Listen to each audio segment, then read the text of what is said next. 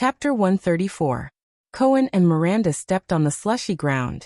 In winter, the streets of Dragon Cloud City were messy and random compared to the meticulous and orderly streets of Eternal Star City. Sometimes they were straight, and the width of the roads varied. The houses on both sides of the streets were stacked on top of each other irregularly.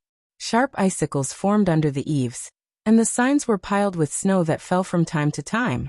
But Cohen felt that although the former was orderly, it always gave people a sense of coldness and seriousness, while the latter seemed to be random and messy, but there was a kind of harmonious order in it. This feeling was especially obvious when he saw the Northlanders walking through the streets and alleys skillfully, working and living in the twisting and turning areas. The Armor District was one of them. Loud voices with Northland accents could be heard from afar in the cold weather, accompanied by hearty laughter and curses from time to time. The Northland men, wrapped in thick winter clothes and carrying loads of goods, hurried back and forth. The women carried or hugged baskets and stopped from time to time to talk to the people on both sides of the street. They were as fierce and shrewd as the men when they bargained. The children on the street ran happily in groups. This seemingly chaotic yet unique Northland characteristic made Cohen feel as if he had returned to the Great Desert, to the Western front lines, to Blade Fang's dune camp. That chaotic land where soldiers, terrorists, criminals, scum, thugs, desperados, mercenaries, and adventurers gathered. It was just as chaotic and messy, but it did not have the darkness, violence, and brutality of the latter. Instead, it was bright, secure, and peaceful amidst the chaos. Miranda Arund, the Northlander, could only frown slightly. As someone who was used to the sternness of the Tower of Eradication and the tidiness of Constellation, the lifestyle of her fellow Northlanders made her feel particularly uncomfortable. A group of Dragon Cloud City soldiers walked toward them on the street. The leader of the group greeted the civilians around him from time to time. "It's the disciplinary officer," Cohen said in a low voice. "There aren't many outsiders in the Armor District. We're already very conspicuous. Let's find a place to hide." Miranda nodded slightly and turned on her heel. She and Cohen naturally and skillfully turned into an alley between two houses. They cut into the narrow area and continued to search for their target. His short career as a police officer had given the workaholic Cohen rich experience in patrolling and searching the city. He skillfully moved along the outer walls of the houses, occasionally looking for possible hiding spots. Miranda looked at the empty alley in front of her and listened to the still noisy street. She frowned and asked, "Where is the place that Gu mentioned?" "It should be nearby," Cohen muttered as he searched. "What we need to do is to confirm which of these houses has." Right at this moment, both of them were stunned. Then they all turned their heads. In the alley they were in, a person with light footsteps appeared. He slowly walked toward the two of them. Cohen looked puzzled, and Miranda's pupils shrank. It was a young Northland man with a gloomy face and slightly dark skin. He was dressed in a dirty and tattered robe. He was just an ordinary poor man in Dragon Cloud City. The young man seemed to have encountered some kind of setback in sadness. He lowered his head and walked towards them, as if he didn't see them. In the alley, Cohen and Miranda looked at each other and moved aside to make way for the young poor man in tattered clothes. The latter passed between them. The moment he passed the two of them, "Hey you!" Under Cohen's questioning gaze, Miranda suddenly turned around and called out to the man. The young poor man was stunned and turned around in confusion.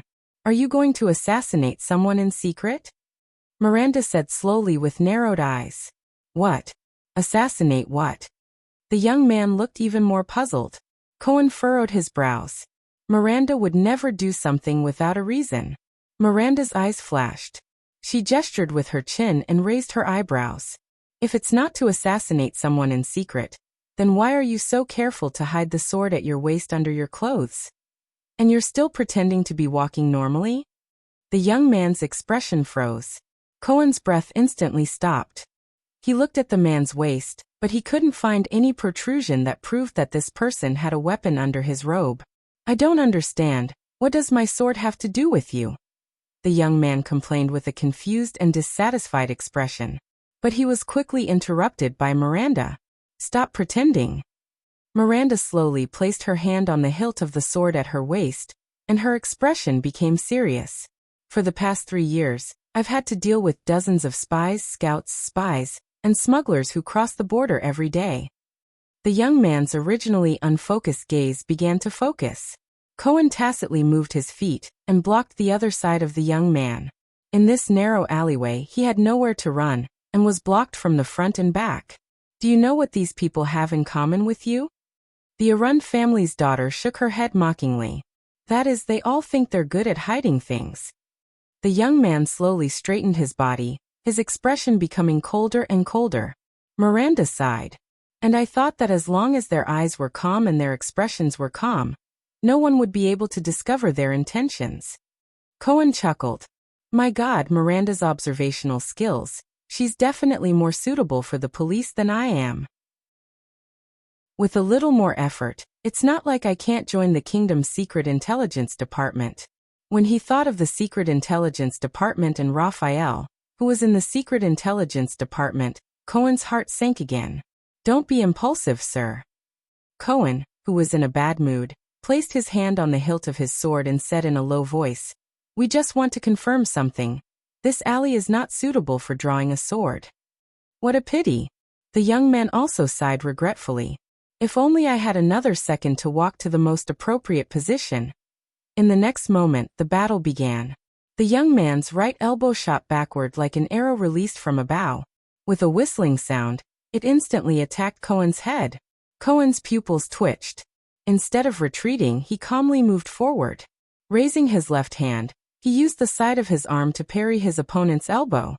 Thud. It was the dull sound of elbows colliding. Both of them trembled at the same time as they felt the bones in their hands shake violently. The blonde police officer's expression did not change. He extended his right hand, ready to catch the back of his opponent's elbow. But in the next second, the young man swung his right hand and pressed it against the side of Cohen's left arm. With a forceful push, he borrowed the momentum from Cohen's forward charge to turn around and rush out. The elbow just now was a feint. Cohen's gaze sharpened. His opponent's target is Miranda. The young man's figure shot toward Miranda. At the same time, he kicked out with his right leg and attacked the black-haired swordswoman. With a cold expression, Miranda turned her body in an instant. Her back was pressed against the wall. She avoided her opponent's fierce attack. But her left leg was already suspended in mid-air. She lifted it up. In the next moment, Miranda seemed to move casually with the tip of her foot. His kick landed perfectly on the side of the enemy's right leg, which was whizzing towards him. The young man's expression was astonished. He instantly lost his balance. He quickly pressed his left hand against the wall to stabilize his body. But the sound of wind came from the back of his head. Cohen's heavy fist was already against his back. The young man's muscles trembled. He gritted his teeth and turned around. Bang. Cohen's heavy fist and the young man's right palm collided in midair. But Cohen was the one who took the initiative. It was obvious that he had the upper hand.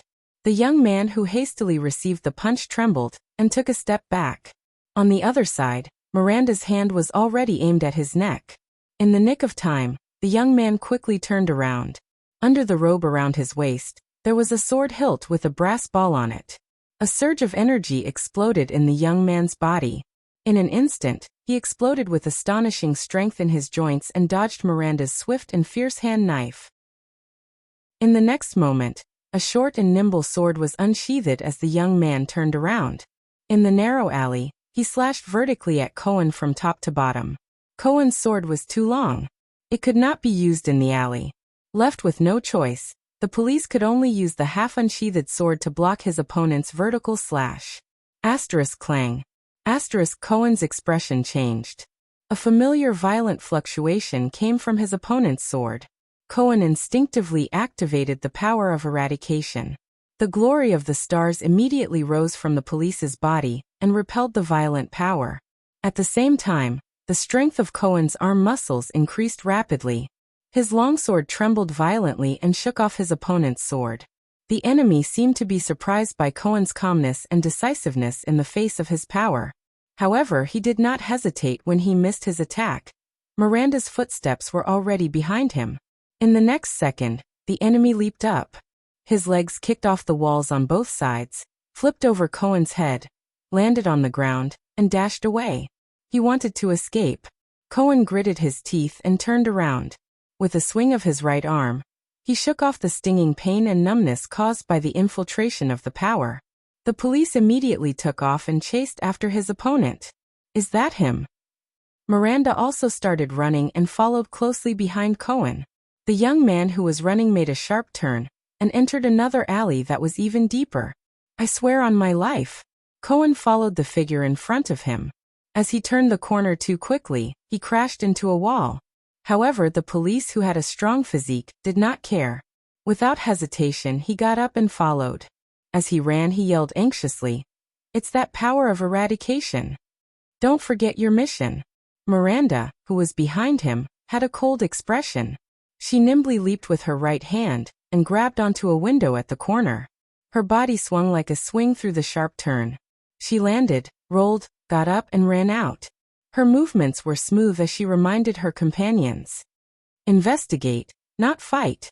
The disciplinary officer is still patrolling." In the narrow alley, a wall of earth that was as tall as two people appeared in front of the young man who was running. However, he seemed to have anticipated the terrain. When he was still a distance away, he quickly leaped up, first stepping on the left wall, then the right wall. As he kicked back and forth, the young man flipped over the wall like a spider. Although Cohen was tall, his speed was comparable to that of an elite scout. As he followed behind the young man, he leaped up with all his might and grabbed onto the wall with his upper arm. Cohen, whose face was flushed red, exerted strength in his upper arm muscles. Like a terrifying black-headed ape, he pulled himself over the wall and landed on the ground before giving chase again. "Be careful. It's a trap." Miranda, who was following closely behind, turned to the right side of the narrow alley. A rhythmic force rose from her body. "He's waiting for us there on purpose." Unlike the young man who borrowed strength from the left and right sides, the lithe Miranda took 6 steps on one side of the wall. Her body tilted, but her speed did not decrease. Instead, she climbed higher and higher until she flipped over the wall, as if she was walking on flat ground. "Even if it's a trap, we have to chase after it." Cohen, who was chasing at high speed, furrowed his brows and gritted his teeth. He was a man of few words. "As long as we can stop him in advance. Hit the back of his head. Safe, low profile and efficient." The young man crouched down and dashed up 3 steps. After passing by 2 stunned Northlanders, he quickly turned into an empty alley. Cohen hurried over and climbed 3 steps in 1 step. While apologizing, he rudely pushed aside 2 Northland residents and squeezed into the alley. "Damn it. How can this brat run so well? I'll follow him." Cohen felt his strength draining away and shouted, "You go intercept him." Miranda, who had a tacit understanding with Cohen, did not reply, nor did she follow him into the alley. After she stepped on 3 steps, the power of eradication known as Pegasus music erupted from her body again, and she leaped up from the ground. "It's time to take a shortcut." Under the astonished gazes of the 2 Northlanders, Miranda leaped into the air and agilely grabbed onto a protruding clothesline pole. She swung forward agilely, reached out her hand, and grabbed the edge of a window that was 3 stories high. With the help of her legs, she quickly flipped onto the roof. Then, without stopping, she dashed towards the 2 people who were chasing each other in the alley, taking a shortcut on the roof.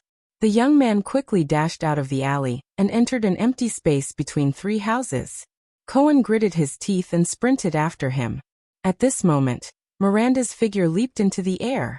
Miranda gripped the hilt of her sword with a determined expression. She knew that she would land on the empty space, 2 meters in front of the young man. A perfect intercept. But an accident happened. At the moment when she leaped off the roof, Miranda's entire body exploded with a chill. An extremely ominous premonition of danger instantly enveloped her heart. Without thinking, Miranda unsheathed her sword in an instant. She turned around and thrust her hand fiercely downwards. The blade of the sword pierced the roof platform that she had just leaped off from, forcefully stopping Miranda's momentum. In the next second, the figures of the young man and Cohen both disappeared into another alley. Miranda hung on the hilt of her sword with one hand. Her lower body swung with inertia. When her foot swung to the highest point, a piercingly cold sword light slashed out from the side. It barely grazed past Miranda's boots. Miranda broke out in a cold sweat. Fortunately, she managed to stop her momentum in time. Otherwise, she watched the piercingly cold sword light land on the empty space with its master after it missed its target. The master of the sword light, a middle-aged man with short hair, slowly stood up on the empty space. Miranda pressed one hand on the roof, pulled out her sword, and landed on the ground. She looked at the middle-aged man in front of her with a grave expression. An elite above superclass. She judged the strength of the enemy in front of her. Disaster sword. Miranda stood up. She adjusted her breathing and said calmly, "We finally meet." The middle-aged man did not answer. He only stared at Miranda, as if he was looking at a dead person. "Is this a trap that you specially set up?" Miranda carefully observed her opponent, trying to find any useful information and intelligence. "But why are there only two of you? Are you that confident?" The middle-aged man shook his head slowly. "Disaster sword? Although it's not the first time I've heard of it, to be called that is really ironic." He turned to the side and flashed the strange sword in his hand. It was supposed to be an ordinary longsword, but the spine of the sword was hollowed out, and a hollow groove appeared out of nowhere. The groove extended from the middle of the sword to the tip of the sword, taking up about 1/3 of the length of the sword. Miranda narrowed her eyes. It was common to have a groove on a sword. The groove on a sword was not for the purpose of bleeding, but to reduce the weight. Hence, the groove would start from the base of the sword and end at the center of the sword. However, there were two things different about the middle-aged man's sword. First, his sword had a hollow groove. This would undoubtedly greatly reduce the weight of the sword, but it would also cause the quality of the sword to decrease. Second, the groove started from the tip of the sword and ended at the center of the sword. This meant that it was very likely that the groove was forged for the function of bleeding. To achieve these two things, the swordsmiths had to have extremely high forging skills. Miranda was certain that she could only find such excellent swordsmiths in the Tower of Eradication, elves and dwarves. "You're very good." The middle-aged man's expression was indifferent. He spoke in a hoarse voice. "You actually managed to find your way here from Constellation. It seems that the Tower of Eradication has also improved. They know that we're Constellations?" Miranda was acutely aware that something was wrong. How did we get exposed? Is it really like what Caslin said? In the eyes of experts, there's no way for us to hide our origins? So, why did you become the lackeys of a certain Archduke of Extet? Miranda was not in a hurry to draw her sword. Instead, she tried to continue gathering information. This was what the fortress flower had told her, the most important principle as a commander. Know yourself and know your enemy. You actually assassinated the Prince of Constellation for them? What benefits does this bring to you? Miranda continued to probe. Other than entering the Tower of Eradication, what is your goal? The throne of Extet? The throne of Constellation? Or a war between the two of them? Our goal? The middle-aged man's expression was still indifferent and calm. The throne war? There was disdain and coldness in his words. Such short-sighted goals are not qualified to enter our sights. Even entering the Tower of Eradication is just a small effort that we took advantage of the situation. Miranda frowned fiercely. If it's not for the throne and not for war, then, why did they hide in Black Sand region and use the mystic guns to assassinate the Prince of Constellation? It can't be for justice. It seems that you've been entrenched here for a long time. Miranda's heart sank. She decided to change her approach. You've even infiltrated Dragon Cloud City's arms black market and Black Sand region's mystic gun unit. Since you've already been exposed, why didn't you use a few units to deal with us? Mystic guns. The middle-aged man raised his sword gently and paid no attention to Miranda's words. As a swordsman, you'd better focus on your own sword, no matter how powerful those weapons are. Miranda let out a long breath. Damn it. Watertight. Draw your sword. We come from the same source, but we're destined to be enemies, the middle-aged man said flatly. Before the disciplinary officer and the soldiers arrive, we have 5 minutes to settle the battle. It seems like I won't be able to get anything out of him. Miranda took a deep breath, turned her wrist, crouched down, and seriously made a starting gesture. Unless, capture him alive. Or kill him. The two of them approached each other slowly. Miranda let go of her senses, and the Pegasus music rose slowly, to feel the rhythm of the other party's battle. Miranda told herself this time, just like in countless previous battles. However, in the next second, the sword flashed. Miranda's pupils instantly dilated. Asterisk whoosh.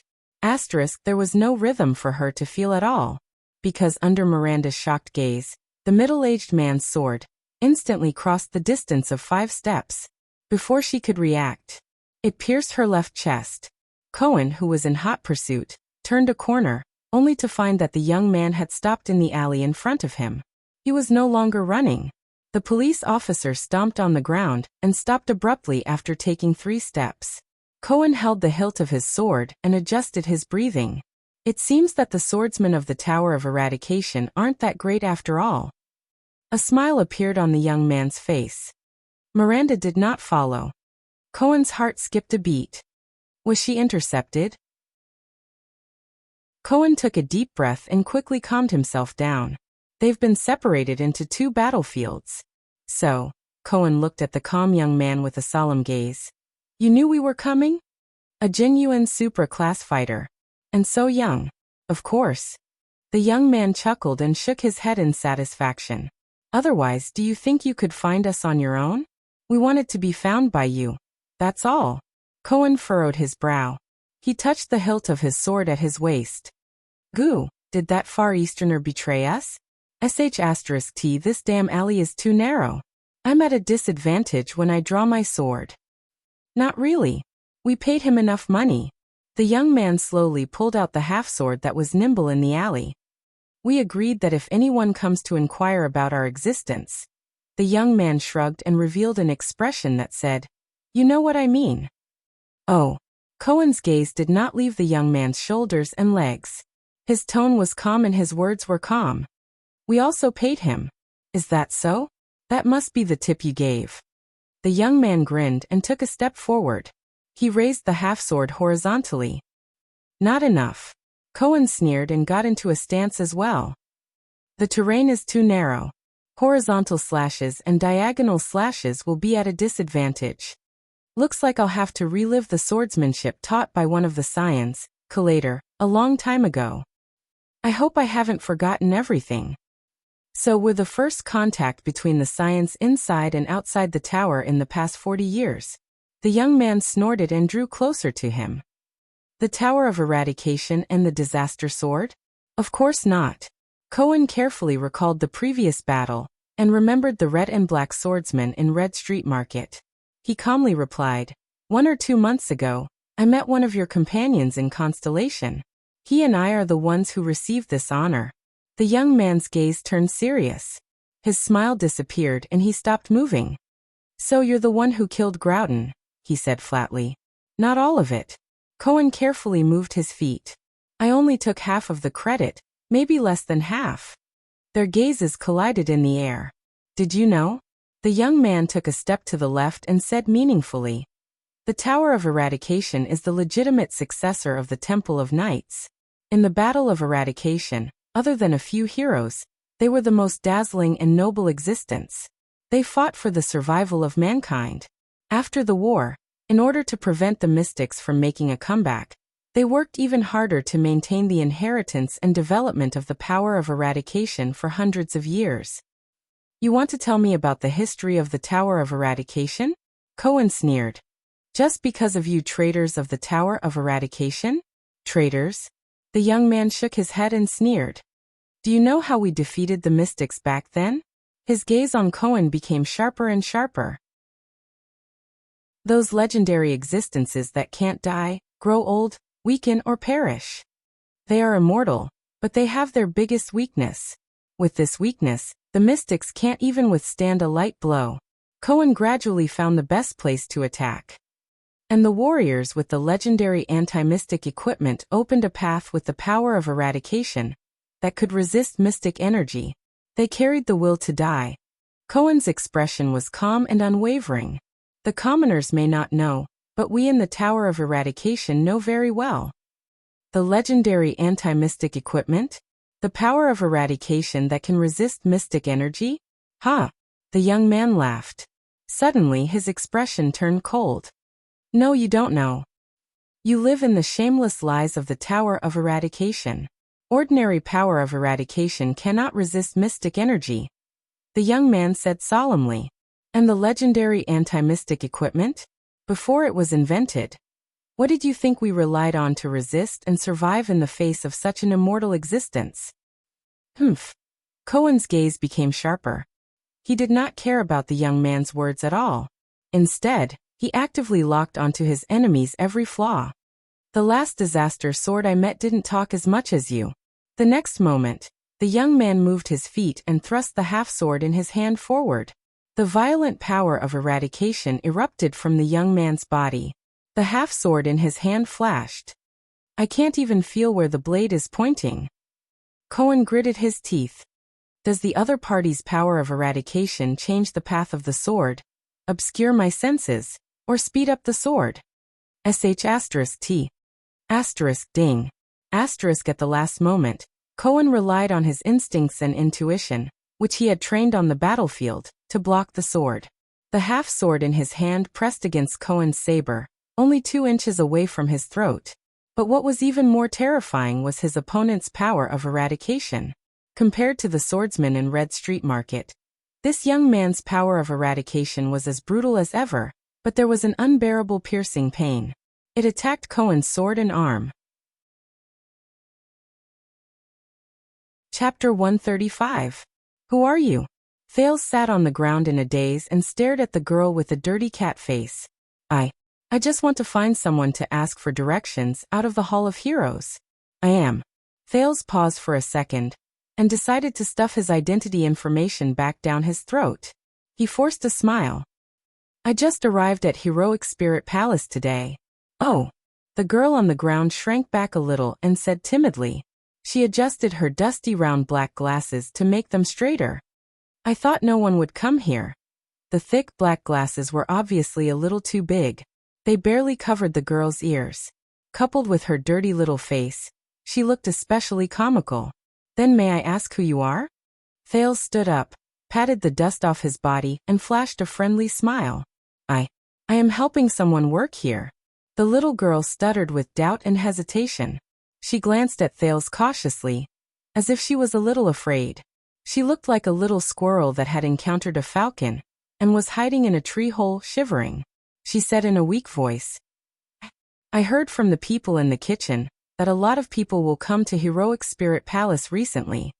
Thales frowned. Helping someone work? I heard from the kitchen?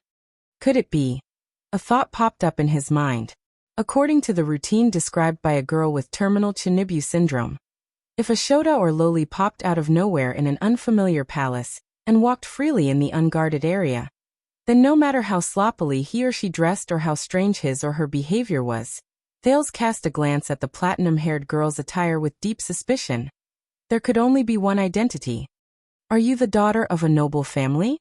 Thales narrowed his eyes and looked at the petite girl who struggled to get up from the ground. The little girl froze for a moment. As expected, Thales nodded secretly. A routine is a routine. However, in the next moment, the girl lowered her head timidly and shook her head forcefully. Ha! Thales patted the dust off his arms and frowned. The prince wandered around Heroic Spirit Palace, got lost, met the princess of another country, and then did something vulgar, and then engaged in all sorts of flirting. Shouldn't the routine be like this? Know this girl. Thales glanced at the book on the ground, then at the girl's glasses. She can read, and she even knows the language of the ancient empire. If he wasn't a noble, he wouldn't have had the opportunity to learn all of this. Also will not have the opportunity to high myopia. And in Heroic Spirit Palace. Thales immediately smiled. Your surname is Walton? Is she King Nuvan's granddaughter or grandniece? But to his surprise, the little girl waved her hands and shook her head desperately as if she had been frightened. No, I'm just a servant. I was ordered to look for something here. Thales frowned again. No. As the little girl shook her head, Her large black glasses slid down the bridge of her nose, falling to the ground. The platinum-haired girl was clearly shocked. She squinted her eyes and tried to grab her glasses in midair, fluttering about in a flurry. Perhaps it was due to her poor eyesight or something else, but in her panic, her hand, which she had stretched out recklessly, sent her glasses flying. The wind blew. Thales was shocked. He subconsciously reached out and caught the strange object that flew into his arms, the girl's glasses. Oh. Thales curled his lips. Looks like my reflexes have improved. Glasses. The little girl crouched down, narrowed her eyes, and searched the ground in panic. My glasses. Don't be nervous, they're here with me. Thales comforted her while he curiously raised the round black-rimmed glasses in his hand. The frames of the glasses seemed to be made of metal. No wonder they were so heavy. Unfortunately, a lot of them had been damaged. The lenses were not thin, and they were covered in dust. There were even cracks. He wondered if this world had accurate optometry technology and glasses manufacturing technology. Moreover, the black-rimmed glasses were not as round as they looked from afar. Instead, they were slightly rectangular, like the glasses worn by some important person. Prophet. Thales chased away some boring memories.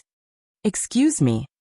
The little girl seemed to be very pessimistic about her eyesight after losing her glasses.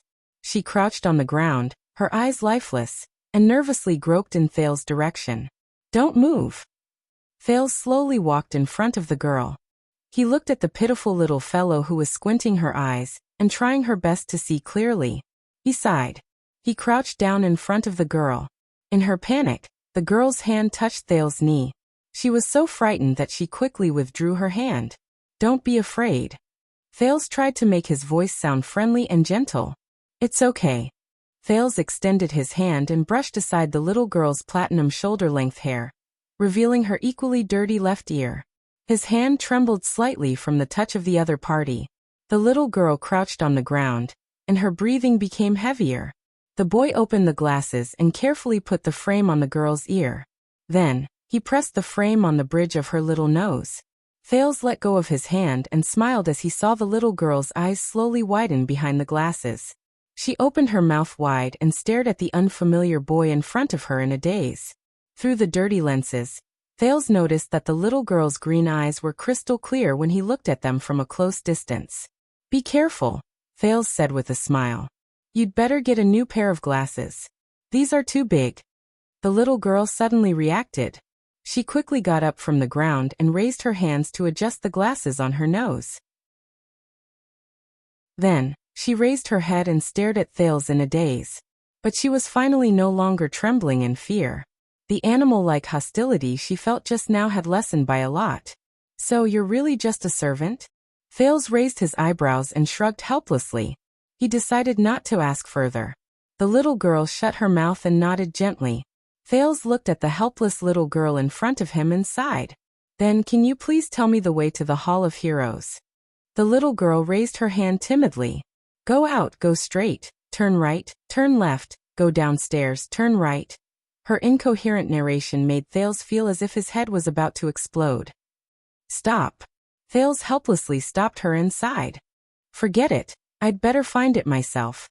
The little girl lowered her head, feeling wronged. I'm sorry. No, it's not your fault. I have no sense of direction. Wait. Thales was about to turn and leave when his gaze shifted to the little girl's lower body. You're reading. Thales' expression became solemn. What book is it? But he had already seen the page that the little girl had turned. The prince's heart sank. This. The little girl pulled the large book out from under her body in a flurry. With a tense face, she lifted the cover with great difficulty and faced it towards Thales. Thales quickly extended his hand to help her. Dawn of Heroes. At that moment, the little girl's eyes behind her glasses suddenly became lively. Her words became confident and fluent. It tells the story of a few different human leaders during the Battle of Eradication. It was written by an elf named Cahill Yellowhammer. Thales watched the girls change from timidity to fanaticism in slight astonishment. This girl. Wait, I should bring my thoughts back to the main topic. The Battle of Eradication, huh? Thales took a deep breath. Many books talk about this. The so-called unknown monster led the traitors of the world to start a war, and we fought back with all our might. Thales's gaze became sharp. What's so different about this book? It's just like the Battle of Eradication.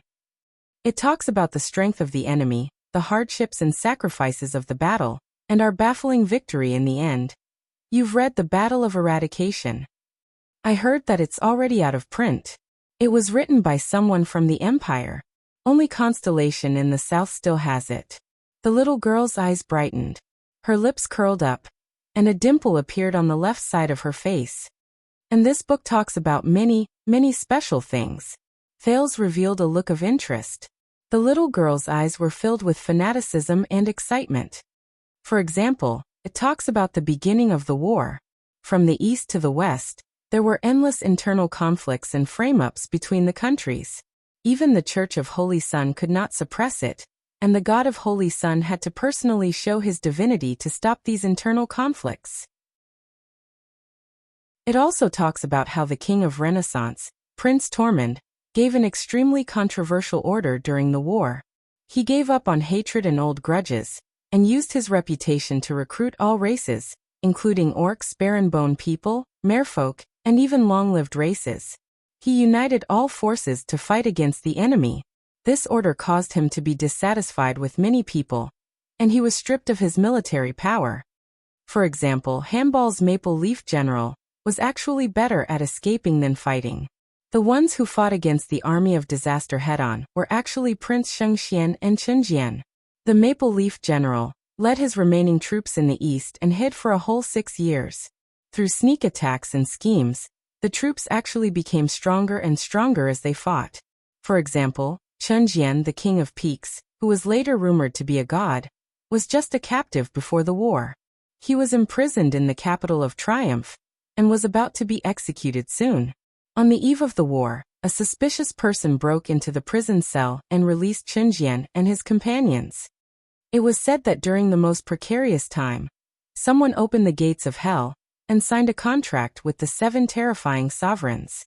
They successfully brought the demons into our alliance to fight against the calamities. Thales was bombarded by information one after another until he could barely handle it. But he still maintained his objective and calmly asked, "Then, did it mention how those powerful monsters and calamities came about?" It was said that they were the enemies of God. I don't know the details either. The little girl patted the cover of the book, her face glowing. The book said that there was nothing that could fight against those monsters. Thales revealed a puzzled expression. Then how did we win? But the little girl did not seem to listen to him. She continued to narrate happily. The book said that during the early stages of the war, we were completely powerless against those monsters. It did not seem to mention how powerful those monsters were. We could only use blood and sacrifice to slow down the enemy's pace, until some terrifying weapon was invented. Thales sighed.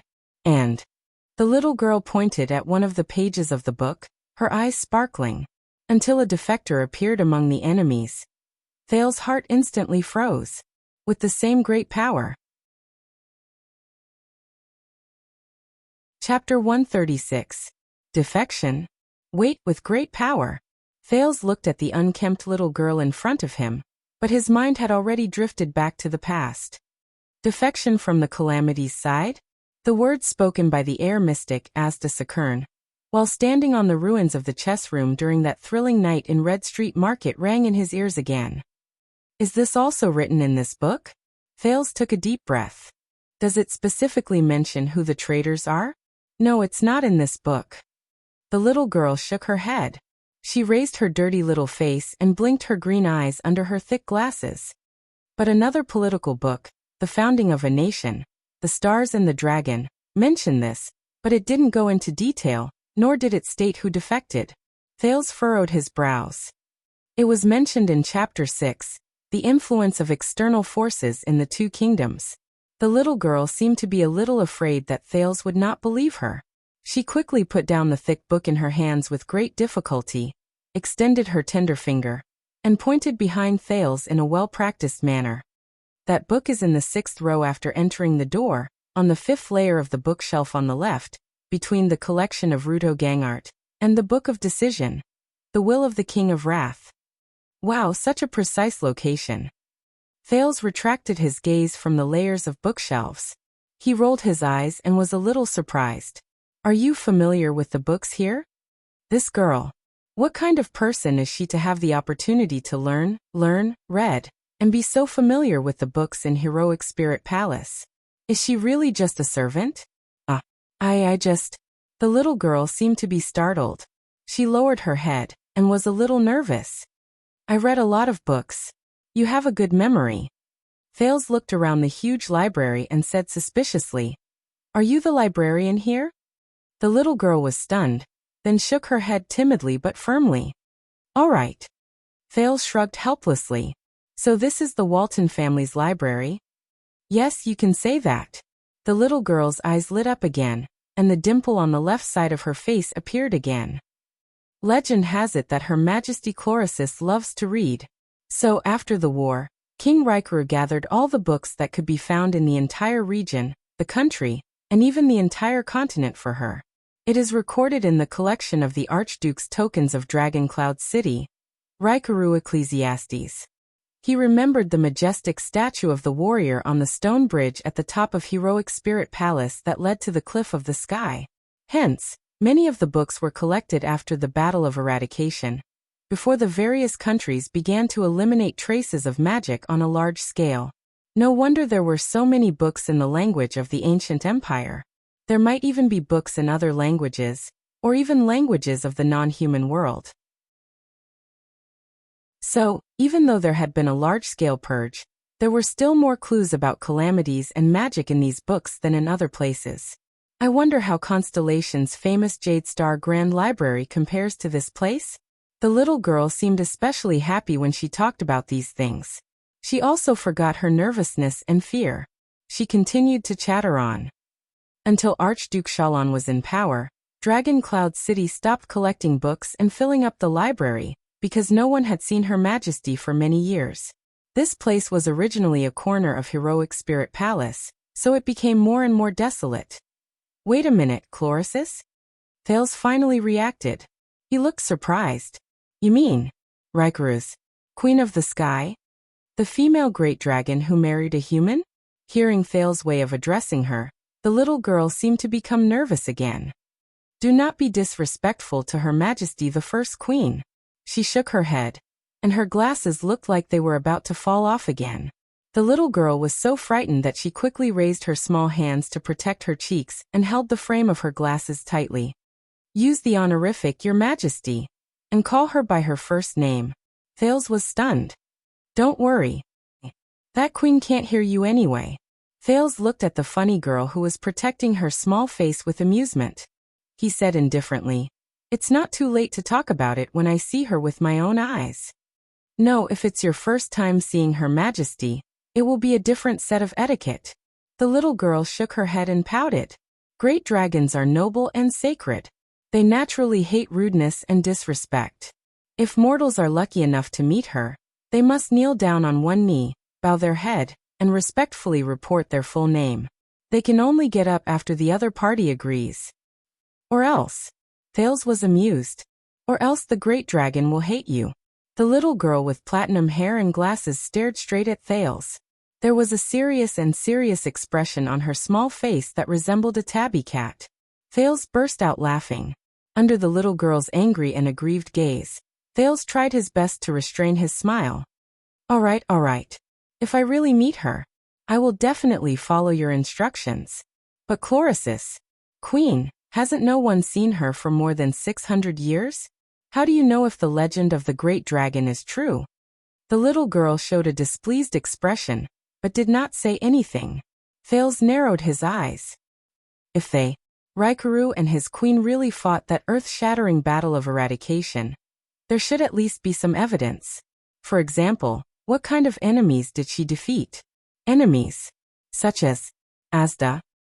It's not like that. Her Majesty the Queen is real. The little girl who was covering her face seemed a little angry. The evidence is behind you, in that glass cabinet. Thales turned his head and looked at the glass cabinet he had just seen. The agreement between Tormund and Rikaru. This is year 11 of the calendar of eradication. Raikuru and Tormund, Extet and Constellation's agreement on dealing with border issues. The little girl propped up her glasses and moved closer. It was signed by the two kings in the suzerain's longhouse in Cold Castle. It is the earliest agreement between Extet and Constellation in history. The two kings agreed not to interfere with each other and expand their territories separately. Year 11 of the calendar of eradication. Raikuru and Tormund. Thales finally gave up on repeating the awkward-sounding title. He frowned. Such a long name? The appendix to the treaty is even longer. The little girl pouted and pointed at the long glass cabinet. The paper is 3 feet long. Her Majesty Chloris's signature is right before the two kings. Thales walked past the appendices to the first formal agreement in the history of the two countries, which were contained in 3 glass cabinets. From the land at the border, the people, the time to hunt, the religion they worshipped, and the relationship between the suzerains, the agreement had regulations and explanations. Just as Thales' eyes were about to blur, he finally came to the last glass cabinet and found a few names with different handwriting. It was obvious that they were personally signed. Witness, Chloris Nermandala dos Sal from the other side of the sea. Look. The little girl pressed her face against the glass cabinet. This is the first queen's signature. It was a thick and powerful signature. The connection between each letter was natural and smooth.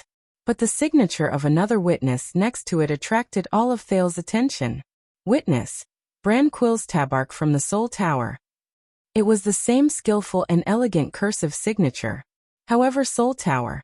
Thales remembered Ramon's words and engraved the name in his heart. Also, Tabark, one of the 6 great clans of Constellation. He ruled Blade Edge Hill in the southwest of the kingdom for generations. He had a blood moon as his family emblem, Tabark. The cold and arrogant figure in the Hall of Stars appeared before Thales' eyes. That valiant and heroic young duchess, Lyanna Tabark. Then his gaze shifted downward again. It was the signature of the two kings. Signatories. The common elected king of Extet, the king supported by the Northlanders, the suzerain of Dragon Cloud City, Raikuru Brewster Extet. Signatories. The supreme king of Constellation, the legitimate descendant of the Empire's imperial family, the suzerain of Eternal Star City, Tormund Camelot Carlos Jadestar. Both signatures had one thing in common, ugly. Ugly. Not just any kind of ugly. Raikuru's signature was like that of a child who had just learned how to use a pen. Stroke by stroke he slowly scratched out from the paper. It was childish and stiff, as if he was afraid that he would make a mistake if he wrote too fast. Tormund's signature was a series of rapid handwriting. It was so sloppy that the spelling was almost indistinguishable. It was like a person who was self-aware of his own handwriting and used rapid handwriting to cover it up. Thales looked at his ancestor's sloppy signature, which was like an octopus tentacle. He suddenly felt that the handwriting he learned in a month was at least legible. King Raikuru's background is mysterious, but many people think that he is a commoner, so he did not have the opportunity to receive education. His handwriting. The little girl noticed Thales' gaze and said sheepishly, "And King Tormund is just an illegitimate child of the imperial family. It is said that he was ostracized when he was young, probably." Thales could not help but laugh. It seemed that the founding monarchs of the two kingdoms were boorish people, who could not even write their own names properly. Compared to the neat and beautiful signatures of the witnesses on the first row, Thales could even imagine the hesitation and embarrassment of the two kings when they signed their names, as well as the affection and appreciation they felt for each other after they saw each other's signatures. But at this moment, Thales was slightly stunned. Tormund Camelot Carlos Jadestar. Tormund's full name. Even though Tormund's handwriting was sloppy, Thales could still make out the initial letters of each name. T. Tormund C. Camelot K. Carlos S. Jadestar. Thales shuddered violently. The little girl noticed Thales's abnormality. She reached out to wipe off the stain on the glass that was smeared by her own face. Then she raised her head curiously. "What's wrong?" At this moment, another voice came from afar. "Little rascal! Little rascal!" Hearing this voice, the bespectacled little girl's face trembled. Like a mouse that had encountered a cat, She could not stop herself from trembling. Thales raised his head in surprise. It was an extremely impatient, childish voice that came from behind the bookshelf. "Why are you dawdling? Are you done?" As the voice got closer, its owner appeared in front of Thales and the little girl. It was another teenage girl. She looked to be a head taller than the sloppy, bespectacled little girl. This new girl had brown hair and blue eyes.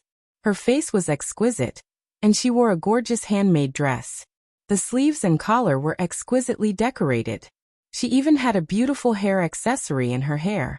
If it was not for the angry expression on her face, she would have looked like a perfect doll from his previous life. The new girl saw Thales, but she only glanced at his clothes, which were covered in dust due to the fall. She then turned around arrogantly and looked at the trembling, thin, bespectacled girl. "Little rascal." The bespectacled little girl's face was full of panic. "Miss, the homework that the teacher gave me for etiquette is due tomorrow. Why aren't you done yet? If I find out that you're secretly reading..." The new girl's dissatisfied voice paused. Her eyes drifted to the stack of books behind the two of them. She first showed an expression that said, "I knew it." Then she frowned and glared at the bespectacled girl whom she called Little Rascal. Little Rascal trembled and cast a pleading look at Thales, who did not know what was going on. "Okay." The new girl tugged at her neat dress and walked forward with a furious expression. "You're really reading, you little rascal." The next second, under Thales' surprised gaze, the new girl raised her hand high. She hit the bespectacled girl named Little Rascal on the head. "Ah!" Little Rascal cried out in pain. Her lips trembled. She closed her eyes and crouched down with her hands on her head in fear. "You should be good and finish my homework for tomorrow." Thales stared in shock at the new girl's disgusted expression. She took a step forward and raised her hand again. Instead of ignoring Master's homework, slacking off and reading, this time, she hit Little Rascal's face. Asterisk thud. Asterisk the little girl's black glasses fell to the ground. "I didn't. Miss Alex." Little Rascal seemed to be used to this kind of treatment. She did not resist at all, but sniffled and cried. "I didn't have homework for etiquette class. To find the topic, you have to look up the founding of Constellation and Extet." "You're still talking back." The new pretty girl pouted angrily. "You're just my maid. How dare you?" But Thales grabbed her hand tightly when she raised it again. "Wait." Thales looked displeased. "You're a noble? It's not appropriate to beat and scold a servant." The brown-haired, blue-eyed girl glanced at Thales in displeasure. "And who are you?" The black-haired boy let go of the girl's hand and looked angry. "Thales Jadestar." Poor Little Rascal crouched on the ground in fear. She squinted her eyes and trembled as she reached for her glasses. "Oh, the prince who came to beg for mercy from Grandpa." The new girl was stunned. She then looked at the boy who was a head shorter than her, and smiled in disdain. "I'm giving my maid the punishment she deserves. You better stay away." "Damn it." Thales frowned and looked at the unruly young lady in front of him. "I thought I could escape from this brat after escaping from the abandoned house." At that moment, "Lady Alex." Thales and the new girl froze. The administrator of Heroic Spirit Palace, Lord Merk, who brought Thales into the Hall of Heroes, appeared before them. With a cold expression, he stopped the children from getting into a fight. "Your Highness." Lord Merk bowed to Thales and said slowly, "You've gone too far." Merk's presence seemed to have caused the girl some misgivings. She pouted and turned her head to the other side. "Your Grace." Thales nodded. He turned his head and looked worriedly at the scruffy little rascal who had just touched her glasses. "This place," Merk frowned. He looked at the brown-haired girl with concern. "This is Alex." Merk sighed and extended his hand to the little girl in the exquisite dress. "Lady Alex Walton is King Nuvan's granddaughter. Lady Alex, this is King Kessel's son from Constellation, His Highness Thales Jadestar." Following Merk's introduction and Merk's urging gaze, the little girl first raised her head arrogantly, then snorted through her nose. Then, she reluctantly pulled up her skirt and bowed to Thales. Thales nodded and frowned. "Alex Walton? Sounds like a boy's name. And King Nuvan's granddaughter? I've never heard of Prince Mariah having a daughter." Didn't King Nuvan say that Prince Mariah is unmarried? Then Merc turned to Alex and tried to persuade his master's granddaughter. My lady, what you're doing isn't appropriate, especially in front of Prince Thales of Constellation. Merc. Nuvan the Seventh's granddaughter. Alex pouted in dissatisfaction. She's my maid. My family pays for her food and lodging. And this prince is going to. Lady Alex. Merc showed a rare stern look. His words were laced with anger. This is not your bedroom. This is King Rikaru's library. Alex was startled. She flinched as if afraid of Merc. Humph. Alex tugged at her hair ornament, her eyes blazing. She pulled Little Rascal, who was still squatting on the floor. Come with me, Little Rascal. Little Rascal slid a step due to the tug. She clutched her glasses tightly, her eyes red. Let's go back to the bedroom and settle this, Alex said fiercely. She glanced at Thales and Merc, then turned to leave. Little Rascal looked uneasy. She lowered her head and followed, trembling. She turned to look at Thales, her eyes filled with fear. Thales clenched his fists. Merc heaved a sigh as he watched the two girls walk away from him. He picked up the books that Little Rascal did not have time to tidy up and stuffed them into the bookshelf. Lady Alex is Prince Mariah's elder brother, the daughter of Prince Soria, the late king's eldest son. Since she lost her parents and King Nuvan dotes on her too much, so, Merc shook his head. Thales flashed an ugly smile. I see. The late King Nuvan's eldest son? So, with Prince Mariah's assassination, the suzerain of Dragon Cloud City, the Walton family of Cloud Dragon Spear, does not have a direct male heir. How did he pass away? Thales stared at the emblem of a dragon head in the glass cabinet. He said quietly, that. Prince Soria? Merc lowered his head and frowned. More than 10 years ago, during a hunting accident. In Thales' eyes, Merc's gaze was gloomy, his tone dispirited. I was still in the White Blade Guards then. I was supposed to be responsible for his safety, but I failed to protect him. Merc shook his head numbly. Thales shifted his gaze. Please follow me back to your bedroom. Merc seemed reluctant to talk more. He quickly adjusted his expression, turned around and added sternly, I believe your attendants are waiting anxiously, and you still have to attend the banquet tonight. Thales was shocked. He looked up. Right, I have to find Putre.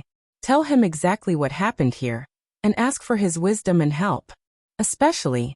Also, His Majesty asked me to bring you a message in reply to what you said through Nicholas, Merc said flatly.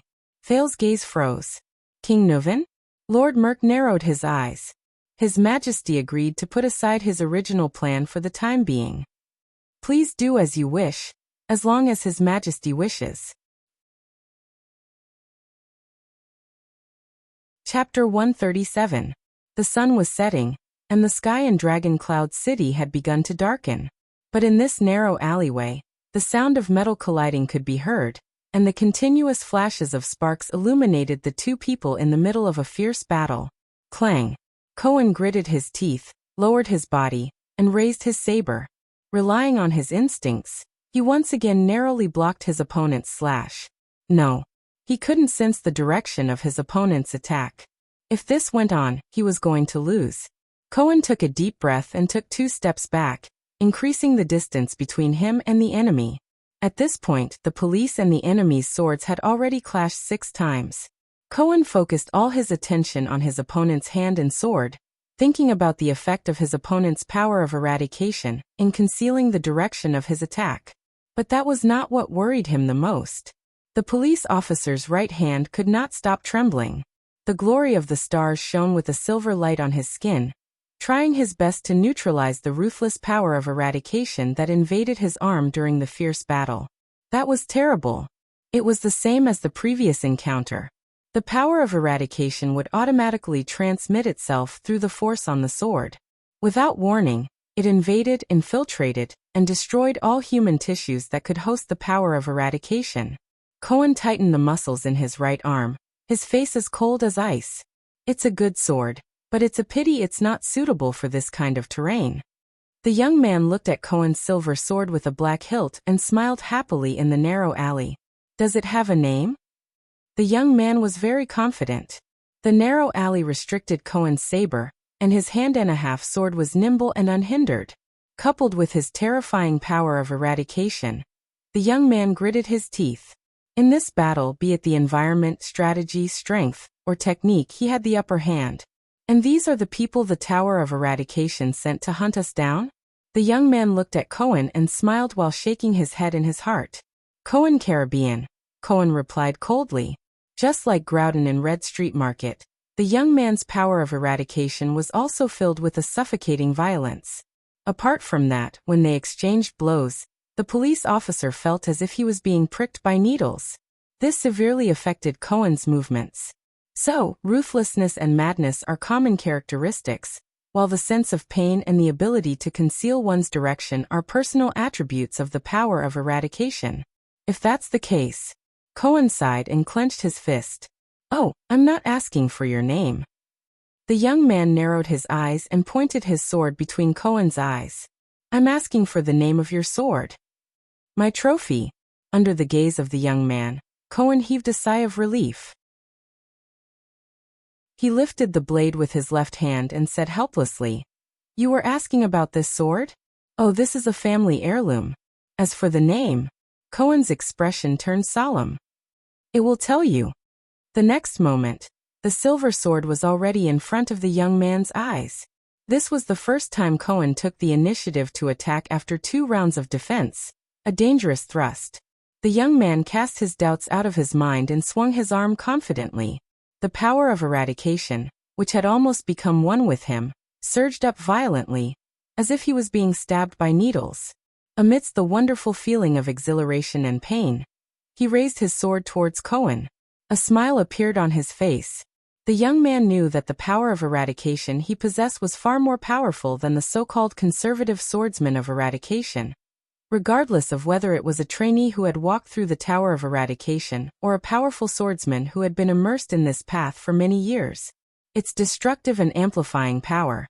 The young man felt the pain from the power coursing through his body was almost unimaginable, especially when it surged into his opponent's body like a violent beast. The victor would be decided at that moment. But the young man's expression suddenly froze. He realized that his opponent this time was different. Asterisk clang. Asterisk Cohen's longsword touched the young man's sword. He did not have the slightest intention of parrying, blocking, fighting, or locking his blade. Instead, he did not use any strength and parted with the first touch. The young man frowned and Cohen's next attack was launched. Another thrust. The young man dodged the rapier that was aimed at his abdomen, and watched in disbelief as Cohen once again deftly parried his sword without any intention of fighting. This guy. The young man gritted his teeth in shock. What's going on? Damn it. Come on. The suppressed young man roared, and the violent power of eradication in his body erupted to its highest level. Cohen immediately felt a faint prickling pain on his skin. Are you afraid of fighting me? But the young man did not panic, nor did he get excited. He just continued to calmly execute one attack after another. Thrust. Do you still think that you can rely on your unexpected power of eradication to interfere with your opponent? Cohen said coldly as he thrust again. The young man was shocked and angry as he spun his sword, trying to use the sword lock from the sword of eradication to trap Cohen's saber. But the police's sword only touched it for a moment before it was withdrawn. He did not give his opponent any chance to fight. Not even a second. Relying on the power of eradication. Is this your strategy? Cohen calmly interfered with his opponent and quickly advanced. I've said it before, you are not the first disaster sword I've met. When I was recuperating from my injuries, I made thousands of predictions, thought about, and rehearsed how to deal with the violent power of eradication. The destructive effect of the power of eradication also needs time, and it is transmitted through contact, right? Cohen said coldly. For example, when you fight with your sword. The young man looked at Cohen in shock. In the next second, Cohen's expression changed as he retracted his sword. He quickly turned around. Compared to Groudon, compared to your senior who ran on the battlefield and experienced life and death. Cohen roared angrily and unleashed another sudden stab. You're still far from that. The young man could not dodge. He could only take a step back and block the attack with his sword. Asterisk hiss. Asterisk the soft and short sound of metal scraping against each other rose and died down in an instant. The young man blocked Cohen's sword and watched in a disheveled manner as it pierced past his left ear, bringing with it a sharp sound of wind. Then he watched helplessly as his enemy's sword once again avoided the clash of swords and attacks, and soared away like a proud falcon. He waited for the next thrust. As for using the terrain to suppress my overly long sword, Cohen's voice sounded especially detestable in the young man's ears. What a childish tactic. One thrust and it'll be over. Simple, direct, and effective. The narrow alley might have restricted Cohen's sword and swordsmanship, but it also prevented the young man from displaying his agility. Faced with a straight thrust that could usually be easily dodged, the young man could only raise his sword again and again to block and defend. It was not that the young man had never thought of giving up on defense and going on the offensive, forcing Cohen to fight with him. The problem was that his hand-and-a-half sword was shorter than Cohen's sword. If he forced himself on Cohen, it was very likely that he would be pierced through the heart by Cohen's sword before he could execute his killing move. The hand-and-a-half sword, which was more suitable for swinging in the narrow alley, instantly became the young man's shortcoming. Damn it! The young man looked at his opponent's rapier with indignation. I actually became the passive and disadvantaged party? Cohen, who had gained the upper hand, calmly turned his body to the side. With his right foot in front of him, he quickly followed up with a twist of his wrist. His sword did not stop. It was another sudden thrust. The young man retreated pathetically as he continuously parried. How lucky! Cohen chuckled in his heart. In this narrow alley, when I can't slash or slash, Master Cyrodiil, thank goodness you didn't forget your swordsmanship. One of the 8 great inheritors of the Tower of Eradication, Stink Cyrodiil of the Alumbia Kingdom in Thornland specialized in the thrusting sword technique. The thrusting sword technique originated from the era of the Final Empire. It was an elegant duel between southern knights wielding light swords. The key to this fencing technique was to test the opponent's movements and deliver a fatal blow. It was once widely spread in the south, even if it was once ridiculed by many generals and knights as the maiden's sword. But now, Cohen had given up on using normal swordsmanship in the narrow alley and switched to the thrusting sword technique, turning the disadvantage of his sword's length into an advantage. It also prevented his opponent from using their power of eradication to gain the upper hand. In the next thrust, the young man struggled to move. He finally relied on a protruding window to avoid Cohen's attack. Every type of power of eradication is different. Cohen sheathed his sword again and calmly walked past the window, which had obviously been lengthened by its owner. He stared at his enemy with a determined gaze. Even the same power of eradication differs from person to person. Different people will have different subtle changes. The young man looked at the narrow alley on his left and right, then at the exit in the distance. He was extremely anxious. I don't know what effect your power of eradication has, to be able to conceal the direction of your sword in a fierce fight. The police officer snorted. But you must have heard of my power of eradication. Cohen grinned and gave what he thought was his most handsome smile. The glory of the stars. The young man's expression changed. The glory of the stars. The 4 primitive transcendents. No, the power of eradication? In the next moment, Cohen roared and charged forward. A faint starry blue light shone on the skin of his arm. The police officer's sword continued to thrust forward without stopping. The young man gritted his teeth and twisted his wrist as much as he could, trying to use a fan-shaped sword style to block the endless thrusts. Damn it! He must be one of the 8 seeds in the Tower of Eradication. The young man who bore the hope of the Tower of Eradication's future. Ding, ding, ding. The fleeting sound was like the sound of rain falling on the ground, lingering in the ears. My glory of the stars can balance the rhythm of every movement and every breath in my body. Amidst the endless thrusts, Cohen pressed forward. Even though he was clearly in the midst of a high-speed attack, his words were surprisingly coherent, as if he did not need to take a breath. Like the bright stars in the night sky, shining one after another, rising and falling one after another. Ding, ding, ding. The light of the sword danced. The thrusts and retractions were casual and coherent. The young man frowned. He could only retreat as the sword in his hand trembled. It seems to be irregular and indistinct. Cohen pressed forward. To the young man's ears, his words were as fatal as the ferryman's bell in Hell's River. In reality, it is continuous and never stops. Cohen's expression did not change. He parried the young man's sword, and under the latter's shocked gaze, he thrust the most threatening sword without stopping. Asterisk rip. Asterisk as the young man roared, his left shoulder was finally wounded. Affected, his movements became unstable, and he was instantly stabbed in the right side of his ribs, then his left leg, right elbow, and the side of his neck. Under Cohen's relentless attacks, the young man staggered 6 steps back in pain. He tried his best to widen the distance between them. With wounds all over his body, the young man panted heavily. His face was filled with disbelief as he stared at Cohen, who was walking towards him step by step. This is my power of eradication. Compared to your despicable, violent, and meaningless power that only knows how to destroy. The glory of the stars is like another sword of mine. It's fused with the deepest part of my body, allowing my movements to be seamless and without pause.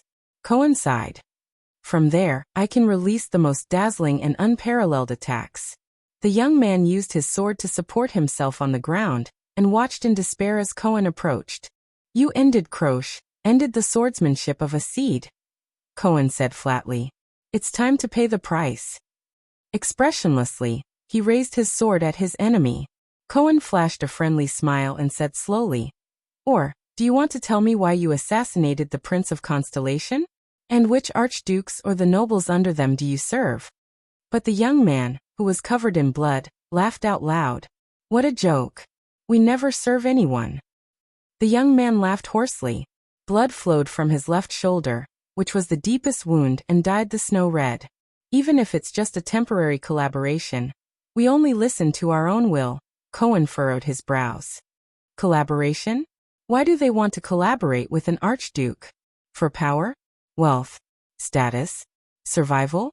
Common goals? Or something else? As for you, do you think you've won just like that? You old men from the academy. Before Cohen's eyes, the young man trembled as he flashed a ferocious smile. In this short amount of time, my teacher would have already taken your companion. You're here to hold me back. I know this very well. Cohen cut him off with a calm expression. A supra-class rookie. The young man's expression froze. So that your companion, that old man who seems more powerful, can quickly finish off the weaker enemy and rush over to support you, right? The police officer was like a battle-hardened warrior. He sighed helplessly. But what exactly gave you the illusion that that girl is weaker? That girl.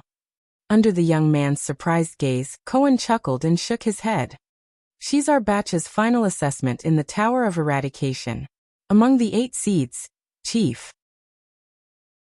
When Thales finally met Putre and the others in the room specially prepared for him in Heroic Spirit Palace, the second Prince of Constellation and his followers all heaved a huge sigh of relief. You mean, in their territory, you refused to cooperate with King Nuvan without hesitation, and were prepared to use your own method to help him find the murderer? Putre frowned as he stood by the window and stared at the snowy scenery outside. His thoughts raced. Should I say that I'm extremely daring, or that I don't know what's good for me? When there were no outsiders around, Putre's attitude towards him had always been impolite. He did not even bother to address him as Your Highness. However, this overstepping of his authority seemed to have improved a lot after Broken Dragon Fortress. At least, the sarcasm when he used the title of Little Prince was reduced. More or less. Thales lay on the chair in an inelegant manner. He looked exhausted. What happened just now tells me that the gloomy old man with the crown won't have any good plans. For example, pushing me to the 5 archdukes and seeing if anyone wants to kill me in private.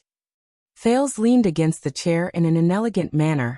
In any case, I've already deeply understood the brutality and directness of the Northlanders. Thales sighed, observing the Archduke's attitudes and reactions towards killing me to find the murderer. Only he could come up with this.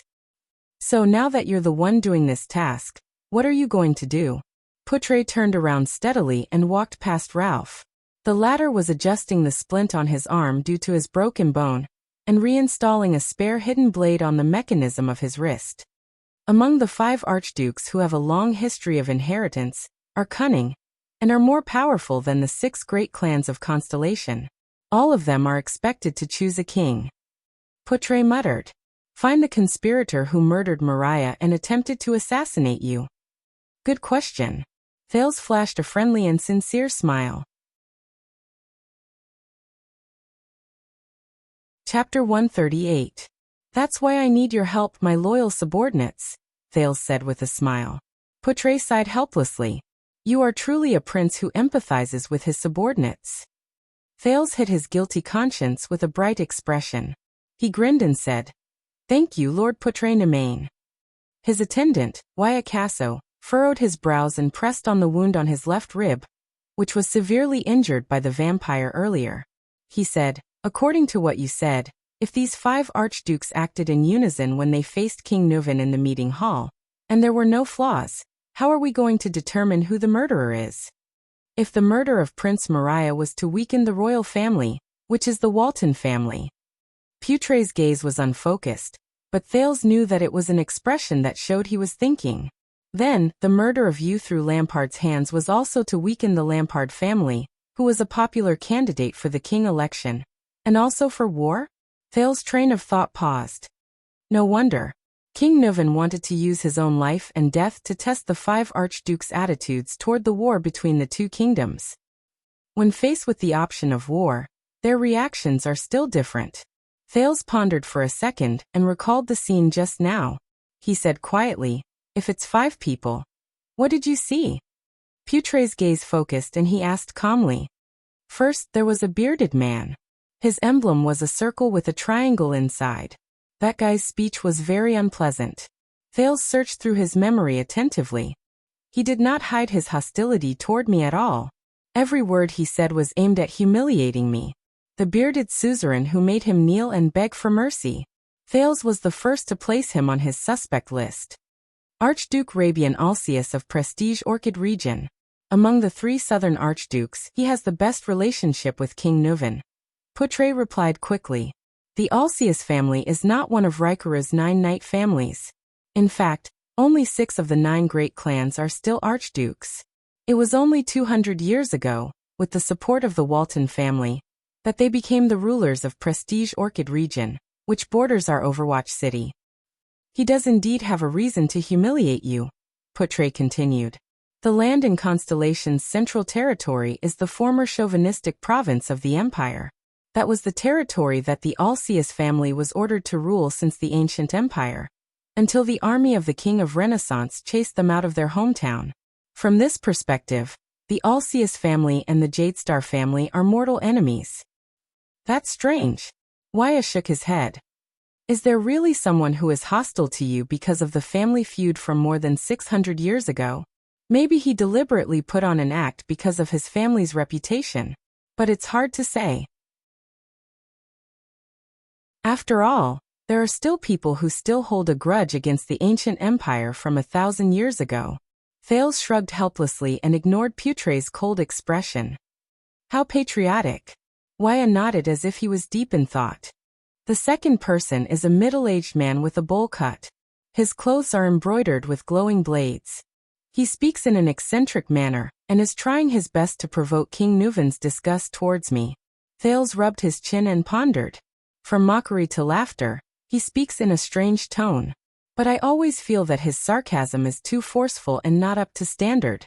The Archduke with the bowl cut, Thales thought to himself.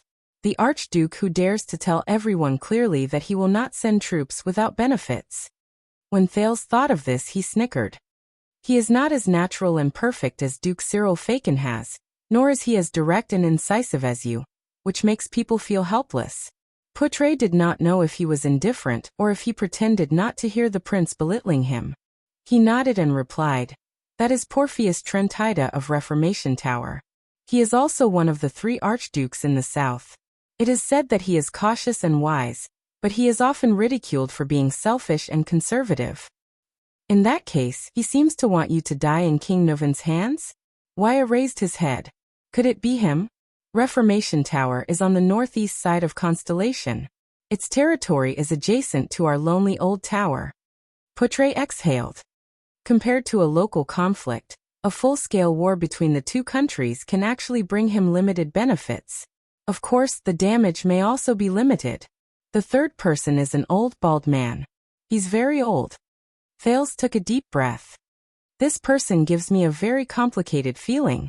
He's not less talkative than the first two, but he rarely shows any definite emotions. Most of the time he's just going along with and encouraging others. The bald Rogers Letko, the Archduke of Defense City, symbolized by chains. Portray tapped his pipe and his gaze flickered. He's one of the two northern archdukes of Ekstedt. He doesn't participate much in Ekstedt's central affairs, but he's actually invited here this time. This is really suspicious. It sounds like he is a neutral party who has nothing to do with himself. Waya wiped his sword. If I were the mastermind behind all of this, I would probably be very willing to appear neutral. Thales spread his hands and declined to comment. Portray did not reply. The fourth archduke has long hair, and there is an ancient book painted on his clothes.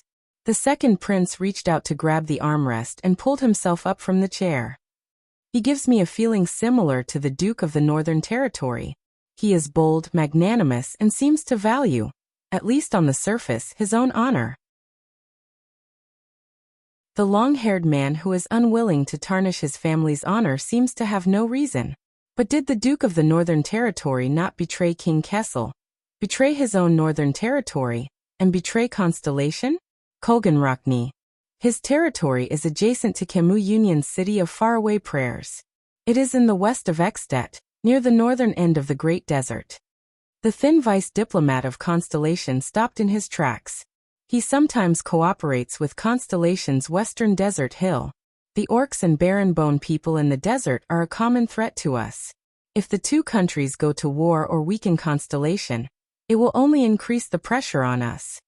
Don't forget, Duke Arund of the Northern Territory and Lampard of Black Sand region have also cooperated before. Their target is Prince Mariah. Thales stared at him with a sharp gaze. Even if the two countries go to war, it will also damage the former's Northern Territory. And the last and youngest one, Concre Pofrit. He looks a little childish. He jumped off Ekstedt's hardwood chair. He speaks very gently, but also a little hesitant. He seems to respect King Nuven a lot, and he considers things from the perspective of Ekstedt's overall interests. He even spoke up for me. The 30-year-old young man who was choked by King Nuven's tough words. Childish? Coming from your mouth. Portray chuckled and shook his head. That is Concre Pofrit of the Bloody Steed, the Archduke of Beacon Illumination City. His territory is close to Dragoncloud City. The Pofrit family is a newly promoted Archduke family. They have ruled Beacon Illumination City for less than 100 years, but they are one of the most trusted aides of the Walton family. Young people are often hot-blooded and impulsive, and they are naturally resistant to conspiracies. That's not necessarily the case. There is a young duke in our country. Thales recalled the Duke of Iris Flowers and the accidents along the way. He sighed. I believe you have also experienced it. His scheming is not inferior to any old man's. Based on what you said, all the archdukes are suspects. Waya frowned. You still can't determine who it is. Both Thales and Portray fell silent. Prestige Orchid Region and Reformation Tower, like Black Sand Region, are adjacent to Constellation. The relationship between the two countries has the greatest impact on them. Portray said in a low voice. The city of Faraway Prayers is in the west, Defense City is in the north, and Beacon Illumination City is close to Dragoncloud City in the center. In short, if we just analyze the pros and cons to see who will benefit in the end, this is the order of suspicion for the archdukes. Thales scratched his hair and said dejectedly, Hey, but suspicion is suspicion. There is no way to prove it. We urgently need a police officer who can solve cases. In Dragoncloud City's Armor District, Police Officer Cohen, who was engaged in a fierce battle with his opponent, sneezed. An inch of his hair was cut off by his opponent. Waya flipped the sword over his knee and asked worriedly, If we fail to help King Nuven find the murderer who murdered his son, will the consequences be severe? The born king's awe-inspiring expression and Nicholas' cold expression appeared in Thale's mind. He rolled his eyes. It's best if you don't think about that possibility. A father who is determined to avenge his son. It's not just his son, Putre added. Mariah is also the heir of the Walton family and Dragoncloud City. This hatred is far beyond our imagination. Besides, King Nuvan must be doing his best to eliminate dangerous opponents for the family. After all, based on his age, the Walton family will not be able to hold the crown for long. Moreover, the Walton family may be inherited by a branch family that he has no way of knowing, or even. Putre said flatly. Under the new king's orders, Dragoncloud City, which has lost its direct heir, will be given to another family. It is also possible that the Walton family will decline from then on. Thales sighed. Of course, I even used this to threaten Nicholas. Thales, who was extremely annoyed, sat on the floor and leaned his head against the edge of the chair. He rubbed his face helplessly. Speaking of this, Thales opened his eyes and recalled his encounter in the library. The figures of the unkempt, bespectacled little girl and the unruly girl appeared before his eyes. I met King Nuvan's granddaughter in Heroic Spirit Palace. Have you heard of her before? Alex Walton? Putre frowned as he listened to Thales' narration. I have indeed heard of it. Prince Soria, who died early 12 years ago, was King Nuvan's eldest son. He left behind a daughter. But perhaps because of what happened to her father, King Nuvan has always been very protective of his granddaughter. If you didn't mention it, I'm afraid many people wouldn't even know her name. She can't inherit the Walton family? Thales exhaled and thought of the gorgeously dressed little princess. Just because she's a woman? Putre shook his head. In that damn Northlander's ideology, women are just accessories and property. They only have value when they become mothers and give birth to children. The three of them turned their heads in unison and saw Ida sitting on the bed that should have belonged to Thales without a care in the world. She wiped her exquisite machete, and there was a rare chill in her tone. It has never changed since a few hundred years ago. In the fight over the Walton family, she is not important. Putre shook his head. Let's think about how to deal with the problem at hand. Thales closed his eyes and pouted. Fortunately, we are not in a hurry. At this moment, there was a sudden knock on the door. Ralph frowned and opened the door. The recruit Thales saved, Willowcan, stood at the door. He scratched his head and smiled. That Marquis of Camus Union sent someone to pass a message. Willow seemed to be very happy to have the opportunity to meet the prince. He chuckled and said, according to his subordinates, it seems to be quite important. Thales frowned. He said that 2 archdukes will be leaving Dragoncloud City tomorrow morning. They will be leaving Dragoncloud City due to business. Willow finished the message with a smile. But in the next second, he was shocked to find that almost everyone in the room, including Thales, had a drastic change in expression. Ming. God. 1. Morning. Thales' face was ashen, as if he had received the worst news. It can't be right. The archdukes came over to take a look at me, and then immediately left? After the baffled Willow left, Ralph, who was also frowning, gently closed the door. Tomorrow morning? Waya's expression was gloomy. Thales' breathing quickened and his eyes were lifeless. This means, yes. Putre gripped his pipe worriedly. The time left for us. He did not speak again, but everyone silently said the next sentence in their hearts. There's only one night left. Waya Casso sheathed his sword with a pale face. If we fail to help King Nuvan find his son's murderer, will the consequences be severe? Putre shook his head and sighed.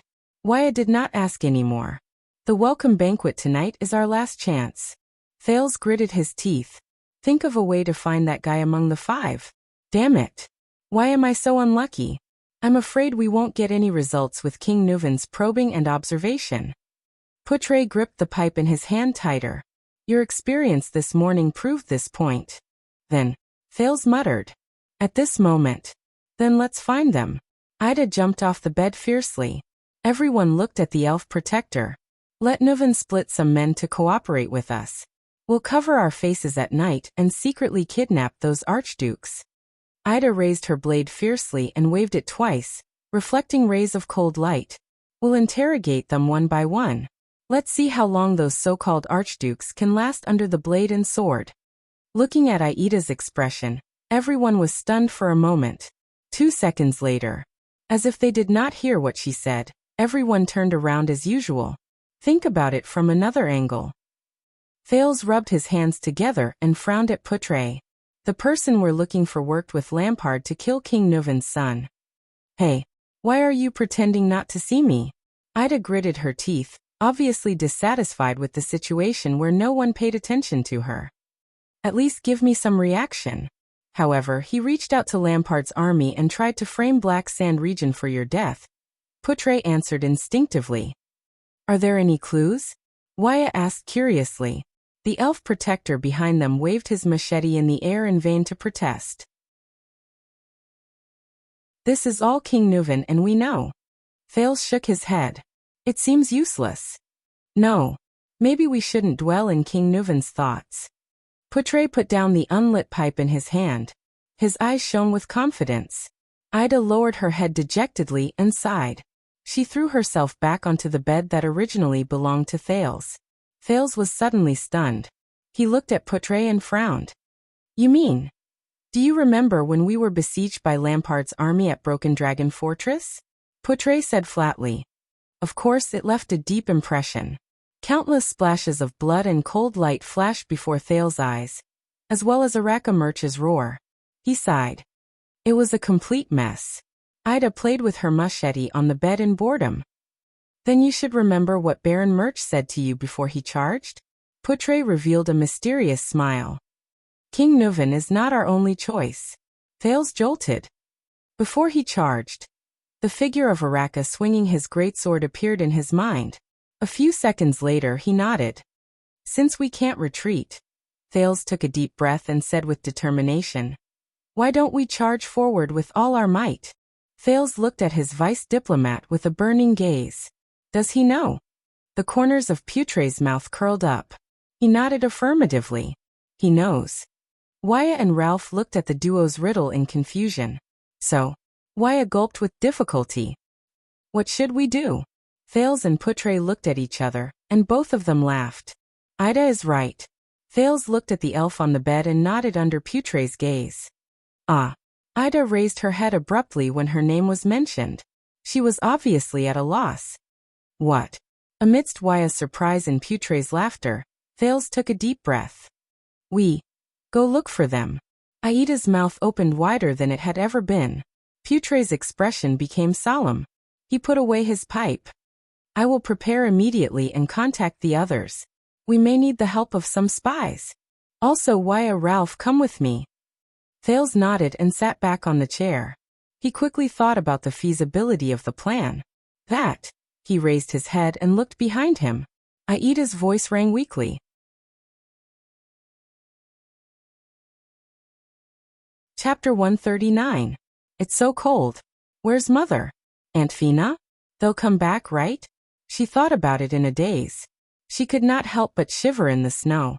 The cold wind blew past her exposed face and neck, bringing with it a pain that felt like knives were cutting into her. She could not even feel her limbs. What about my younger brother and sister? What about Uncle Enzel? She missed Talia's hot pies a little, even though she hated the garlic on them every time. She walked past a person lying in the snow. That person was sleeping soundly. His body was curled up and he did not move, but he had the happiest smile on his face. He did not even know that his eyebrows and hair were covered in ice crystals. This is a smiling person, she told herself. Yesterday, when she tried to help them sweep the ice crystals off their faces, Uncle Enzel laughed and told her that they were smiling people. They loved to smile to sleep in the wild during winter, and would only wake up in spring. Good girls should not disturb them, and it was best not to go near them. She obeyed and continued walking forward. Her dress was slightly torn. She was very depressed. This was the dress that Lycia's aunt gave her before she left for the capital. She walked past the second smiling person. This smiling person seemed to be an older sister who was the same age as the maid Talia, but she wore very little. She leaned against a rock with a grin on her face, and held a baby in her arms. However, the baby did not smile. He only shut his small eyes and mouth tightly, and did not move. This made her very unhappy. Why is he not smiling? Everyone in the Northern Territory should be smiling, shouldn't they? This was what Uncle Noliner had told her. When they left the stable in Cold Castle with the other two uncles, Noliner laughed as he did in the past and pulled himself into his arms. Then, as she protested in dissatisfaction, he poked her face repeatedly with his stubble. All right, Noliner. Her thoughts were in a mess. She thought of her youngest uncle and could not help but curl her lips. If you appear now, I will be merciful and forgive you for your beard. She continued walking and met a third, a fourth, a fifth, a sixth person on the snow. There were so many of them that she could not even count. Smiling people. At this moment, a person who was not a smiling person finally appeared before her. She raised her head with lifeless eyes and looked at the unfamiliar boy in front of her. The ragged boy was lying next to the other laughing man, rummaging for something. The boy noticed her approach and raised his head like a wild beast. His eyes were a deep red and frightening. Scram! The boy subconsciously protected the thing in his arms tightly and glared at her fiercely. His voice was vigilant and fierce. I found this place first. Food, clothes, everything is mine. Get lost. Get lost. Go search the other bodies. She breathed in weakly, feeling pain in her face from the wind. How fierce. She pouted. But she was a little hungry. His vision blurred. The coldness poured into her lungs through her mouth, nose, and trachea, causing her heart to spasm again. She walked towards the boy. Little bitch, if you dare to take another step forward, I'll bite you to pieces. The boy, who was also shivering in the cold, opened his mouth fiercely and bared his teeth. She ignored him, but her consciousness was becoming more and more numb. Her vision became dimmer and dimmer, but she still dragged her feet forward on the snowy ground step by step, relying on her vision instead of the sense of touch under her feet to confirm the existence of the ground. She could barely feel her limbs, which had been numb for a long time. The boy crawled down and growled like a beast, as if preparing to attack. She looked at the fierce-looking boy and took a deep breath. Her lungs trembled again because of the cold air. She continued to walk forward. The wariness on the boy's face turned into hatred and murderous intent. His right hand emerged from behind him, holding a long rusty awl. Mother said, to strangers. The boy held angrily and threw the weak girl to the ground. To strangers. She tugged at her frozen face. The boy stared at her face and raised the awl in his hand ferociously. She looked at the boy's dark red eyes and pulled an ugly arc from the corner of her mouth. I should smile. The people of the Northern Territory should smile, shouldn't they? In the next moment, Miranda Arund, the first seed of the Swordsman of Eradication, opened her eyes abruptly in an alley in Dragon Cloud City. A sword with an empty groove had already pierced through half of her breastplate, stabbing into her left chest. The blade sank an inch into her flesh. It stopped in front of her beating heart, but it did not move forward even an inch. The middle-aged disaster swordsman frowned. He looked at Miranda's blade. It was stuck in the empty groove from the tip of the sword to the middle of the sword, blocking his strange sword.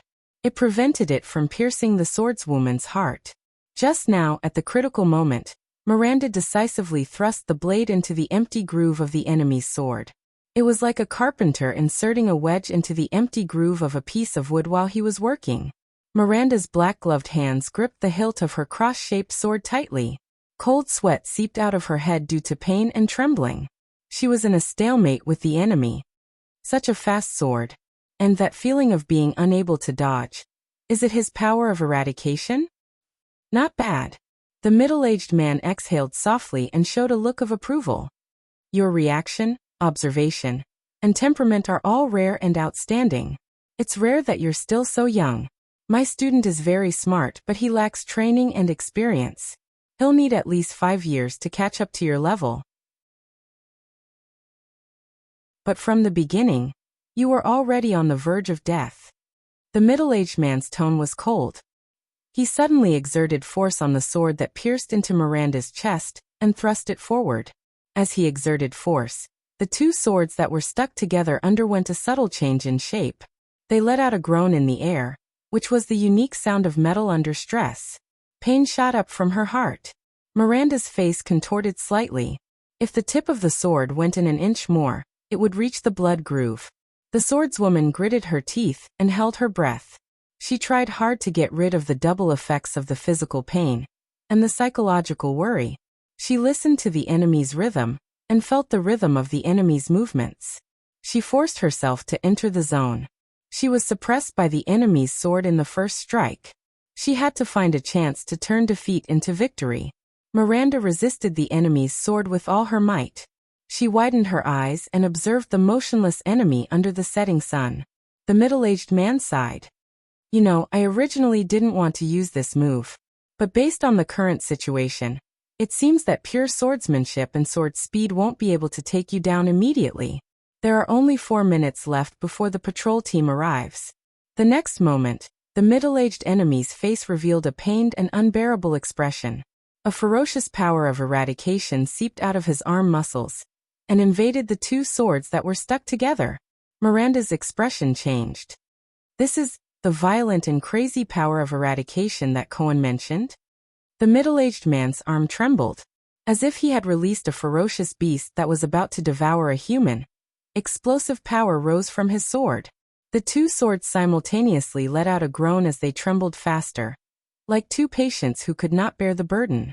Miranda felt the blade that was pierced into her body start to tremble, and it went further towards her heart. *T. The next moment. *Rip. Blood splattered everywhere. Miranda's left hand covered her chest in pain. But it was not over yet. *Clang. The 2 swords clashed against each other, bursting into sparks and separating from each other in the air. The middle-aged man's sword light disappeared in the air. Then, like stars in the night sky, it suddenly appeared. It went for the injured Miranda. The swordswoman raised her trembling sword and subconsciously swung it into the air. Clang. Clang. Less than a second after they separated, the 2 swords collided in the air again. Miranda's sword blocked the enemy's attack twice. Both of them took a step back at the same time. Miranda leaned against the wall behind her, her face pale, and stared at the middle-aged man with wide eyes.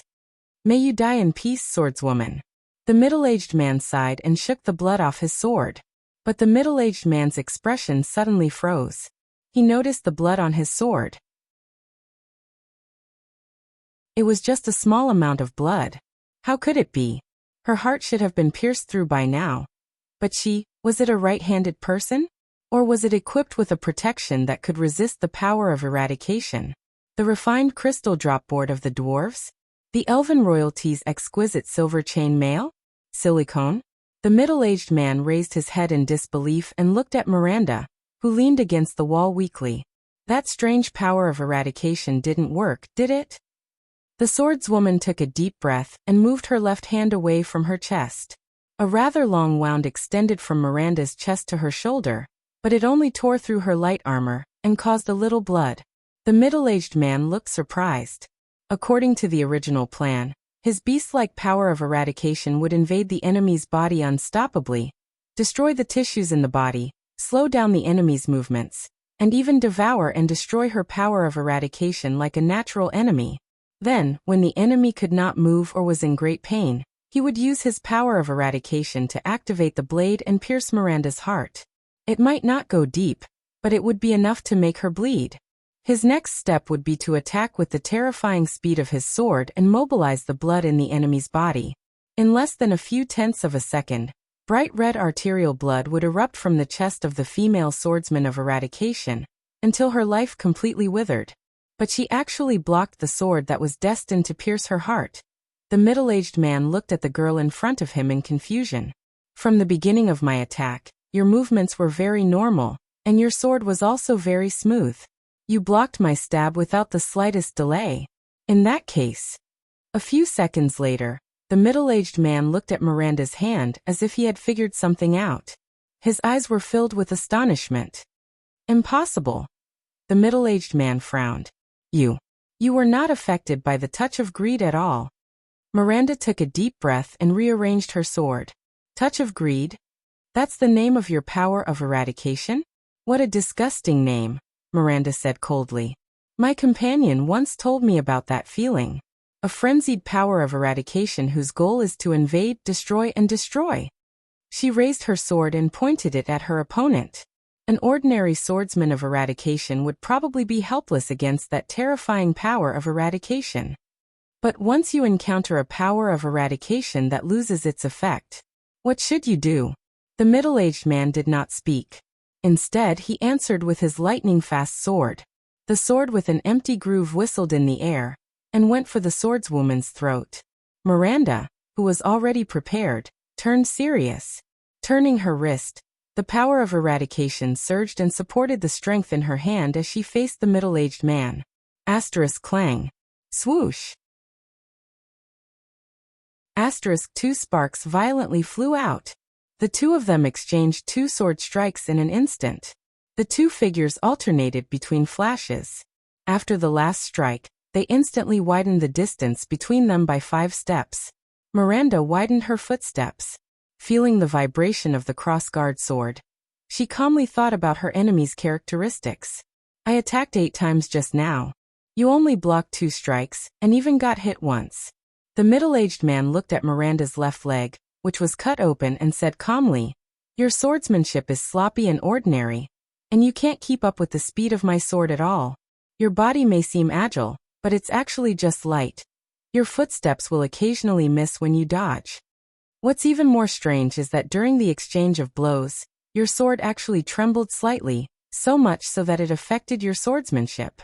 This is a mistake that only beginners would make.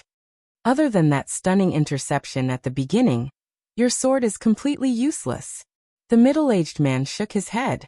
"With this kind of swordsmanship habit and strength, you should have died 10,000 times already. How did you survive until now?" Miranda did not say anything. She only stared at the middle-aged man carefully. In the next moment, her enemy suddenly revealed a smile. "But in the 8 sword strikes just now, you were either lucky enough to dodge, or just barely dodge the 5 most fatal strikes. You also counterattacked at the most subtle moment." The middle-aged man looked at his cut left upper arm, frowned and sighed. "And you succeeded." Miranda finally frowned. "There's only one explanation." The middle-aged man moved his feet lightly. Miranda's sword also slowly moved along with his position. "What you rely on in battle is not some exquisite sword style or agile footwork, but your observation and perception." The middle-aged man's pupils shrank slightly. "It is to identify the enemy's rhythm and the timing of the sword attack.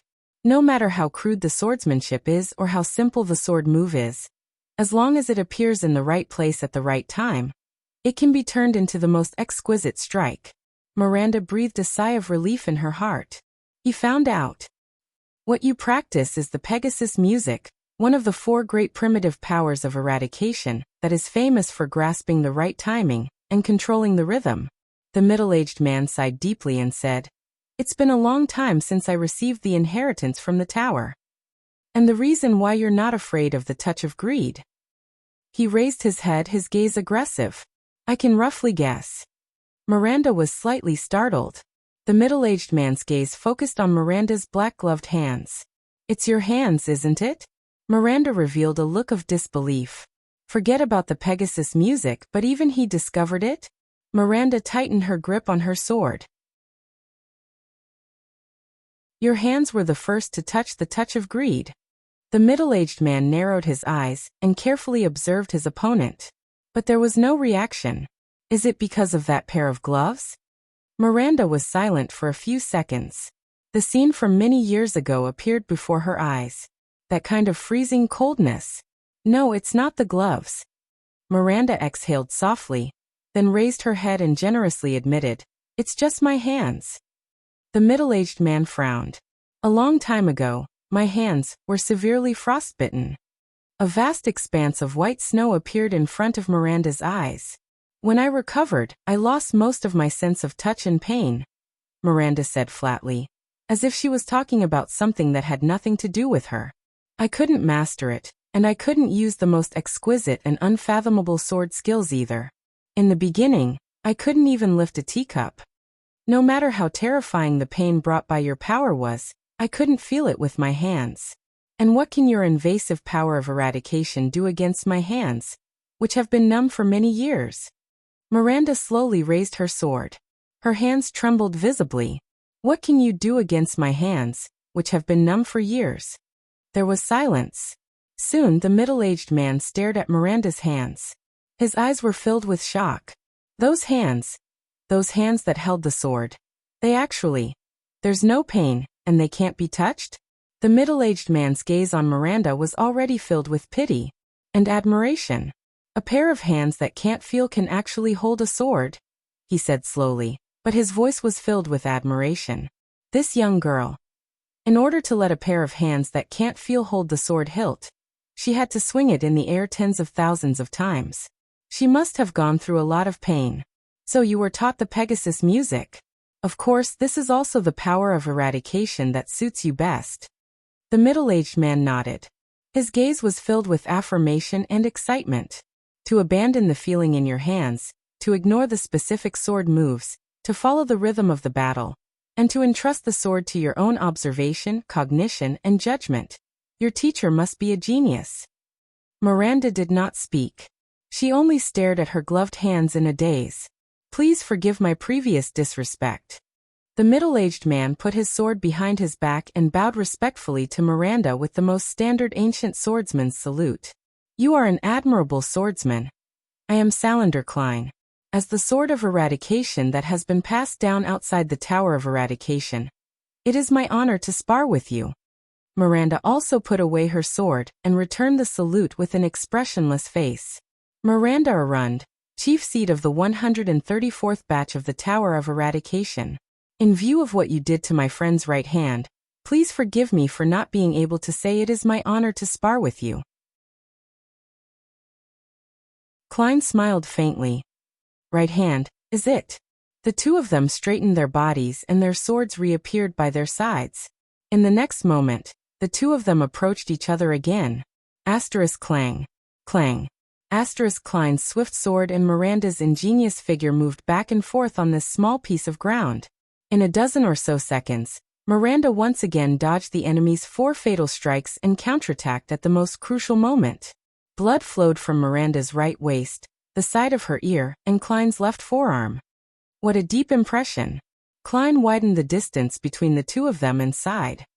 Given time, you will definitely reach supreme class. Miranda nodded and accepted the other party's acknowledgement. No matter how fast you are, you cannot omit the process of drawing your sword. With a process, there will be a rhythm of high and low, movement and stillness. There will be openings that can be grasped and exploited. While widening the distance between them, Miranda carefully observed the enemy and said faintly, "And I can see it too. Your so-called touch of greed, that never-ending, continuous, violent characteristic." The middle-aged Klein was slightly stunned. Miranda's gaze was firm. It's the glory of the stars, right?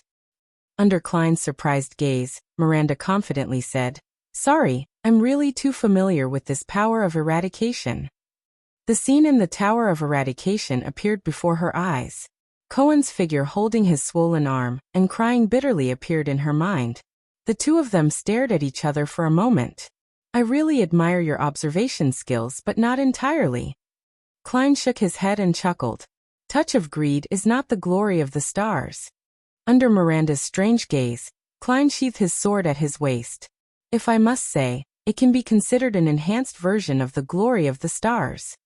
Doubts rose in Miranda's heart. The glory of the stars, enhanced version? Is he referring to that violent characteristic? Let's put it that way. The disaster sword's power of eradication is based on the original power of eradication. There's still 30 seconds. Klein sighed. Forget it, there's not enough time. Miranda stared at him in surprise. We'll meet again. Klein nodded faintly. Chief with numb hands. Miranda gritted her teeth and caught up with him. Wait. Klein turned around and punched the dirt wall beside him. Bang. Amidst a cloud of dust, his figure disappeared from Miranda's sight. At this moment, the voice of a patrol came from outside the alley. It's near here. We suspect that there's a chase for no reason, and an illegal fight. What was that sound just now? Miranda, who could not stop coughing because of the dust, stared in the direction where Klein had left. She punched the wall indignantly.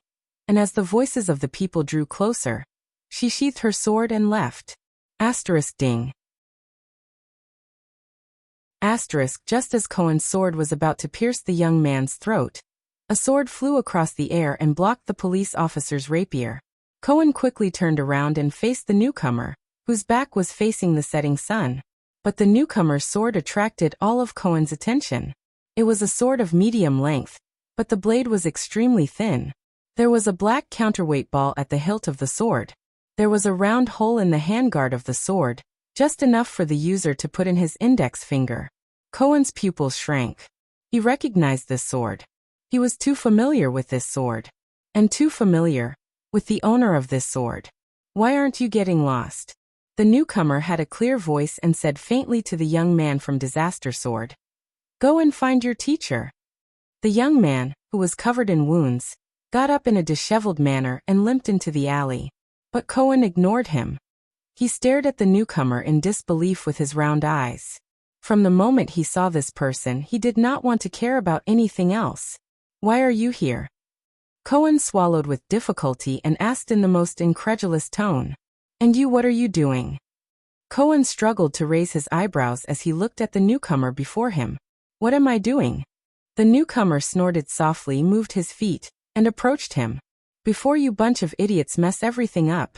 The newcomer revealed a pair of dark red eyes in the dark and said faintly, "I'm here to stop you." Or, the newcomer walked out of the shadows of the alley. "Kill you?"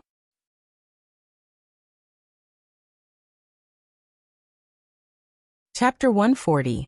Are you sure I don't need to wear this? Madame Gines said that during the banquet. In the room, Thales frowned and held up a small embroidered vest as he asked Poutre. "And this is also the luggage that the diplomat group risked their lives to carry along with the flag, isn't it?" "This is Extet in Northland." Poutre, who was dressed neatly, looked at him in disdain. "Even at banquets, they hate pretty boys and sissies the most. If you really want to put that thing on, I think you will be the strongest contender for the position of banquet clown." Thales stuck out his tongue and threw down the vest. You know." Sitting by the window, Ida snapped out of her daze and sighed with a regretful expression. A banquet without a clown is very boring. His nerves had been tense for almost a month, and Thales had no time to care about anything else. From the abandoned house to Red Street Market, from Mindy's Hall to Renaissance Palace, and then from Broken Dragon Fortress to Dragon Cloud City, the new second prince did not even have time to warm his own bed before he was hurriedly chased into a noble's carriage, put on the prince's shackles, and faced a different kind of challenge he had never experienced before. So, when the servant and Merc came to remind them, Thales suddenly realized that he did not have any experience and knowledge of attending a noble's banquet. He had not lost his composure when he faced the Blade Soldiers, the Blood Clansmen, and the Mystics, but he suddenly became a little nervous. "Don't worry." Poutre nonchalantly lit the Northland tobacco he asked for from the servant. Compared to the standards of Constellation and Anlenzo Dukedom, Extet's banquet is like a military picnic for soldiers. If you have experienced Hanbol and Main Nocturne style, my God, their banquet etiquette is practically a torture. Etiquette, decorations, fashion, and style. These are the things that differentiate people's identities, statuses, and social classes. The effort to categorize people into different categories has never stopped. Thales tried his best to calm the anxiety in his heart with small talk. He squatted down and adjusted his shoes in front of a simple and crude dressing mirror. He sighed and said, "After tonight, I must take a bath. Let's think about tonight's official business first." Poutre seemed to be not used to the choking Northland tobacco. He coughed and said with difficulty, "Cough, cough, damn it, they sent us inferior goods." Poutre's words seemed to have magic power. It made Thales immediately forget the awkwardness of the banquet and seriously think about the situation at hand. There was a knock on the door. Ralph stepped on the metal plate prosthesis that he was getting more and more familiar with as he walked in.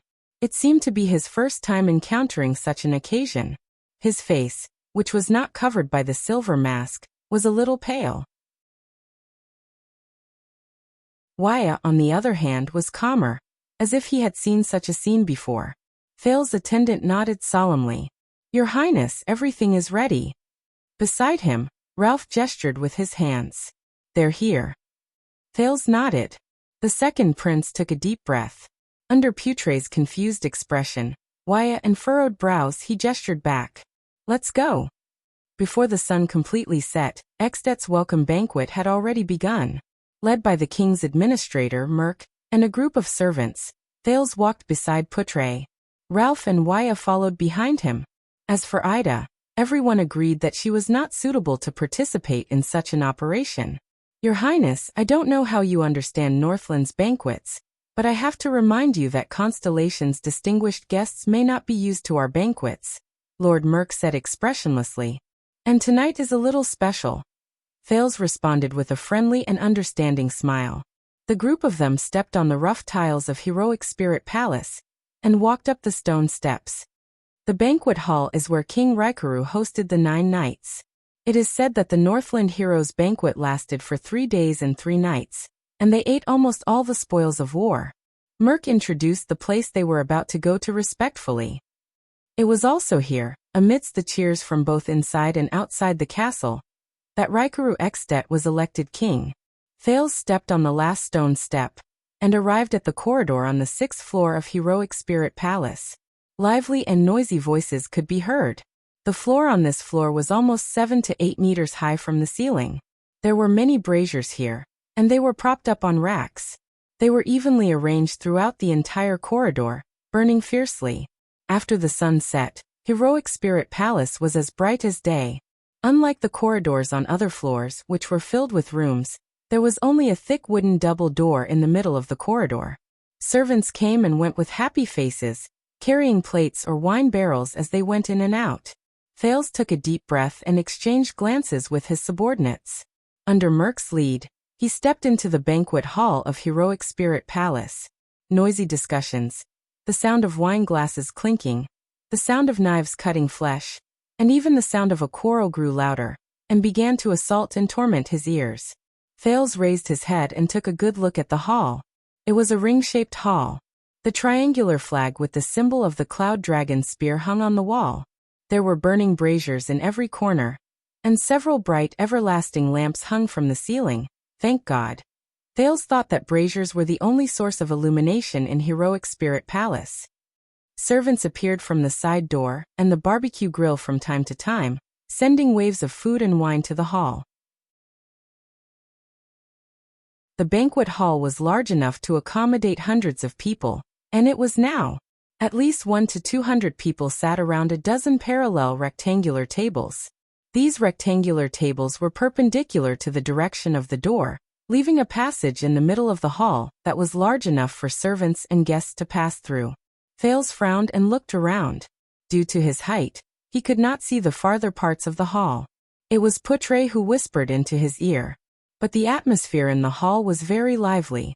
There were servants who were busy carrying plates, boorish nobles who argued loudly at the table until their faces were red, guests who had drunk until their ears were red, and lecherous nobles who used the excuse of being drunk to touch the buttocks of female servants who passed by from time to time, causing a commotion. The 5 archdukes each had different expressions on their faces. He was absent-mindedly twirling the wine glass in his hand, surrounded by family knights or subordinate suzerains who wore the triangular emblem of a circle.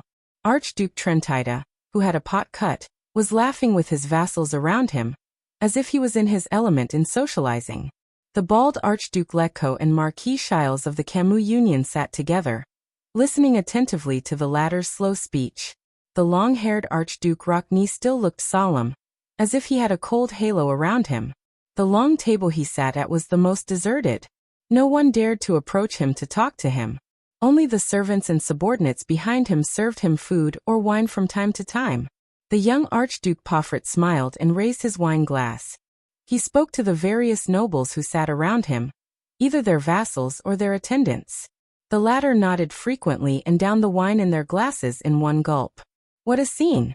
It was practically a replica of the scene in Mountain Pass Village, where the Northland villagers and soldiers drank and drank together. If Thales had not raised his head to see Nuvan VII, who was surrounded by the White Blade Guards, and was drinking quietly among a few close vassals, sitting at a higher horizontal table at the end of the hall, He would have almost forgotten about the shadows of swords and knives hidden in the conspiracy tonight. He would also have almost forgotten that among the 5 archdukes, there was a bold conspirator who intended to murder the princes of 2 kingdoms. Thales turned his head and said helplessly, "I didn't know. The banquet has already started." "Most of the nobles have already taken their seats," Merk said calmly. "King Nuvan is waiting for your arrival." Thales narrowed his eyes. He took great effort to glance at Nuvan VII, who was standing in the distance. He noticed that the king still had a cold expression on his face. The king seemed to have noticed his gaze. His aged but sharp gaze swept towards Thales. "Then it's about to start," Poutre mumbled behind him, intentionally or otherwise. Thales sighed softly in his heart. A few seconds later, under Merk's signal, an attendant at the side announced his identity in a loud voice. "Distinguished guest from Constellation, Prince Thales Jade Star." His voice traveled to every corner of the hall, and there were even echoes. The noisy banquet suddenly fell silent. Almost everyone at the dozens of long tables stopped what they were doing. Whether it was drinking, cutting meat, chatting, fighting, or even flirting with maids, countless gazes were cast in his direction. Even quite a number of servants, sentries, and even white blade guards looked in his direction. Thales recognized this feeling. The last time he felt it was in Eternal Star City, during the national conference in the Hall of Stars. Should I laugh at this time? Thales' expression did not change as he felt the various gazes, ranging from malice, murderous intent, to curiosity and friendliness. His lips moved slightly. Or should I put on a dead face, which is more in line with my identity as the prince of an enemy kingdom? Relax, relax. They started the banquet early, and they didn't even arrange the seating order. You don't have to make a fuss and be ready for battle. Poutre looked at the anxious prince and sighed. It doesn't matter what kind of expression you have. You are now just a flag called Constellation. The expressionless Merk nodded at Thales and politely extended his right hand, gesturing for him to walk forward. Should I just walk forward like this? Or should I wait for someone to greet me at the back? Thales ignored Merk. Under the pressure of everyone's gazes, he frowned and asked Poutre behind him in a low voice. If you were in Constellation, of course you would have to wait for the master to send someone to bring you to your seat, but this is Extet. Poutre frowned as he glanced at the messy hall. Many guests seemed to have given up on the temptation of curiosity, and had even started to tear into the food that was served. Don't expect so much etiquette. Just walk to your seat without looking sideways.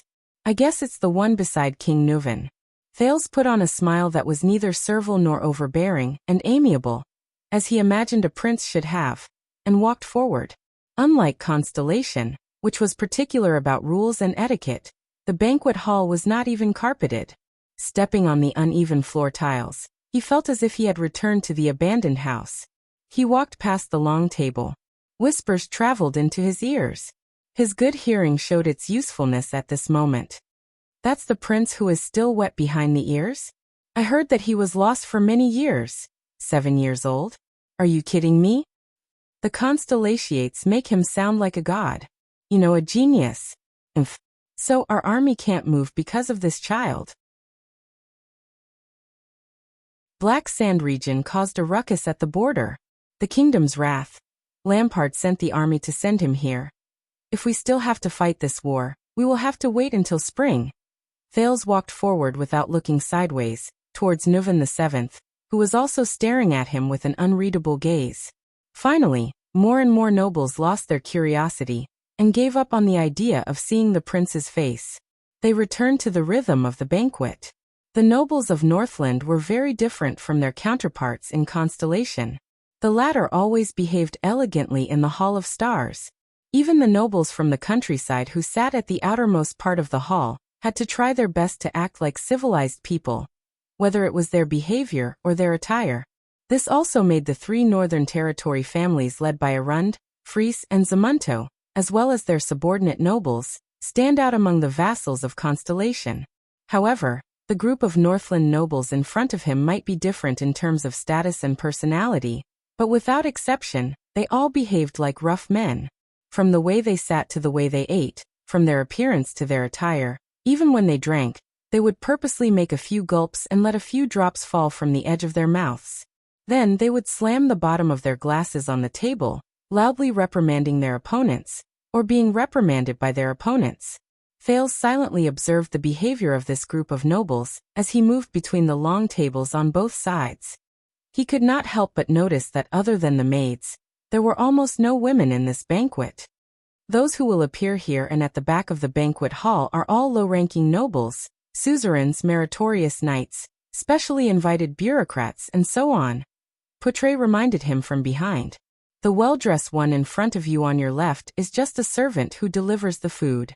The one in the corner to your right who is roasting meat on the stove may look like a servant, but he is actually the gossamer officer in charge of meat cooking. Usually, only the suzerains who are more trusted by the suzerains can hold this position. Asking a close vassal to roast meat. Gossamer officer? Why? Thales did not turn around. He asked in puzzlement. Shouldn't it be something done by the kitchen? Or should I say this is a kind of honor? Humph, my prince. Poutre said indifferently without batting an eyelid. Do you know how many assassinations and poisonings in the history of the empire originated from that corner where meat was silently roasted? Thales shut his mouth and did not speak. They walked past the middle of the long table. As expected, from this point onwards, the quality of the Northland nobles seemed to have risen along with their status. The number of people in the banquet hall pointing at each other and gossiping decreased. But in Northland, the number of silent exchanges of gazes and whispers with unknown meanings increased exponentially.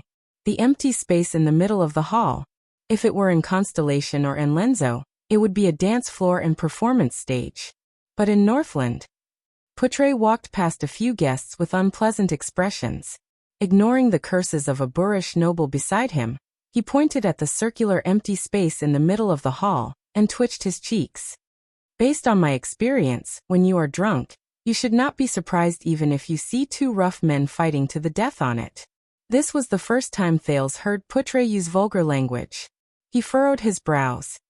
Is it really okay to use this kind of language in front of the prince? When in Rome, do as the Romans do. Many years ago, I once saw a noble princess of Extet standing on the street and cursing using words like f***ck. Poutre shook his head.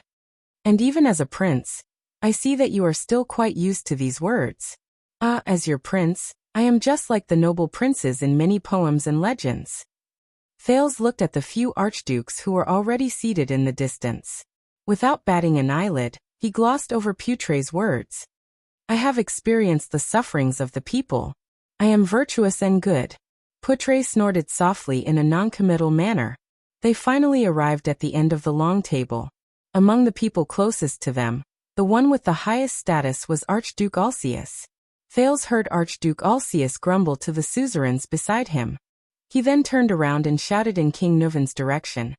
There is no music, no bards, no clowns, no burlesque, no beautiful women, no maids with big breasts, no roast pigs, no duels between good men, no merry people in tents all over the city. Thales heard Archduke Alcaeus grumbling to the suzerains beside him. What kind of king banquet is this? Out of Thales' expectations, many Northland nobles echoed in unison. They protested in King Nuvan's direction like a tidal wave. It's like a market. Thales sighed. He suddenly remembered that he had given the national conference the same comment. He could not help but be stunned. However, King Nuvan only stared coldly at the chaotic nobles below him. He did not react. A loud but enigmatic voice echoed from the other long table, replying to Alcaeus, "That's right. First of all, this is the eve of the day before the bitter cold winter. Aside from lunatics like Lampard, the entire Northland is scrimping and storing up food to get through the winter. Secondly, Archduke Trentida narrowed his eyes and stood up. He stared at the restless Prince Thales from afar. This banquet is to welcome the unpopular Prince of Constellation. The nobles around him stood up one after another and jeered at him. Thales and the people of Constellation frowned almost at the same time. Lastly, Rabian Alcaeus, when you live in other people's castles and palaces, eat his food, drink his water. Maybe even f***ck him. Archduke Trentida cast a glance at a female servant who was dressed in a brothel, and flashed an amused smile. Then it's best not to criticize your master's arrangements. Some Northland nobles let out unintelligible laughter. Alcius shook his head in disdain and sat back in his chair. Thales finally arrived in front of King Nuvan, and bowed slightly to him. King Nuvan stared at him. His emerald eyes were filled with complicated emotions. This made Thales extremely uneasy. From the moment he stepped into Ekstedt, Archduke Lampard, Viscount Kentvita, and even the 5 archdukes present, every suzerain he met was not a simple character. However, Thales, who had been through many trials and tribulations, could now calmly face their hostility, coercion, oppression, and even killing intent. Because Thales knew exactly what they wanted. Only this old king in front of him, this king who stood at the peak of Ekstedt's power, was something he could not figure out. The strange emotions hidden in the other party's eyes, his act of forcing him to cooperate with his revenge, and his words and actions in the meeting hall all made Thales feel a chill down his spine. Even though they had only exchanged a few words, unpredictable people were always scary. King Nuvan slowly stood up and gestured to Nicholas, the leader of the White Blade Guards behind him. Nicholas nodded and walked to Thales. Please take a seat. Your seat is at the end of His Majesty's left-hand side. Thales turned his head and looked at the seat at the end of the row of horizontal tables that no one cared about. Although it was in the same row as the king, it was really far from King Nuvan. It was almost in the corner. Behind him, Portre's side. Thales shrugged and walked to his seat indifferently. Ralph and Waya followed closely behind him. However, before he could warm his seat, a familiar yet unfamiliar old voice rang in the hall. Everyone raise your glasses. Thales turned his head in a daze. Beside him, Portre did not change his expression and passed him a cup of rye wine made of iron in a very experienced manner. A toast, the thin vice diplomat said flatly. Thales turned his head and watched as King Nuvan, who had just lost his son, left his seat. He raised his wine cup high and said loudly to everyone, "Let us welcome our guest, the second prince of Constellation, Thales Jade Star." The noise in the hall, which had risen again, fell silent again. The old king slowly walked out of his seat and walked to the front of the hall. Like an old lion taking dangerous steps, he walked out of his territory and stepped into the territory of another pride. The 5 archdukes stared at him without blinking and raised their glasses from afar. Their expressions were different. May the northern wind test his courage, and the ice and snow wash away his perseverance. King Nuvan looked around. His expression was firm and his words were cold. Because of a reason that you all know, I cannot welcome his arrival happily. But he is already here. All the nobles in the hall listened quietly to their king's speech. Many gazes were cast towards Thales' corner. Then do not let anyone doubt the passion of the Northlanders and the tenacity of the Ekstedtians, even if they are mortal enemies. King Nuvan knocked on his wine cup. His wrinkled face revealed a dignified expression. His tone was still as forthright as when he was young. Even if we have to fight to the death tomorrow, we must first fulfill our tradition. Under everyone's gaze, King Nuvan shook his wine cup and roared, "For Ekstedt!" At that moment, everyone in the hall raised their cups and roared in unison. "For Ekstedt!" King Nuvan's gaze was sharp. He opened his mouth again and roared for the second time, "For Northland!" The guests responded to him with a solemn roar, "For Northland!" The surging roar filled the entire hall like thunder. It was deafening. In the next moment, King Nuvan moved swiftly and downed the wine in his cup in one gulp. Following his action, the nobles in the hall became solemn and opened their mouths to drink. For a moment, only the sound of gulping could be heard in the banquet hall. Thales frowned. He held the heavy iron wine cup with both hands, and took a sip reluctantly under the watchful eyes of many behind him. After King Nuvan finished his wine, he turned around angrily and slammed the bottom of his wine cup on the long table. Thud. The nobles in the hall also slammed their wine cups on the table in front of them in unison. Thud. Thud. Thud. King Nuvan raised his head again. Under the various gazes in the hall he roared, "Come on! Eat! Drink! Fight! F***ck! Do whatever you want!" In that second, Thales was completely stunned. What kind of toast is this? Nuvan VII's face was filled with fanaticism. With a deep and old voice, he shouted at all the guests in the hall in the common language, which was filled with a Northland accent. Until all of you are lying, rolling, limp, crawling, and being carried out of my palace. Bastards! After a second, the guests in the hall responded with the same fanaticism. Their voices reverberated throughout the banquet hall like a tidal wave. Many Northlanders waved their fists and howled like wild beasts, expressing their support for the king's banquet. The guests resumed the banquet, where they drank and drank to their heart's content. The entire hall was instantly restored to chaos, noise, and liveliness. The noise was even louder than before. A distinctive toast, Putre whispered in Thales's ear. A Northland specialty. I don't need you to remind me of that. Thales rolled his eyes and revealed a helpless expression. I can tell. At this moment, King Nuvan, who had returned to his seat, suddenly turned his head and gave Thales a profound look. Thales felt a chill in his heart. He read the message from the king's gaze. He also knew that the king did not want him to enjoy the banquet. But before he could turn around and discuss with his subordinates, an unexpected guest came to his seat and paid a visit to the second prince of Constellation. Thales was stunned. Standing in front of him was a kind old woman dressed in a red robe. Good night, your highness. The woman narrowed her eyes. Her voice was very gentle, and her smile was filled with a reassuring warmth. My name is Kalshan.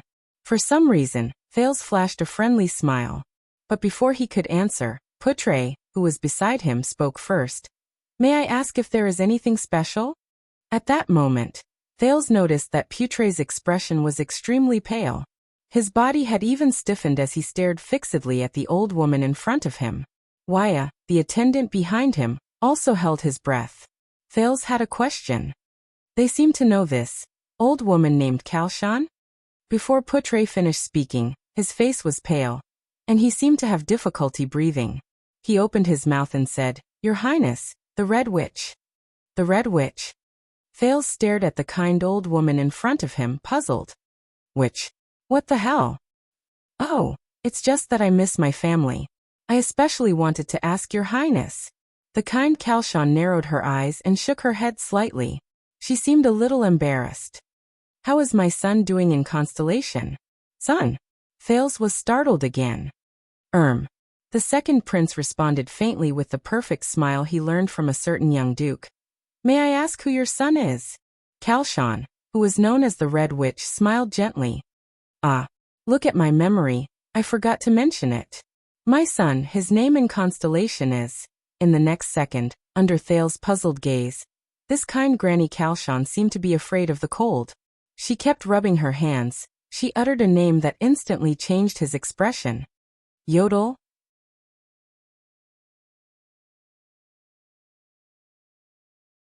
Chapter 141. If Thales were to make a list of the people he trusted the most in the Constellation Palace, then Yodel, who never showed his true face, would undoubtedly be at the top of the list. From their escape from Red Street Market to their encounter in Vine Manor, to the assassination attempt in front of Renaissance Palace, the masked protector had risked his life to save Thales many times. The most recent time, he had almost lost his life for Thales. Not only that, the masked protector was the only person in Constellation who knew his identity as a calamity, and still kept it a secret for him. Thales especially cherished this. But now, when he heard Yodel's name in the kingdom of the Great Dragon, Thales realized that he knew very little about this mysterious secret protector of the royal family.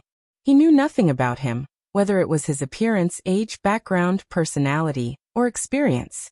He could not help but be ashamed to admit that Yodel was more like a familiar stranger to him. Yodel had sacrificed a lot for him, but Thales had never cared about his condition. No, there is. Thales thought. Gilbert told me that Yodel and the 5 war generals of Extet have a deep grudge. For example, he stabbed the Fire Knight of Black Sand region, Tolja, in the back. This was also the reason why he could not come to Extet. And now, a roar of laughter came from the other side of the hall. It seemed like a dozen Northland nobles were playing some game. Thales then turned his attention back to the kind old woman in front of him. This old woman from Extet claimed that she was Yodel's. Thales sized up the old woman named Kalshan, trying hard to find similarities between the two of them other than the fact that they were mysterious. He hesitated and said, "Mother, please do not doubt me. At my age, I will not joke about my son." Kalshan smiled and shook her head. Thales nodded awkwardly and looked at Putre for help. "What's going on? Who is this old woman?" But Putre still stared at the old woman with a vigilant expression. He shook his head slightly when Thales glanced at him. "I haven't seen him for a long time. I miss him a lot." Kalshan did not seem to care about the exchange between Thales and Putre. Her eyes were filled with nostalgia and love as she spoke. "That child has been a man of few words since he was young. He has a stubborn temper and is clumsy in expressing himself. It is really worrying when he is alone outside. During the days he served the royal family, he must have brought you a lot of trouble." Thales was stunned. A few words. He had a stubborn temper. Poor expression. The silent figure of the masked guard appeared in front of him. What followed was the words Yodel said when he confronted Thales in Mindy's hall, and when he mysteriously appeared in the Hall of Stars. "You will be better than him. Please do not worry." Thales pursed his lips as he reminisced. "I believe that he is very well now." Another uproar came from the noisy hall. Two guests actually started fighting on the table. Thales suddenly realized that he was subconsciously following Kalshan's words and continuing to speak. He quickly shut his mouth and looked at Kalshan warily. However, the other party still smiled in a friendly manner. "I'm relieved to know that he's doing well. Please forgive his shortcomings. After all, as a mother, I still understand my child." Kalshan nodded in relief. Then she sighed and said, "Little Yoder has a rare kind heart." Thales flashed an ugly smile. The scene of Yodel swinging his sword in the dark and taking a person's life appeared before his eyes. Benevolent? He could not help but feel puzzled. Yodel's mother? Why is she in Extet? This old lady? Wait a minute. Old lady? A memory flashed across his mind like lightning. Ah. Thales looked at Kalshan. He shuddered and cried out in surprise. The old lady was still smiling at the second prince of Constellation. Her posture was elegant and her expression was kind. Thales remembered. On the day he left Eternal Star City and set off for Extet, the king and suzerains came to see him off. The last person who came forward to talk to him was a terrifying old man dressed in black and holding a walking stick. "When you reach Extet, please help this old man pass a message to an old woman. You will know when you see her. Don't tell me you are." Thales widened his eyes. Kalshan was still smiling kindly. I'm sorry. But a senior seemed to have mentioned something related to you." Thales realized that he had lost his composure and said embarrassedly, "You know, senior?" The old lady, Kalshan's smile became even brighter. "Let me guess, is it a sinister old man who likes to hide in the dark and wears black all day long?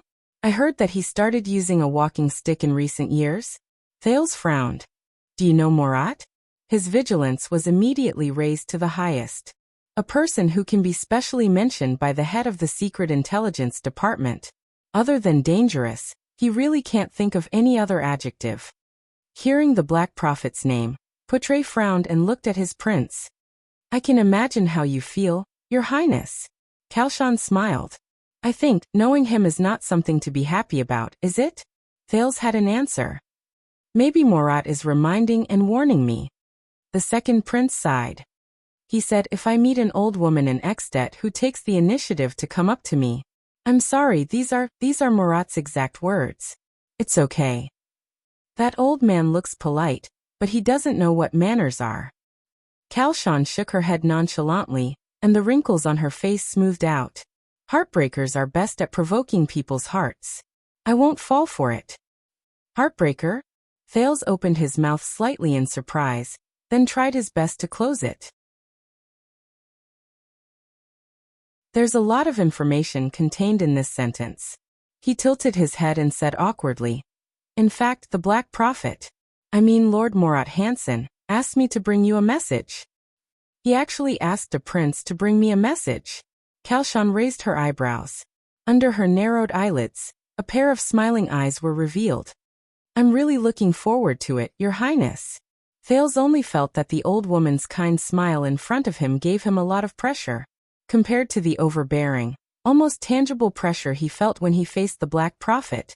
This Granny Kalshan revealed information that made him frown with a gentle and friendly attitude. It really made him feel awkward and helpless, and he did not know how to defend himself. He said. Thales laughed dryly. Don't cross the line. As soon as he finished speaking, Thales suddenly realized that the old woman in front of him revealed a strange expression. Don't cross the line. Kalshan closed her eyes and took a deep breath. She sighed and lowered her head. Her expression was complicated and indecipherable. She murmured faintly, so what? Before the puzzled Thales could react, Kalshan put away her reminiscence and smiled again. You're in a difficult situation now, Your Highness. You're struggling to survive in the gap between Constellation and the dragon, and you're also struggling to stay afloat in the maelstrom between the king and the Archduke. Kalshan sized up Thales with a gentle gaze. But please believe me, compared to Murat, these are not worth mentioning. The next moment, under Thales and Putre's puzzled expressions, the old woman nodded gracefully and turned to leave. Thank you for your time. Thales retracted his gaze from the old woman's slowly departing figure. He could not help but notice that all the nobles, servants, and guards on the old woman's path bowed respectfully to her and made way for her. Thales frowned. He could roughly guess the other party's identity. Oh my God! Waya exclaimed softly behind them. I just saw the Red Witch. Thales turned his head and looked at his attendant. I'm sorry, I thought they all. Waya's face was full of surprise. You know, they don't appear in front of people easily. Them. Thales exhaled and helplessly grabbed a piece of buttered bread. So my guess was right? That Granny Kalshan, she is. That's right. Putre replied with a solemn expression, using the bardic poem he was good at. The stars shine, and the dim places are pitch black. The great dragon soars in the sky, and the shadows under its wings are endless. Thales and Waya looked at the Bard vice diplomat together. That lady is a terrifying figure, who is as famous as the Black Prophet of the kingdom's secret intelligence department. Putre's eyes were filled with fierceness as he said softly, she is the person with the highest authority in Ekstet's secret room. The Red Witch Kalshan. Thales, who had a huge headache, rolled his eyes. To be able to establish a foothold in Ekstet's palace as a woman, and let people call her the evil witch legend. Be careful, Your Highness. She's definitely not just here to watch the show. You may not believe me when I say this, but after I saw that lady, Thales put the bread into his mouth dejectedly and looked at the two Northlanders who were fighting fiercely with their bare fists in the distance. He said listlessly, I miss Murat so much now. Also, who is Yodel? Putre looked at Thales doubtfully. Does he serve the royal family? This, a royal secret. Thales picked up an iron fork and stabbed it into the onion in front of him. The secret protector of the Supreme King of Constellation is actually the son of Ekstet's head of intelligence. Another bottomless pit of gossip. In this banquet specially organized for the Prince of Constellation's arrival and the gathering of the 5 archdukes, the Prince of Constellation, as the one being welcomed in name, was undoubtedly neglected. Fortunately, nothing troublesome happened. Some Northland nobles who were here to watch the show would occasionally come up to greet him. And Thales could also return their greetings appropriately under Putre's advice. It was not that there were no drunkards who came up to provoke him. But Lord Merk was always able to mobilize his men at the right time, and pull away wave after wave of drunkards. Thales was able to enjoy his feast in peace, even though a 7 or 8-year-old child could not eat much. How much longer will it take? After a few hours, Thales looked at the bustle in the hall and asked Waya, who was beside him, I feel like I'm almost becoming a Northlander. Just now, a few drunken feuding nobles caused a group fight that involved 3 battlefields. It made the noisy hall even more excited until the White Blade Guards and the Palace Guards stepped forward to stop it, with their fists. It's been a long time. It's only 11 o'clock at night. Waya frowned and stared in disbelief into the distance. A guest with a swollen face was helped back to the dining table. He could not stop cursing as he gulped down another glass of wine. then threw the wine glass at another person's face. The prince's attendant shook his head and said, I once heard from my Northlander friends that Extet's banquets often last until dawn, especially since this is the king's banquet. It represents the face of Dragon Cloud City, and there are 5 archdukes gathered here. Thales shook his head with lifeless eyes. The originally casual order in the hall began to gradually collapse. There were even drunkards who staggered and swayed all over the place. Some nobles hugged their maids and walked out of the hall. Then, strange noises came from outside the hall. Even the vassals and attendants around the 5 archdukes began to leave their seats and participate in the drunken banquet. King Nuvan and Nicholas had already left for a long time. Only Merk was still calmly monitoring the banquet. As for Putre, Thales narrowed his eyes and looked at the skinny constellatiate man who had his arm around the shoulders of countless Northlanders and laughed from time to time. He even dared to compete in drinking. How did this guy blend in so well? Thales pressed his face against the table and exhaled in pain. Please tell me that the banquets in Constellation are not this crazy. Probably not. Waya smiled awkwardly. Of course not. Thales raised his head and saw Putre carrying a barrel of rye wine that was specially provided by Heroic Spirit Palace. He closed his eyes and swayed as he walked over. He clicked his tongue and said, Constellation's banquets are more civilized and appropriate. The craziness is hidden underneath, such as the meeting room specially prepared by the host of the banquet, the bushes in the garden, and the quiet and uninhabited basement. As far as I know, your father, King Kessel, was an expert in this when he was young. Thales rolled his eyes at him. But Putre opened his eyes and his expression changed slightly. The vice diplomat of Constellation said flatly, I received Shile's signal. Thales' spirits rose. The king has left the banquet. The people around the 5 archdukes are also swaying. Putre nodded solemnly. I think it is time to go and have a chat with them. When the banquet was nearing midnight, the Grand Duke of Prestige Orchid, Rabian Alcius, walked out of the banquet hall accompanied by 2 attendants. He stood by a deserted window outside the banquet hall and gazed at the moon outside. He seemed to be waiting for someone, until 2 footsteps, one big and one small, came from behind him. Archduke Alcius turned around. He immediately frowned. You are the one who asked me out to meet. The Archduke pinched the note that had just been passed to his hand and looked at the person before him in disbelief. The Prince of Constellation, Thales Jadestar. Accompanied by Waya. Thales stared at the Archduke's full beard and flashed a bright smile. Yes. Alcius looked at Thales before him, then at the note in his hand. The expression on his face gradually changed. Thales took a deep breath. It's here. It's about to begin. He heard himself speak slowly, Your Grace. At this moment, Archduke Alcius suddenly snorted coldly and interrupted him. Thales, who was halfway through his sentence, suddenly froze. Boring. Alcius glanced at him disdainfully and shook his head. Then he turned around and left. Thales widened his eyes. Am I that annoying? I spent a lot of effort to find this opportunity to meet in private, Your Grace. Thales followed behind him and frowned. At least listen to what I have to say. There is nothing to say to a 7-year-old. Alcius had no intention of turning back. Thales gritted his teeth. There's no other way. The next moment, the second Prince of Constellation shouted at the back of the Archduke of Prestige Orchid. Rabian Alcius. Do you know who is going to be the next king of Extet? Archduke Alcius' footsteps came to a halt. He slowly turned his head and looked at Thales with a strange expression.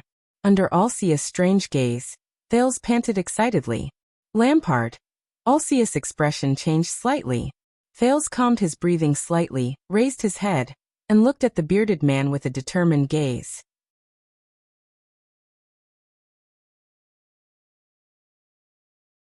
Chapter 142. Dragoncloud City, Armor District and Alley. Don't you even want to explain? Under the setting sun, Cohen's breathing quickened, and his grip on the hilt of his sword tightened. In front of him, the white-robed Raphael smiled. For the sake of the past, Cohen, leave Dragoncloud City immediately. This is an advice from your former colleague. Cohen took a deep breath. suppressing the indignation and confusion in his heart.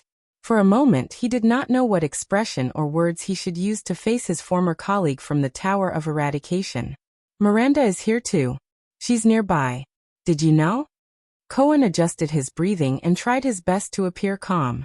Forget it. The city gate is closed. Raphael ignored him. The white-robed young man looked at the sky and sighed. Find a place to hide. No matter what happens tonight, don't come out. Leave Dragon Cloud City at dawn tomorrow. The earlier, the better. She doesn't know yet. Cohen lowered his head, letting the shadow cover his face. Miranda doesn't know about you. The tower sent us out to. No matter why you came, give up. Raphael sheathed his sword expressionlessly. The next few days will not be your lucky days. In fact, you shouldn't even be here. Damn it. Raphael Lindbergh. Cohen could not take it anymore. He raised his head and roared indignantly. Put away your pride as a smart person. Don't you understand? We are here for the disaster swords. Raphael's pupils shrank. I saw a disaster sword in Red Street Market and experienced his power of eradication. I also saw that power of eradication on you in the Hall of Stars. Cohen gritted his teeth and said with great difficulty. Do you know what orders the tower gave us regarding the disaster swords? Investigate them carefully and trace them back to their roots. If we can't capture them alive, kill them on sight. Do you still have nothing to explain? Raphael stared at him with a complicated expression for a full 3 seconds. Finally, the white-robed young man chuckled and looked at him with a playful expression. So, you suspect that I joined the disaster swords? Want to capture me? Or just kill me? The two of them stared at each other for a few seconds. Then Cohen raised his fist and waved it in the air. No. Cohen panted and lowered his gaze. I don't care about the disaster swords, and I don't care about the 100-year-old grudge. The police officer bent down slowly and picked up the scabbard on the ground. Then he raised his head and sheathed his sword while stuttering. But I care about my friend. I want to know what happened to you. I want to help you. Raphael gazed at Cohen and chuckled. You haven't changed, Cohen. Tell me everything that happened in the past 3 years, whether it's your contact with the disaster swords or how you entered the Black Prophet's secret intelligence department. Cohen let out a sigh of relief. He then took a step forward and said solemnly, no matter what, let's think of a way together. The people in the tower, whether it's Master Shao or Zadie, they don't know who you are. As for Miranda, if it's for her own good, I can help you hide it from her. Raphael breathed softly and clenched his fists. As for the disaster swords, they aren't just the Tower of Eradication's nemesis. Cohen stared at Raphael carefully. Their goal is not simple. From the assassination of the Extet diplomat group 2 months ago to the recent assassination of the second Prince of Constellation in front of the fortress, they are all related to them. This sentence caused the expression of the young man in white to change. Raphael put away his usual smile and furrowed his brows. These things. I don't know if you know what kind of person you're dealing with. Cohen sighed and looked straight into Raphael's eyes. But I'm willing to believe you. I believe that you have a reason that can be understood. But before it's too late. This is the reason you came to Dragon Cloud City? The young man in white interrupted him and said in a low voice. The disaster swords plotted to assassinate 2 princes. It is said that they are working together with a certain Archduke of Extet. Cohen nodded and said solemnly. So this is no longer the Tower of Eradication and the disaster swords, but Constellation and Extet. It's war and peace. Why is it you? Raphael raised his head. His gaze was as calm as water. Why are the two of you investigating this matter? Because we have the experience of dealing with the disaster swords. Cohen punched himself in the chest. It's also because we've all rolled on the battlefield because we're all seeds. Seeds. Raphael snorted and shook his head. I am also a seed, Misadun is also a seed, Krosh is also a seed, and there's also Aklin from Alumbia, Solovsky and Bykov from the Eastern Peninsula. Why not send us? Why did they have to send you 2 delicate and noble young masters and young ladies? Speaking of which, God, I thought the argument between the commoners and nobles was resolved after your fight with Misadun. Cohen sighed. Crocia's right hand was crippled while she was investigating the disaster swords. I think this is one of the reasons why the tower sent Miranda. The last rays of the setting sun illuminated Raphael's face. He did not speak, but his gaze was deep. Speaking of the tragedy of his former colleague, Cohen lowered his head. His tone was dejected. Yes, the girl who gritted her teeth and persevered even when she was punished to run with her sword between her teeth. The girl who dreamed of becoming a female knight one day, the next heart of the reign. She can no longer lift her sword. So, I don't want you to become like that. So, just like in the past, let me help you. Cohen took a deep breath. He suddenly took a step forward and placed his hands on Raphael's shoulders. If you are really doing something, even if it is something unforgivable, then let me be your accomplice. No matter what, we will solve it together. You are not alone. Raphael was silent for 2 seconds. Then his expression changed. You have to leave immediately, immediately. Whether it is climbing over the city walls or digging tunnels. Raphael put on a smile again, but his gaze gradually turned cold. Something is wrong, and this is not something you can interfere with. He flung his shoulders, but found that he could not break free from the police officer's arms. You know me, Raphael. Cohen's gaze darkened. His tone was strained. If you don't agree. The police officer raised his gaze. His gaze was firm. Don't even think about leaving this place. Cohen was taller than Raphael, but the young man in white did not raise his head. He only shifted his gaze and met Cohen's gaze. This made his gaze even more sinister. For the last time, Cohen Caribbean, the future Count of Walla Hill. Contrary to his gaze and tone, Raphael's smile grew brighter. Times are different now. Mind your own business. Especially the matters of the Secret Intelligence Department. He suddenly stretched out his hands and clashed with Cohen's arms, which were tightly locked around his shoulders. Asterisk thud. Asterisk a muffled sound of a collision. Both men trembled at the same time, but the two of them did not separate. Cohen still held on to Raphael tightly. He did not let go. Really, Police Officer Caribbean? Raphael felt the other party's increasing strength. His tone was cold. Did you think that when I said get rid of you just now, I was only joking? Cohen's expression darkened as well. It was like this in the Hall of Stars, and it's the same in Dragon Cloud City. Cohen clenched his teeth and tightened his grip around Raphael's shoulders. You just appeared out of nowhere, put on a baffling expression, and asked me to mind my own business? Becoming a disaster sword and joining the Secret Intelligence Department. Did it really change you so much? The police officer's anger grew. You're not even willing to give an explanation to an old friend? The two men wrestled barehanded in the alley. As their strength increased, it became more and more terrifying. You said it yourself, we're old friends. Raphael maintained his smile, narrowed his eyes and said briskly, we're walking on different paths, that's all.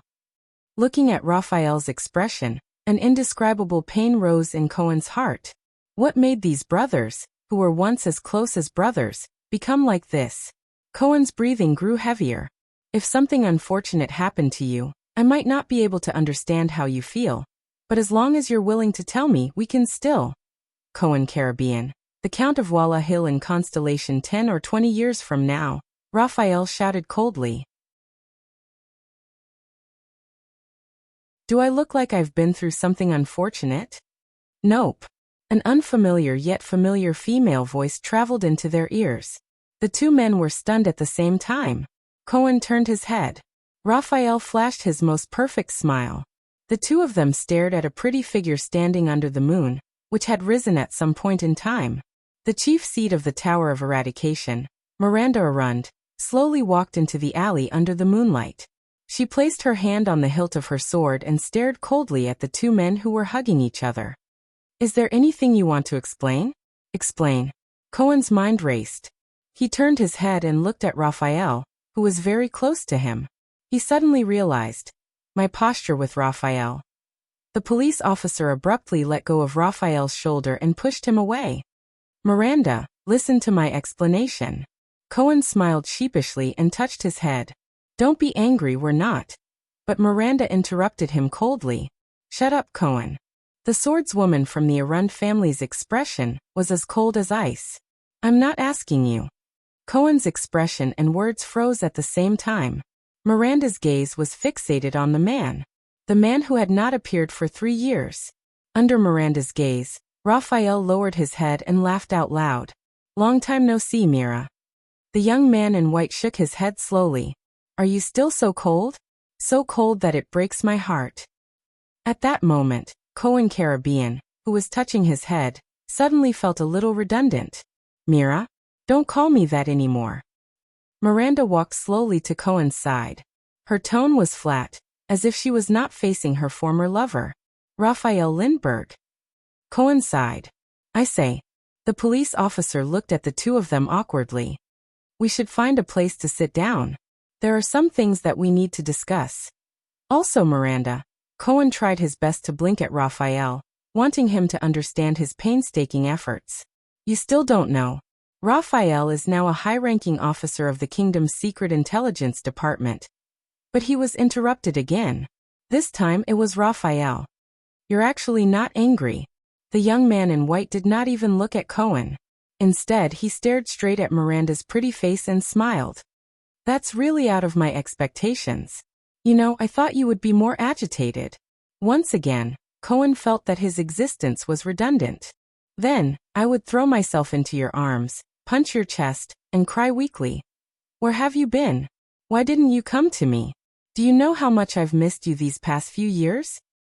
Then, I would close my eyes and wait for you to kiss me. Miranda sneered. Don't read too many romance novels. It hurts your brain. Raphael clicked his tongue. I was the one who told you that, wasn't I? Cohen looked at the two of them helplessly. He looked awkward. Besides, I'm not one of those weak and incompetent women. Why should I be angry? Miranda lightly flicked the hilt of her sword. A man who clearly had the ability to come back, but left for 3 whole years. What right does he have to make me angry? She's angry. Behind Miranda, Cohen sent Raphael this message with his gaze. Raphael was still smiling. Miranda stared intently at Raphael's gaze, but she could not find even the slightest hint of familiarity in it. This made her heart clench. Finally, Raphael raised his eyebrows. All right, he said slowly. All of you stop all activities in Dragon Cloud City and keep a low profile, Raphael said flatly. Leave tomorrow morning. Agree to this condition, and I will explain it to you after everything is over. In the meantime, no matter what happens, Cohen frowned. This time, it was his turn to interrupt Raphael. Hey, Raphael. The police officer raised his right index finger and said bluntly, I swear if you continue to use this attitude. Miranda cut him off again. There's no need for that. I won't listen to your explanation, and I won't believe it either. Miranda was expressionless and her tone was flat, but it sent a chill down Cohen's spine. For the 3rd time, he felt that he should not be standing there. Oh, Raphael curled up the corner of his mouth and said with great interest. Then what are you going to do? Miranda took a step forward and stared straight at the person she was once most familiar with. Raphael looked at her calmly. Miranda narrowed her eyes and used the faintest and most ethereal voice in her life to say faintly, I will first knock off your sword. Then I will beat you to the ground. Cohen frowned. What? The voice of Arun's daughter continued to travel slowly. I will break your legs. I will remove your joints. I will break the bridge of your nose. I will smash your front teeth. And I will stomp you into the mud. And when you are lying on the ground, crying and begging for mercy, I will then, bit by bit, reveal the truth of the matter. From your mouth. Miranda finished her last sentence flatly. There was a few seconds of silence. Hey, Raphael flashed a bitter smile at Cohen, then closed his eyes and sighed. It seems like she's really angry. Cohen only felt a headache coming on. Under the moonlight, the two of them began to move at the same time. Miranda slowly pulled out her sword. Raphael smiled indifferently and touched the hilt of his own sword as well. If it's a quarrel between a couple. Cohen stood behind Miranda and poked his head out. He said carefully and awkwardly, Can it be a little later?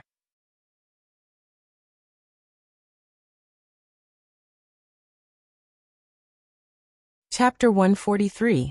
Chapman Lampard? In the corridor outside Heroic Spirit Palace's banquet hall, Archduke Alcius mulled over the name with a subtle expression. Then he turned to look at the tiny Thales with disgust on his face. The next common elected king of Ekstedt? The Archduke sneered. I've heard of it, brat, the bearded Archduke said coldly. They say you're a precocious genius.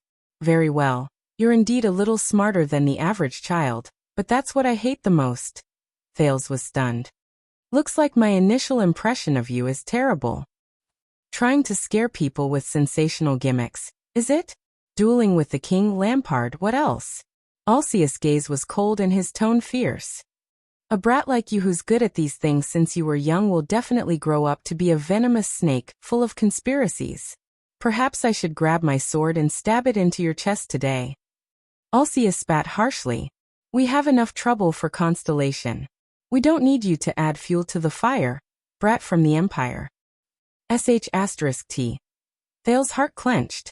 He realized that the conversation was about to fall apart. Then why did you come to Dragon Cloud City? Thales quickly organized his words so that the conversation could continue and not be interrupted by the other party's disgust towards him. If you're really like what you said, that my arrival is trouble, then why did you come here to provoke this trouble?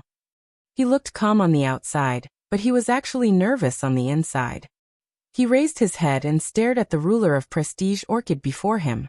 Will I succeed? Provoke trouble? You may be trouble, but you're far from being feared, brat. Alcius sneered.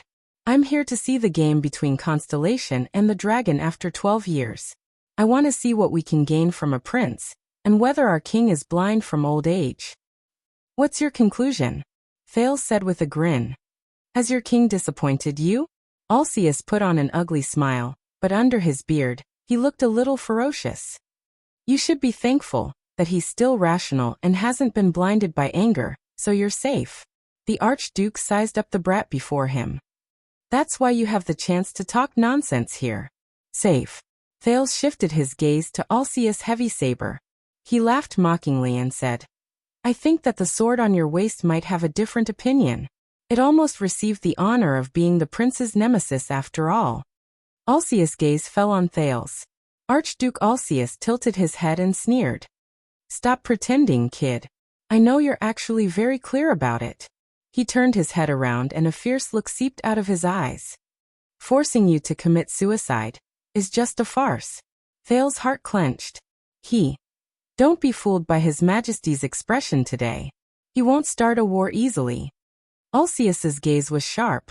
You have your father's oath to protect you. The archdukes won't support him to start a full-scale war. As for his attitude towards you, it's most likely just an act for us to see. The Grand Duke of Prestige Orchid sneered, shook his head, and clicked his tongue. Testing loyalty? Old tricks. As for you and him. Alcius looked at Thales with a subtle expression. He raised his eyebrows and revealed a strange smile. They're actually acting on the same stage. At this moment, Thales' expression finally changed. He knows? He saw through it? Thales was completely stunned. He insists on killing you. And then he wants to see our reaction, right? Archduke Alcius' face was full of disdain. At a time when his own family is about to be destroyed, he's actually scheming. From the moment he entered Dragon Cloud City, King Nuven's domineering aura, the Archduke's incessant chatter, Nicholas and Shile's synergy, and Putre's relaxed attitude of trying his best to make him feel at ease, had more or less bewitched the Prince of Constellation. And the memories of the transmigrative that kept increasing and surging in his mind made Thales feel elated. He always felt that even in this dangerous world where humans ate each other, he should still be the smarter type. It gave him the illusion that the 5 archdukes of Ekstedt were like flat paper dolls that could be folded and kneaded with the slightest bit of force. They were also like lab rats that would react appropriately with a little stimulation. However, it was only now, after the seemingly violent Archduke Alcius exposed his and King Nuven's self-righteous tricks without hiding anything, that Thales suddenly realized that the person standing in front of him was actually a person. A real, living person. Even in the abandoned house, he could not clearly grasp the behavior and psychology of children who were only a few years old. Moreover, The person in front of him was a Northland noble with a long history, a noble status, and a great reputation. He was a powerful person who had ruled for many years, and he was the Archduke of Ekstedt, whose power was comparable to that of a king. He had stood tall in the harsh and cruel cold of Northland for many years. How could such a person be lacking in skill and scheming? Thales lowered his head. Under Alcius' slightly mocking gaze, he clenched his teeth lightly. No, I haven't lost yet. He closed his eyes, took a deep breath, and opened them. You know him very well? This time, the second Prince of Constellation's voice seemed to lose its previous relaxed tone. Instead, there was a hint of solemnity and steadiness. King Nuven. Alcius looked at Thales, who quickly recovered from his shock. His eyes flashed. Yes, I know him. Ever since the first time my father brought me to Dragon Cloud City to meet him. But I also understand the feeling of sitting in this position. The feeling of controlling, maintaining, and protecting a family, a city, a territory, and a group of subjects, the Archduke said faintly. After the tragedy of the Walton family, for the continuation of the family and the future of Dragon Cloud City, Nuven had a lot of things to tidy up, make up for, and make arrangements. Starting a war would only benefit Black Sand region and people like Lampard. The territory, resources, and population neighboring Constellation would benefit his enemies. This was something he absolutely did not want to see. So the person who also did not want to start a war and whose interests were aligned with his is actually you, the little brat of the Empire. Alcius snorted and shook his head. Why does he want to be your enemy? No matter what show you're putting on with him. It's nothing more than that. You're on the same side, the Walton family and the Jadestar family. The Archduke snorted through his nose. His expression was cold. Thales sighed softly.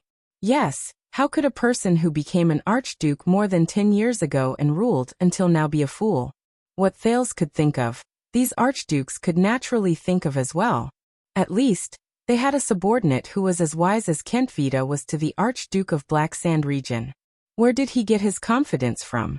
Did he think that by relying on the memories of a so-called transmigrator, which were incomplete for more than 20 years, did not match the era, did not match the civilized society, and had a vastly different status and social class, just like countless transmigrators before him? He relied on his superb interpersonal skills, outstanding memory, and ever-present aura and halo to make these elites from other worlds, who had survived the social competition, which was countless times more intense and cruel than in his previous life, obediently listen to his orders, and manipulate them as he pleased? He was even helpless against Quide Rhoda, who managed the child beggars in the abandoned houses, and his assistant, Enrich, right? Thales lowered his head dejectedly. A person's will and actions are always unpredictable and mysterious existences. Society was composed of millions of unfathomable human hearts. Society is definitely not a precise machine that can operate perfectly with a set of parameters. He had to be like the purest social science researcher, always maintaining the most humble, modest, and cautious attitude in the face of a world that was completely different from the past, instead of being complacently immersed in his lofty self-awareness of progress. After all, he did not have a system, a chip, or a technology tree that could be climbed step by step with the click of a button like Civilization 6. After all, he did not transmigrate into Shuangwen's world. Thales stared at the ground, motionless. This is the end of your gimmick. Chapman Lampard becoming king? Alcius seemed to be very happy to see the confident 7-year-old brat at a loss for words. King Nuven is still rational. Chapman will never gain any benefits by starting a war, and he will never become king. Also, don't forget the grudge between them.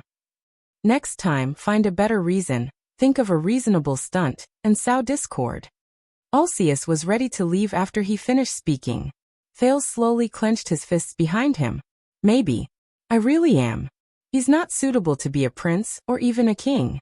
But, under Waya's astonished gaze, Thales chuckled softly. At least, I want to be a survivor. Survive. The next moment, Thales raised his head abruptly and looked at Archduke Alcius, who had not gone far. You are wrong. Alcius stopped walking. It is precisely because King Nuvan is still rational that. Thale's voice came from behind him. Chapman Lampard is destined to become the next king. And I myself am not as safe as you claim. That is why we are having this conversation. The same old stunt again? Alcius sighed. My disgust towards you will only. The second prince did not give him a chance to speak. The key is not my stunt, but whether this is related to your interests. Thale's eyes were firm and steady again. Is it related to the interests of Prestige Orchid region? Listen to me. Then make your own choice. Alcius frowned. What I'm going to say next is only to you. Thales looked behind Alcius. There were two muscular attendants with sharp eyes, and it was obvious that they had extraordinary skills. Archduke Alcius narrowed his eyes as if he was deep in thought. Why? Are you afraid that a child will assassinate you? Thales sneered and said, or do you want to go back earlier and drink a few more glasses of wine with your four good colleagues? As he stared at the foreign prince in front of him, who appeared young but spoke maturely, Archduke Alcius felt a strange sense of absurdity. A few seconds later, the Archduke chuckled and ordered his attendants to walk away. Thales secretly heaved a sigh of relief. At his signal, Waya, the prince's attendant, nodded and left with a solemn expression. The brazier in the corridor burned fiercely. Two figures, one big and one small, faced each other quietly in the dark. Tell me, according to your theory, how does Lampard become king? Alcius did not look at Thales. Nonchalantly, he extended his hands to the brazier and warmed his frozen hands. I was assassinated in front of Broken Dragon Fortress. With a cold expression, Thales went straight to the point. The murderer wanted to frame Lampard. Archduke Alcius pursed his lips and raised his eyebrows. I've heard of it. Unfortunately, he did not succeed. Alcius said disdainfully. Whether it was to kill you or frame Lampard. Thales ignored Alcius' hostility and continued. This made Lampard realize that an enemy was secretly reaching out to him, and that his situation in the country was not good. Lampard is a powerful man. This is nothing to him. Archduke Alcius was expressionless. Because of this, Lampard proposed to form an alliance with me to fight against our enemies together. Thales still did not care about what the Archduke said. Like a robot from his previous life, he stated the truth without any emotion or color. He provided me with all the resources I needed in Dragon Cloud City in exchange for the help of a future king of Constellation. At this moment, the corners of Alcius' lips curled up. He lost his composure and laughed. A promise from a 7-year-old brat who has yet to wear the crown. Lampard would be a fool to form an alliance with you. He only changed his stance at the last minute, because he saw that attacking Constellation was hopeless. The Archduke moved his hand, which was warming the fire, to the back of his hand. And that won't make him king. Of course, Thales said coldly. That's all. Alcius snorted. How are you going to help him become king? Issue an announcement to support him? At this moment, Thales' expression changed. But this is not Lampard's plan. After a dozen or so seconds of indifference, he suddenly raised his voice. I am also not the one who can help him become king. Alcius shifted his gaze from the brazier to Thales. Of course he knows that I am not that valuable. Other than being branded with the symbol of Constellation. I am nothing. Thales sighed. But believe me, I met him once in his military camp. He is not a fool. I know him better than you do. Alcius clenched his fists above the brazier and said coldly, 12 years ago, when he mercilessly nailed his brother to the ground in the duel field, I witnessed it with my own eyes. Thales took a deep breath and nodded. He is only pretending to form an alliance with me. In fact, I guess he has other plans. And he is about to put them into action. Alcius locked his thoughts in a frown and carefully sized up Thales before him. Say it, brat. Alcius also sighed and said impatiently, very well, you have successfully attracted my attention. Thales was stunned. This line. I seem to have heard it somewhere before. Forget it, it's not important. Thales took a deep breath. Nuvan, he heard himself say slowly in his calmest and most careful tone. Chapman Lampard wants to work with King Nuvan. With the Walton family, the the Dragonspear family and Dragoncloud City. A few seconds passed. Ha ha ha ha ha. Alcius burst into impudent laughter. With a nonchalant expression, he turned his head away. Thales only stared at him quietly. Alcius put down his hands that were warming the fire, and clasped them together. His gaze was cold. Is this your guess? I thought you were only good at using gimmicks. I didn't expect you to be good at creating gimmicks as well. I saw it with my own eyes. Lampard was trying to contact Dragoncloud City. Thales replied coldly. Impossible. Alcius stopped smiling and said firmly. Lampard is suspected of murdering Prince Maria. That is a blood feud. King Nuven will not work with him. Why should we avenge our bloodkin? Thales quickly caught up with him and retorted with a cold gaze. For justice to be upheld? No. It is to ensure that our family will no longer be harmed like this. It is to give our enemies the most severe warning. It is for the ultimate continuation and prosperity of our family. Alcius frowned. For this goal, everything can be abandoned. Thales nodded slowly. Including vengeance and honor. King Nuven has not lost his rationality. You said it yourself.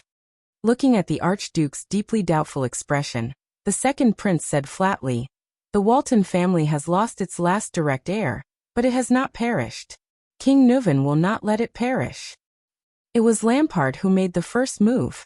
He targeted Dragoncloud City and even killed its only heir. Trust has disappeared. Alcius still shook his head. Even if he wanted to find an ally, it would not be King Nuven. Lampard would not go looking for trouble himself. You just said that you know Lampard better than I do. You know if he has the courage to take the risk to reconcile with his enemies for the sake of benefits. Thales calmly refuted the Archduke's words. Don't forget, a few years ago, Constellation's Duke of the Northern Territory, Valerund, wore a hood and formed an alliance with Lampard, and Arund and Lampard are mortal enemies. Archduke Alcius took a deep breath. Also, you saw that we were acting, didn't you? Thales saw the wavering in the Archduke's eyes, and continued to throw out the bait he had prepared. Why do you think Lampard sent an army to escort me to Dragoncloud City in such a dignified manner? Do you really think that King Nuven ordered his White Blade Guards to depart ahead of schedule and kidnap me to Dragoncloud City out of anger and fury? Alcius was slightly startled. That was indeed an act. Thales' face tensed up and he spoke faster, making his voice sound more urgent and agitated.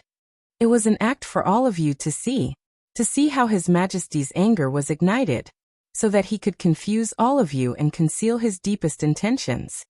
But it was not to stop the war between Constellation and the Dragon, nor to stop Black Sand Region or the Southern Archdukes from benefiting from the war. It was for the alliance between Dragoncloud City and Black Sand Region. Archduke Alcius closed his mouth and exhaled deeply, as if he was thinking. During those few days, God knows what exactly Nicholas of Dragoncloud City and Kent Vita of Black Sand Region talked about in the tent. Thales sighed and said, we only saw them drawing their swords outside the tent. But I can roughly guess. Thales heard that his tone had become calm again. He also saw Alcius' gaze gradually become deeper. The Walton family is destined to decline. The second prince sighed faintly. After King Nuven's passing, the Walton family might even face a calamity after the next king's selection. So he must place his bet on a powerful archduke, a future king, even if this person is suspected of murdering his son. Alcius turned around and looked at the moonlight outside the window. Thales slowly shut his mouth. He was waiting for Alcius' response. This is the Archduke's own battle.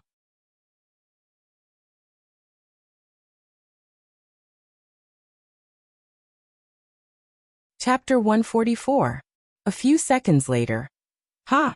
You underestimate the character of Northlanders, citizen of the Empire. Archduke Alcius shook his head and sneered. You don't even know Nuven. When he was young. But Thales could hear the emotion in his words. It was no longer as certain as before. Instead, it was the kind of self-persuasion a wife would give when she first learned that her husband was having an affair. No, he's always been loyal. Are you that confident in your king's character? The second prince raised his head, his eyes burning. Stop trying to sow discord. You don't know Nuven. Alcius turned his head, his tone seemingly filled with resentment. Our relationship is closer than you think. I heard that he might have been a good king when he was young, forthright and just, even willing to sacrifice his life to protect a nameless pawn, Thales said softly, unconcerned. He is a Northlander, but before that, King Nuven was first and foremost a man. He will grow old. Archduke Alcius fixed his gaze on him. This was told to me by one of Nuven's most trusted men. I met him in his tavern, the prince said with a smile. The famous former commander of the White Blade Guards, Caslin Lampard. I believe you know him better than I do, and I believe he knows your king better than you do. Old people always want to make arrangements for their deaths. By the way, this is what the Duke of the Northern Territory of Constellation said.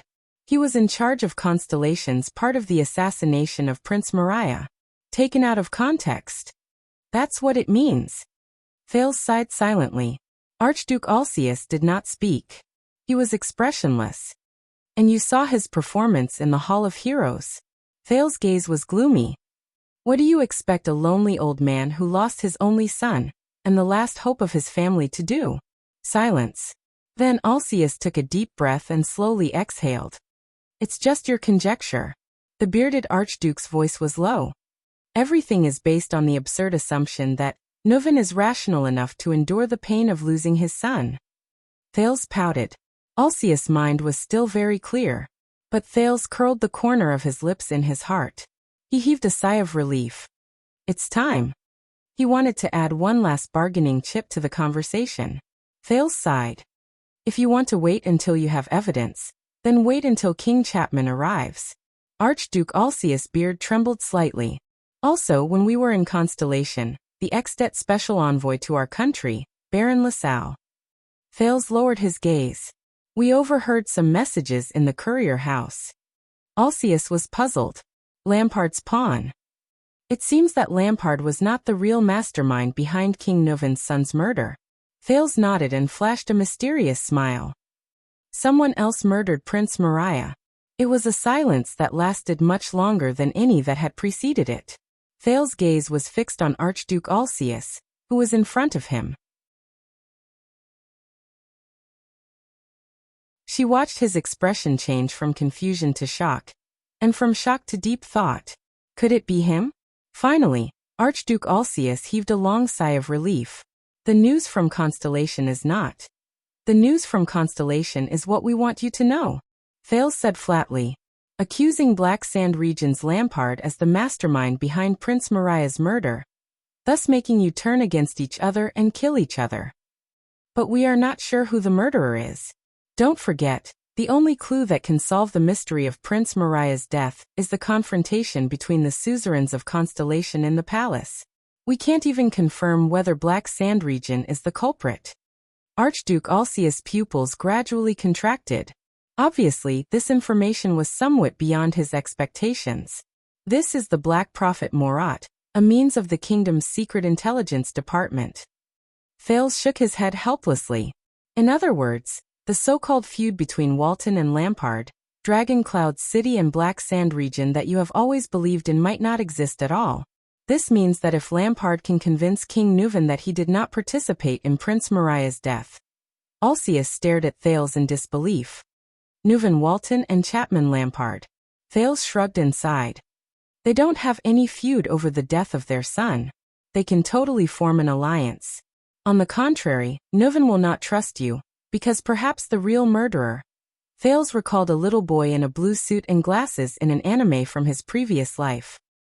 He pretended to touch the bridge of his nose, then narrowed his eyes and pointed at Alcius decisively. He's among you. The murderer also did something else. Before Thales finished speaking, he narrowed his eyes and threw out another piece of information. And this was what King Nuven told me. Archduke Alcius' pupils slowly narrowed. He is also the one who framed Lampard under Broken Dragon Fortress, and used the Mystic Gun unit to try and kill me. Archduke Alcius' breathing became heavier. Thales did not miss any of his expressions. A few seconds later, the Archduke of Prestige Orchid lowered his head and chuckled. Alcius' gaze was sharp. If all this is true, then they might have formed an alliance. But these are all empty words from you. There is no evidence. Marquis Shiles. Thales expected Alcius' reaction. He was not flustered. The city envoy from Camus Union talked to me quite well along the way. From his channels, I found out that on the night Nicholas arrived at Lampard's military camp to welcome me, he released 3 messenger ravens in the middle of the night. There is no harm in confirming with him. Breeding and selling messenger ravens is also one of the businesses that Good Flow City represents.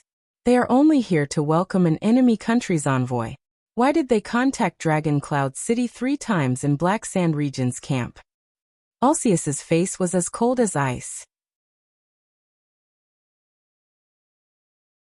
Thales nodded at him.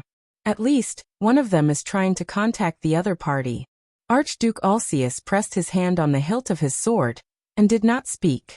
After a moment of silence, the Archduke said calmly, "If Neuven wants to find an ally who can successfully choose his king for the sake of the Walton family's future survival, then be it me or Rockney from the City of Faraway Prayers, we are both better choices than Black Sand Region. Besides, even if they secretly form an alliance, what can they do? Extet isn't Constellation. We choose our own king.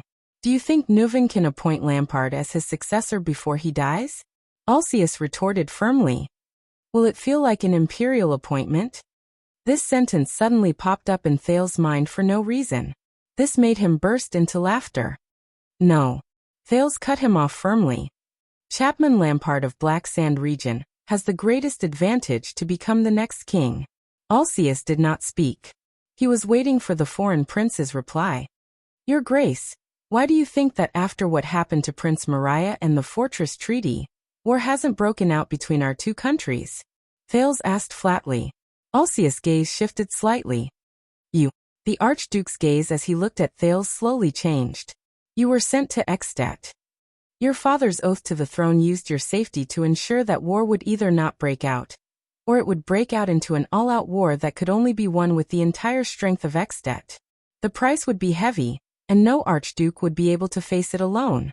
And in order to contain Black Sand Region, King Neuven had to stand on the same side as the Jade Stars to prevent war." Alcius' expression became more and more unpleasant. Thales finally smiled. "Yes, these 2 factors are the main reasons to prevent war from breaking out on Extet's side. Once they all disappear, once King Neuven is no longer afraid of the price of an all-out war, and no longer hesitates to mobilize all the archdukes in the country in the name of the common elected king, eliminating every archduke's worry of facing the enemy alone. Once King Neuven no longer has the need to contain Black Sand Region's expansion, and even needs to help them expand to ensure that they obtain a bargaining chip in the king's selection, Lampard of Black Sand Region will undoubtedly be the biggest beneficiary of war. He is close to the northern territory of Constellation, and has Neuven's open and covert support." Alcius raised his head and stared at the ceiling. Thales could not see his expression clearly. "Now you know why King Neuven came to you to discuss the matter of soldiers, and to test your attitude towards killing me?" Thales lowered his eyebrows. The noise of the banquet continued to ring in his ears. Archduke Alcius lowered his head. The second prince chuckled softly. Thales quirked his eyebrows and spread his hands. "I wonder if you are ready to address King Chapman as a respectful title." "So." Rabian Alcius stared straight at Thales. But this time, the disgust and hatred in his eyes faded away, and he became exceptionally serious. "You came to me, even if their alliance is only based on your suspicions." Thales nodded painfully and sighed heavily. Yes, perhaps Lampard is still trying to contact King Neuven. He exercised his neck and rubbed his hands in frustration. Perhaps they have not come together yet. Even if they have really formed an alliance, you still have room for reconciliation. Neuven suspects that you are the murderers of Mariah, and Lampard may become king. These are your losses, Archduke Alcius. But these consequences will not appear so soon, so you do not have to worry. But I am different. Thales raised his head and looked at Alcius solemnly. Once things change as I imagine them to be, Dragon Cloud City and Black Sand Region will kidnap all of Extet and start a war. The second prince said in a nonchalant but slightly anxious tone. Then I, who is still on a diplomatic mission in Extet, will be the first to suffer. I will face the judgment of fate earlier than any of you. This is why I came to you. For my life. Thales stared at Archduke Alcaeus, whose face was stiff. He gritted his teeth and said, "And for your future." Both of them fell into silence again. The noise and the crackling of the braziers traveled into their ears. "Why did you come to me?" Alcaeus asked in a hoarse voice. "And not the others? Rachni? Pofrit? Perhaps they are more reliable?" Thales stared at him and nodded slightly. "Only your Entrentita's territories are bordered by Constellation, and close to Black Sand region. You cannot turn a blind eye to Black Sand region's rise and Constellation's affairs. As for Trentida, I don't believe in his treachery," the Prince of Constellation said softly. "Among all the archdukes, you, Rabian Alcaeus of Prestige Orchid region, are the most likely to stand with me." Alcaeus took a deep breath and looked out the window. The next moment, since we've said this much, Archduke Alcaeus turned to him abruptly. His gaze was sharp. "What else do you plan to do? Say it all at once." Thales snapped his fingers in his heart. He smiled on the surface. "We are still in King Nuven's palace. There are not many opportunities for us to meet and communicate. After you have confirmed the details I have told you, if you think that my words are reasonable and that there is a need to take some precautions," Thales said faintly, "I have bribed Marquis Shiles with a promise. He will provide me with information, and tonight's banquet will last until tomorrow morning or even noon." Archduke Alcaeus nodded. "At 4 o'clock in the morning, the gates of the palace and Dragon Cloud City will open. At that time, the first wave of guests will leave. The guards will be as tired as they are. You will avoid their eyes and ears and leave the banquet hall," Thales said cautiously. "Come to the meeting hall and find me. I will leave midway and find an excuse to rest there. Over there, we will finalize a plan. A plan that will not only save my life, but also make Nuven and Lampard's alliance go bankrupt." Alcaeus stared at him steadily. "I will consider it." The bearded archduke's expression was complicated. "But you know, it's just a consideration." "Of course." Thales raised his eyebrows. "It's up to you whether you want to come or not." The archduke fell silent. Just as Thales was feeling uneasy, Alcaeus suddenly chuckled. "Brat, perhaps you really are a rare intelligent person." The archduke shook his head. "But I still don't like you." "It's okay." Thales reacted quickly and said with a smile, "After all, we Jadestar and Alcaeus are mortal enemies." Alcaeus glanced at him one last time. His gaze was complicated and subtle. The archduke turned and left. Waya came in front of Thales. Thales watched Alcaeus' back disappear around the corner, and exhaled abruptly. His entire body relaxed and his entire body went limp. Waya gently held him up. "Your Highness," the attendant said softly, "how was it?" "He saw through my relationship with Nuven from the beginning." Thales felt his body drenched in cold sweat and said with lingering fear, "Fortunately, I adapted to the situation." He raised his head and looked at Waya. "What did Ralph say?" Waya hesitated and made a few gestures that he himself did not understand. "Very good. In that case, Marquis Shiles has stalled the third archduke." Thales wiped the sweat from the back of his head and shook his head. "Give him this and this gesture. Let Potre pass the note. The next target is about to begin. Hopefully, Shiles' acting skills are good enough to not arouse Alcaeus' suspicion." A few minutes later, Thales straightened himself and stood in another corridor. He recalled the next person's personality. Then he made up his mind. Footsteps came from behind him. The next moment, Thales took a deep breath and turned around. Accompanied by Waya, he flashed the brightest smile at the person who was walking towards him from afar. "Your Honorable Highness. You know, who will be the next common elected king of Extet?" The next second, the Archduke of Reformation Tower, Porphyus Trentida, who had a bowl cut on his face, stood in front of Thales with a frown on his face. 3:50 in the morning. Heroic Spirit Palace, the meeting hall. Thales sat at the long table where King Nuven sat in the same hall as yesterday. Looking at the empty stone hall, he felt a little creeped out. There was only one thing that could overshadow his fear of darkness and loneliness. That was apprehension and panic towards the unknown. Only the few braziers behind him continued to crackle and burn on their own. He placed his hands on the long table and sighed. Who will come? His conversation with the 5 archdukes finally ended in trepidation. Alcius of Prestige Orchid region was the first. It made him especially nervous and took a long time. He almost failed due to his relationship with Nuven being exposed. Trentida of Reformation Tower seemed cunning and suspicious, but their conversation was much faster than the former's. Trentida quickly understood what Thales meant, and his gaze revealed deep suspicion.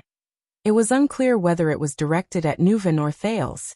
These 2 southern archdukes were not the most difficult. Archduke Lekko of Defense City in the north was the third person. However, this old baldy was the most difficult to deal with. His seemingly senile and muddle-headed eyes occasionally flashed with a hint of shrewdness, but he scoffed at Thales' words until the very end. Thales put on a smile and spent a total of 20 minutes to complete their conversation. The conversation with Archduke Rockney of the city of Faraway Prayers in the west was the fastest to end. The long-haired archduke was taciturn. He nodded and shook his head more than he breathed, causing Thales to doubt the effectiveness of the conversation.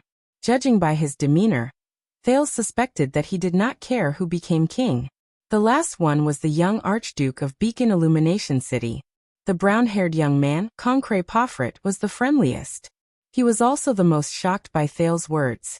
Even when he left, he still looked dazed and in disbelief. Thales had to comfort him. It hasn't happened yet. It's just that. Thales squeezed the pocket watch that Putre had handed to him. The cold metallic touch made his heart tighten. Who could it be? Who could it be? Who is the mastermind who hired the disaster swords to murder Mariah and then assassinate me? Or no one appears at all? If I really can't find the murderer? Thales laughed bitterly. I hope King Nuven dies tonight. At this moment, thud, thud, footsteps came from outside the stone hall. Thales was shocked. He sat up straight. It was a series of heavy and rhythmic footsteps. Step by step, the person walked over on the stone bricks. As the footsteps slowly approached, a figure was projected into the stone hall. The person seemed to be especially tall. The person finally walked into the meeting hall. Under the light from the brazier, Thales saw the person's shoulder-length hair and his unusually serious expression. There was a picture of an ancient book embroidered on his robe. The second prince was stunned. This was the person he had least expected. The brazier was still burning fiercely. The man stopped in front of him. I'm here, he said faintly. Thales jumped down from his chair and frowned. He still remembered that this serious man had refused King Nuven's order to kill the Prince of Constellation in a duel in this stone hall. The reason was that it would simply tarnish my honor. And now he was standing in front of him. Hello. The second Prince of Constellation paused for a moment. He looked at the tall, slender man and sighed in disappointment. The Archduke of the City of Faraway Prayers of Ekstedt.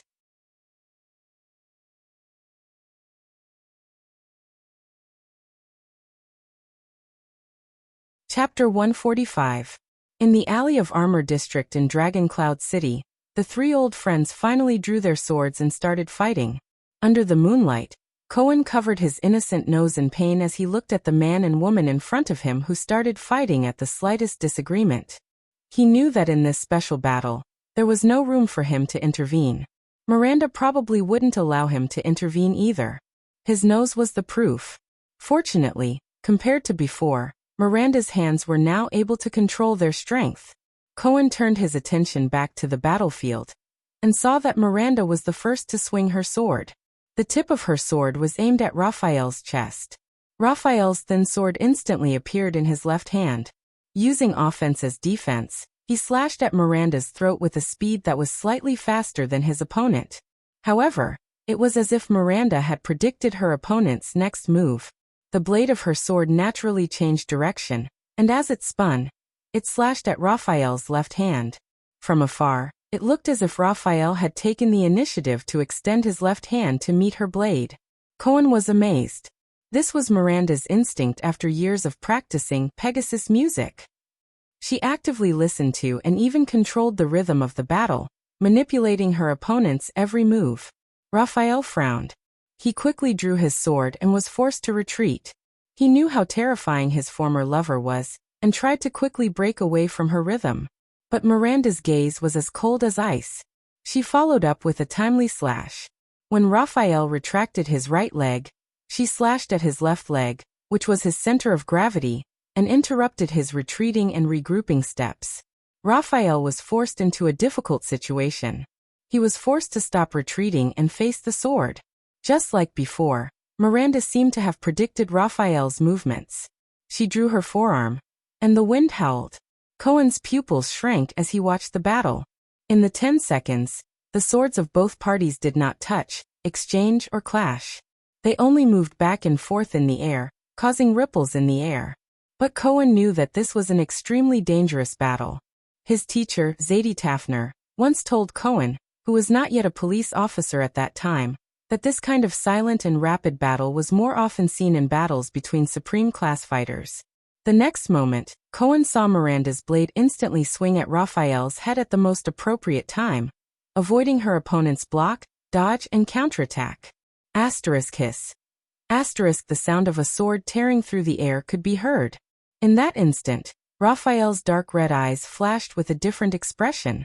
His left arm trembled visibly. Then, the thin sword danced in the moonlight, leaving an afterimage. Ding! The blades of the two finally clashed for the first time, and the air vibrated with a sharp sound that tortured the ears.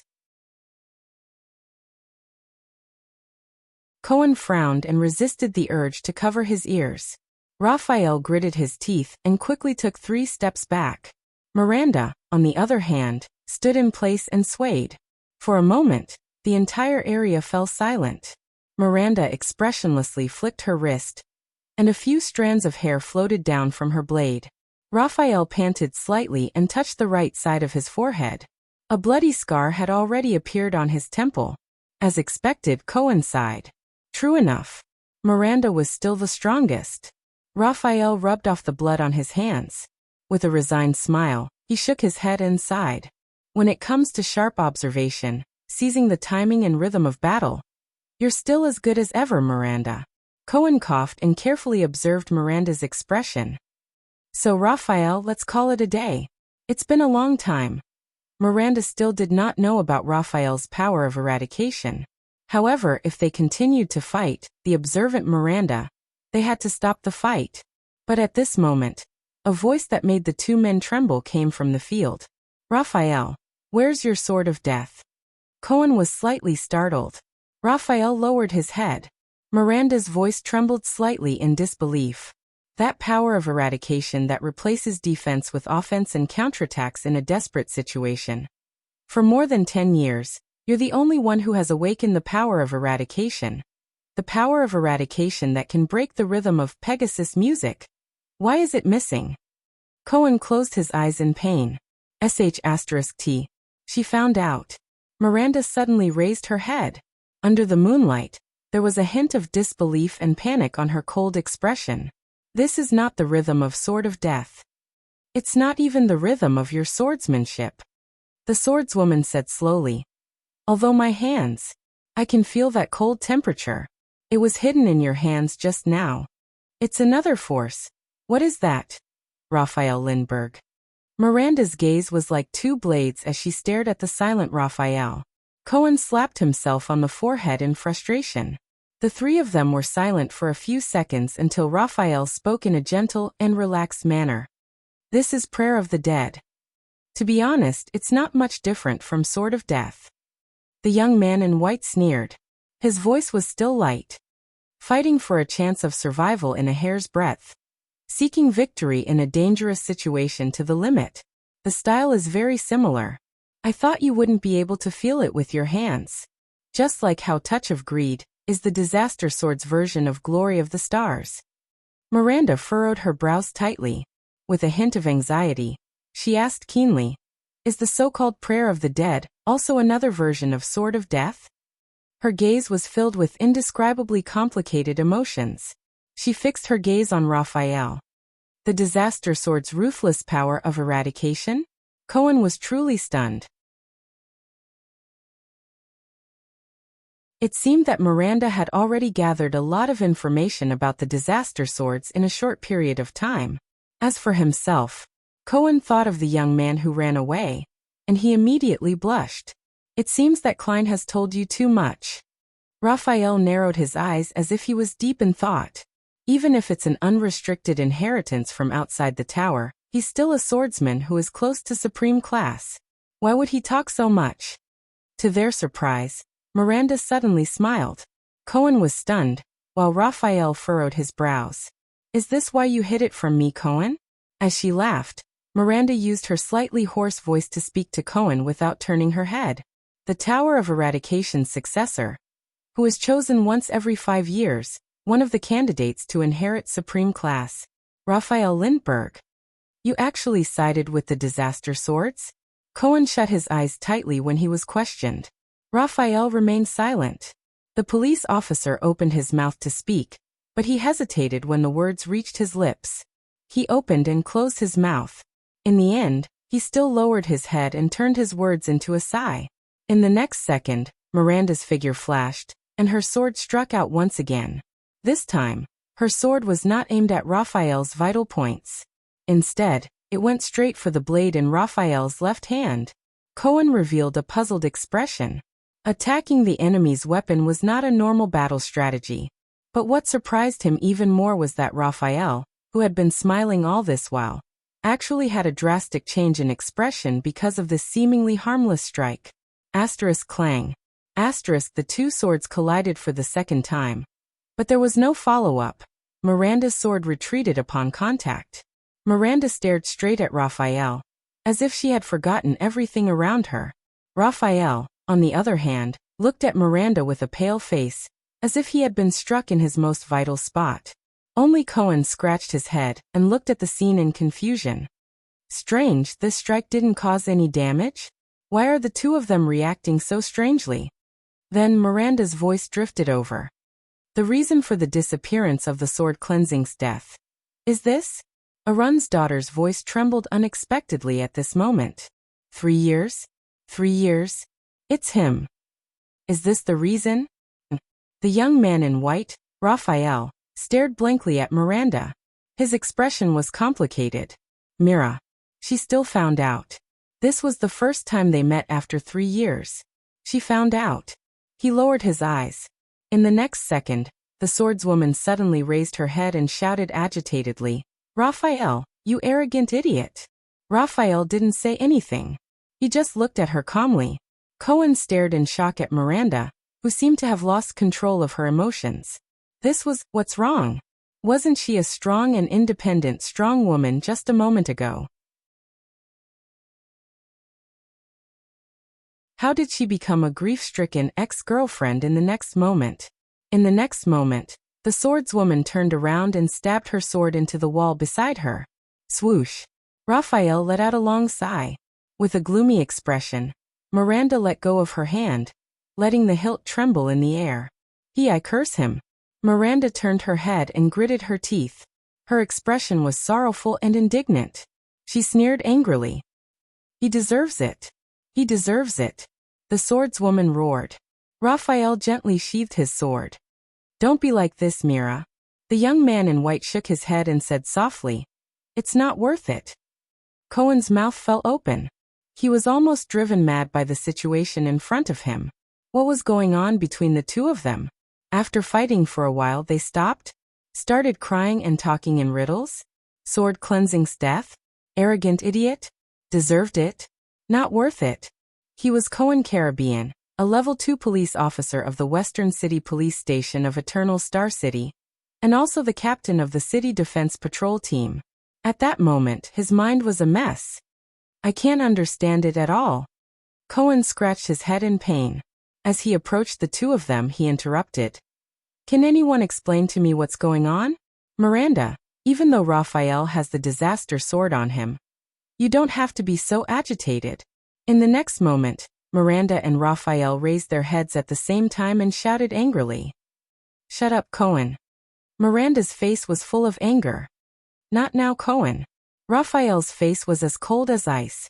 Cohen, who was interrupted by the two of them at the same time, stopped in midair with his mouth half open. He stared at them innocently and at a loss. He raised his hands, smiled apologetically, and took a step back while nodding and bowing. All right, you guys talk. The police officer, who was completely unaware of the situation, silently criticized in his heart. People like me who aren't smart enough shouldn't participate. Damn couples. After Cohen's interruption, the three of them were silent for a while. Two of them were immersed in complicated and subtle emotions, while the third sighed in boredom. So, Miranda adjusted her emotions, lowered her head and sneered. The sword cleansing's death can't come back, right? Just like you? Raphael understood what she meant. He sighed softly, and his gaze was complicated. The sword cleansing's death originated from the chaotic period of war during the era of multiple kings. The young man in white shook his head in a sentimental manner. A brave and loyal great knight was betrayed by the king he served, and his reputation was ruined. The great knight's son escaped from the siege. He washed the blood on his father's sword by the river and vowed to take revenge, Raphael said faintly. Many years later he joined the enemy kingdom and became a knight. After many years of cruel battles where blood flowed like rivers and corpses were strewn everywhere, the new knight finally led the new king's army into the tyrant's castle and killed the enemy with his own hands. But this did not bring him satisfaction. The path of vengeance burned with only emptiness and sorrow. When he saw the fear and hatred in the eyes of a princess left behind by his enemy, the knight's heart softened, and he suddenly came to a realization. Raphael lowered his head with a gloomy look in his eyes and continued in a low voice. What's the point of this? Old vengeance was avenged, new hatred was born. The grudges between the kings were endless. Death and hatred were intertwined, and the tragedy never disappeared. The emptiness was bottomless. Miranda listened to Raphael's story quietly, while Cohen scratched his head in pain. He had had enough of these too. So, the knight carried the princess out of the castle that was covered in blood, corpses, hatred, and madness. The knight stood under the sun and wiped away the princess' tears of fear. There, the knight swore that he would end this chaotic world that bred hatred and death. From then on, his extraordinary power was called the sword cleansing's death. Raphael's story ended. Miranda stood where she was in silence. Ha! Cohen laughed dryly, wanting to push the progress of the mission. It sounds like a third-rate knight's novel. A tragic life, a noble birth, a powerful enemy, slowly becoming stronger, his legs turning to jelly at the sight of a woman, and then he swore to dominate this chaotic world. Shut up, Cohen. This time, a man and a woman interrupted Cohen. Surprisingly, both of them were of the same caliber and speed. Feeling wronged, Cohen shut up again. Look, Raphael turned to Miranda and said with an obscure smile. Compared to a greater goal, these things are not worth caring about. Do you understand? Miranda looked at Raphael, her eyes full of hatred and sorrow. So, the Secret Intelligence Department? Raphael twitched the corner of his mouth and nodded. The two stared at each other in silence. It seemed that only the other could understand each other. Until Miranda looked away with a pained expression. I wasn't joking just now. This concerns the future of the two kingdoms. Dragon Cloud City will not be peaceful tonight. Raphael straightened his clothes and raised his head to look at Heroic Spirit Palace in the distance under the moonlight. He put on a smile again.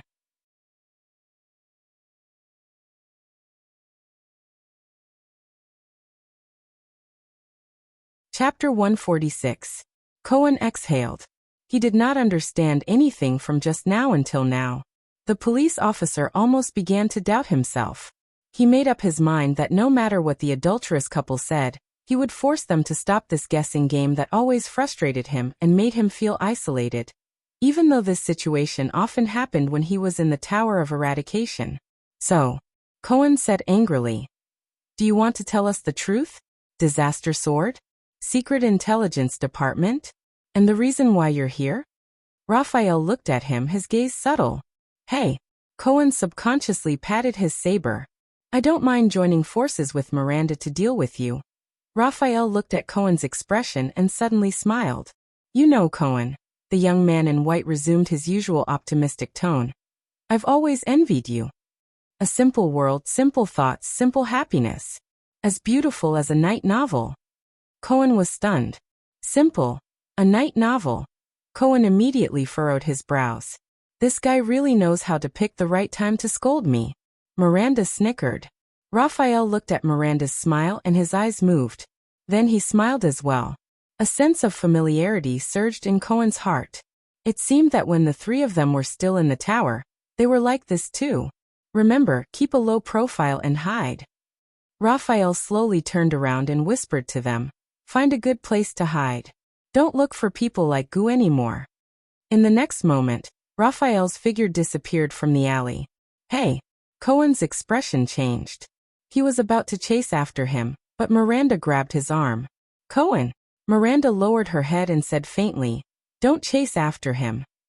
Cohen looked at Miranda in disbelief. You let him go just like that. The police officer raised his hand in the air indignantly. It's the first time we've met in 3 years. Aren't you going to ask anything? Including about the disaster sword?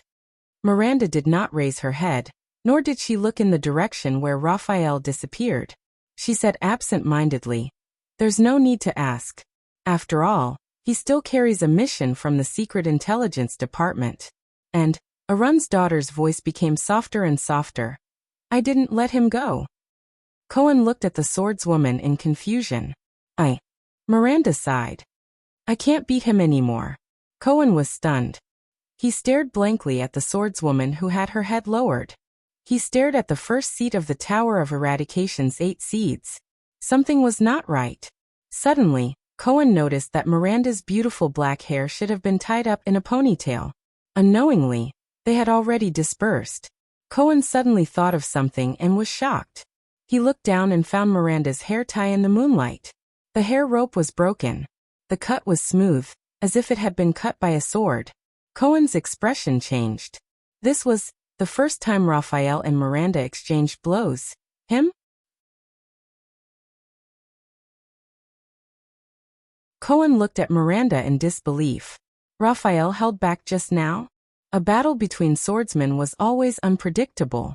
It might be easy to kill a swordsman, but to show mercy to a swordsman, it meant that the swordsman must have superior swordsmanship and control over the situation.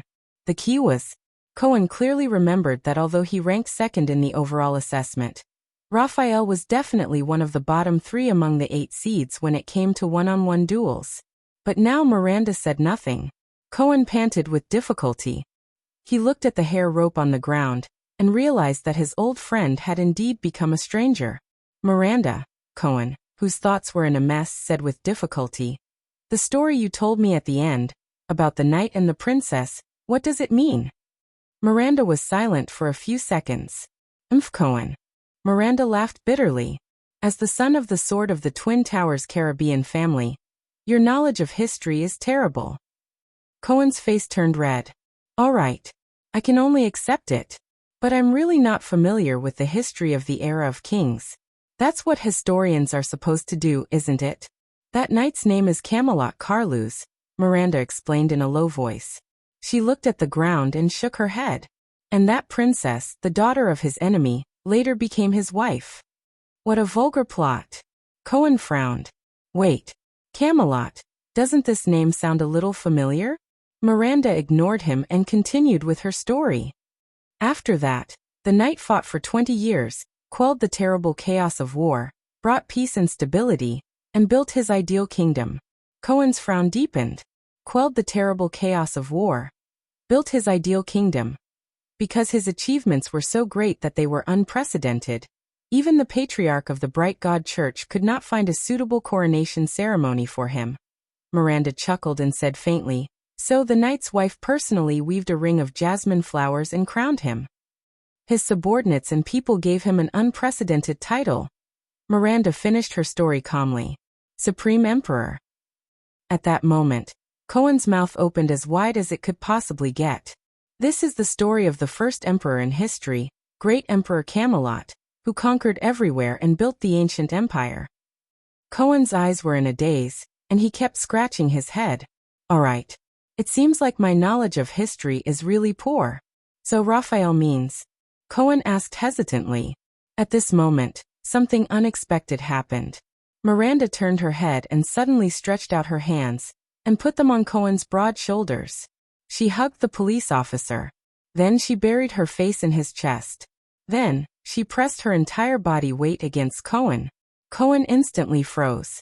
1 second. 2 seconds. 3 seconds passed. Cohen stared at Miranda in his arms in a daze.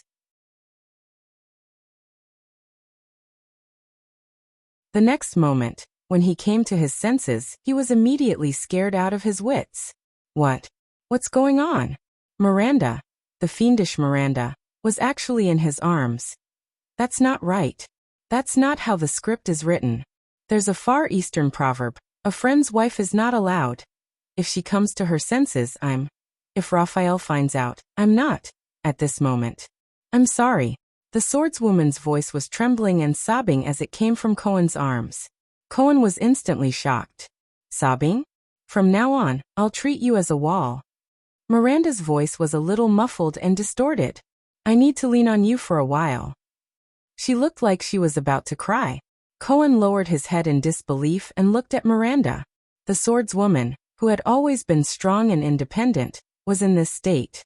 It was even more shocking to Cohen than if she threw herself into his arms and confessed her love to him. Cohen also noticed that Miranda's hands on his shoulders were trembling slightly as she leaned her face against his chest. Well, Miranda. Cohen, who was at a loss, could only awkwardly pat Miranda's back. It's okay. You're the first seat of the Tower of Eradication. The future Duchess of the Northern Territory, Lady Miranda Arund. No matter what happens, you can. Wait. Cohen was stunned. He remembered Miranda's sharp observation skills. Could it be Miranda? Cohen was stunned. Did you discover something in the battle just now? That is why. Your conversation with Raphael started to become strange after the battle. Miranda shuddered again in his arms. Cohen confirmed his suspicions. It's Raphael, isn't it? You hit his sword, and then discovered something. Recalling Raphael's appearance, Cohen gritted his teeth and asked, Raphael, what happened to him? Miranda shivered again. Cohen looked at Miranda and felt an indescribable sadness in his heart. I can't tell you, but it's terrible. As Miranda spoke in a hoarse voice, the swordswoman's head in Cohen's arms trembled slightly again. Raphael, something terrible happened. Terrible. Very terrible. Heroic Spirit Palace, Hall of Heroes. Tell me. In the firelight, the long-haired Archduke Kulgan Rockne frowned and looked at Thales, who had a strange expression on his face.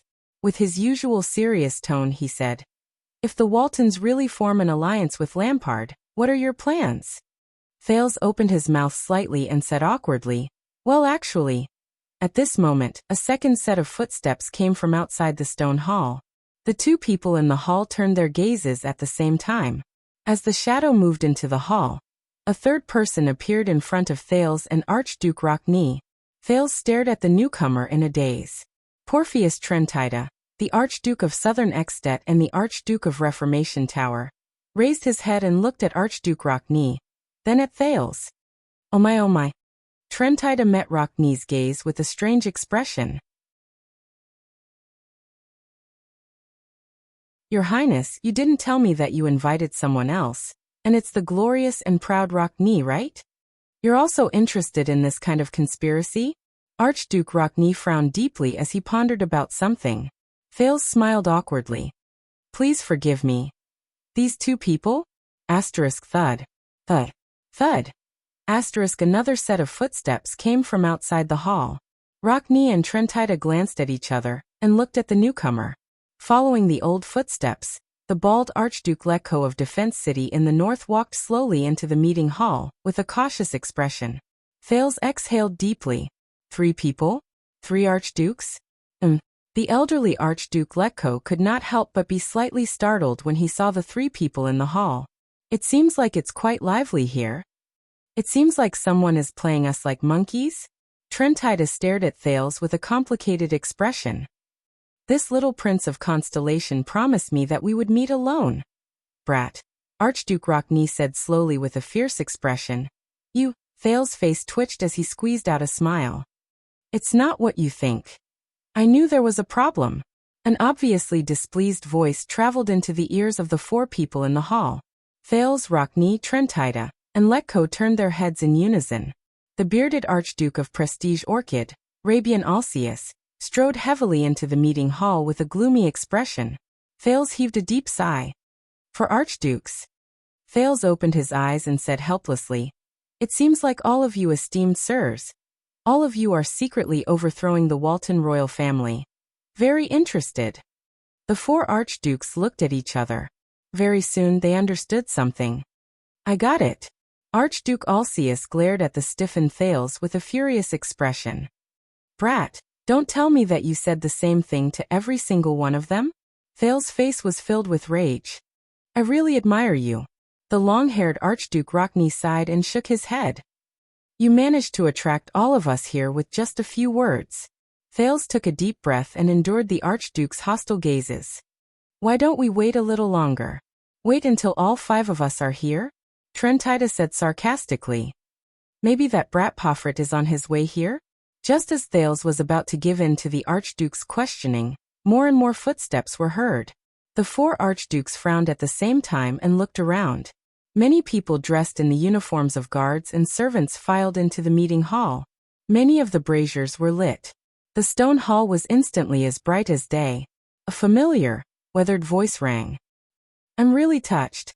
The old voice caused the four archdukes' expressions to change at the same time. The fierce and decisive Rabian Alcius. The cunning and cunning Porpheus Trentida. The unsmiling Kulgan Rockney. And the seemingly honest Rogers Letko. With just a little provocation, all four archdukes are suspecting and plotting against your king. I'm not dead yet, and you're already so anxious to target the throne of Ekstedt? Flanked by 2 rows of white blade guards and Nicholas, Nuvan Walton VII stepped into his meeting hall with a dignified expression. The common elected king of Ekstedt came to the high seat at the long table below the Soul Slayer pike. He raised his head and cast his gaze at the four archdukes.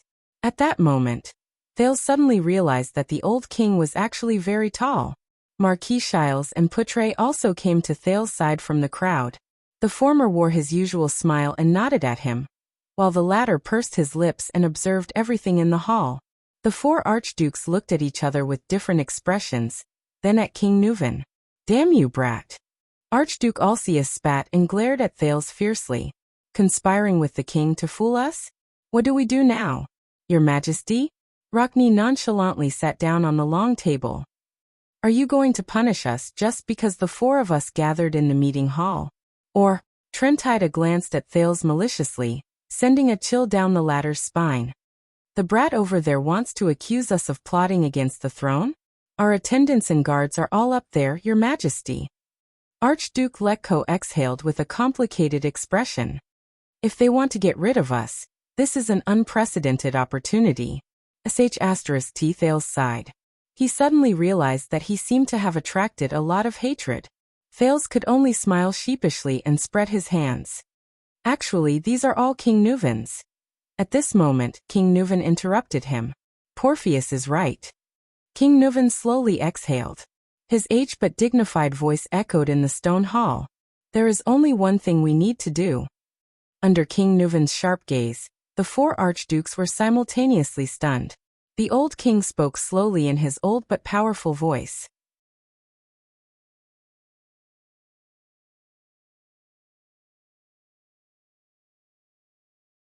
Chapter 147. This was the first time Thales saw King Nuvan with a dark golden crown on his head. Dressed in a golden-red outfit that was both solemn and imposing, he walked down the stairs with his ministers surrounding him. He walked towards the long table in the middle of the meeting hall, and sat on the common elected king's seat of honor. In Thales' eyes, the nearly 70-year-old old man was no longer as gloomy and obscure as he was when he first met him.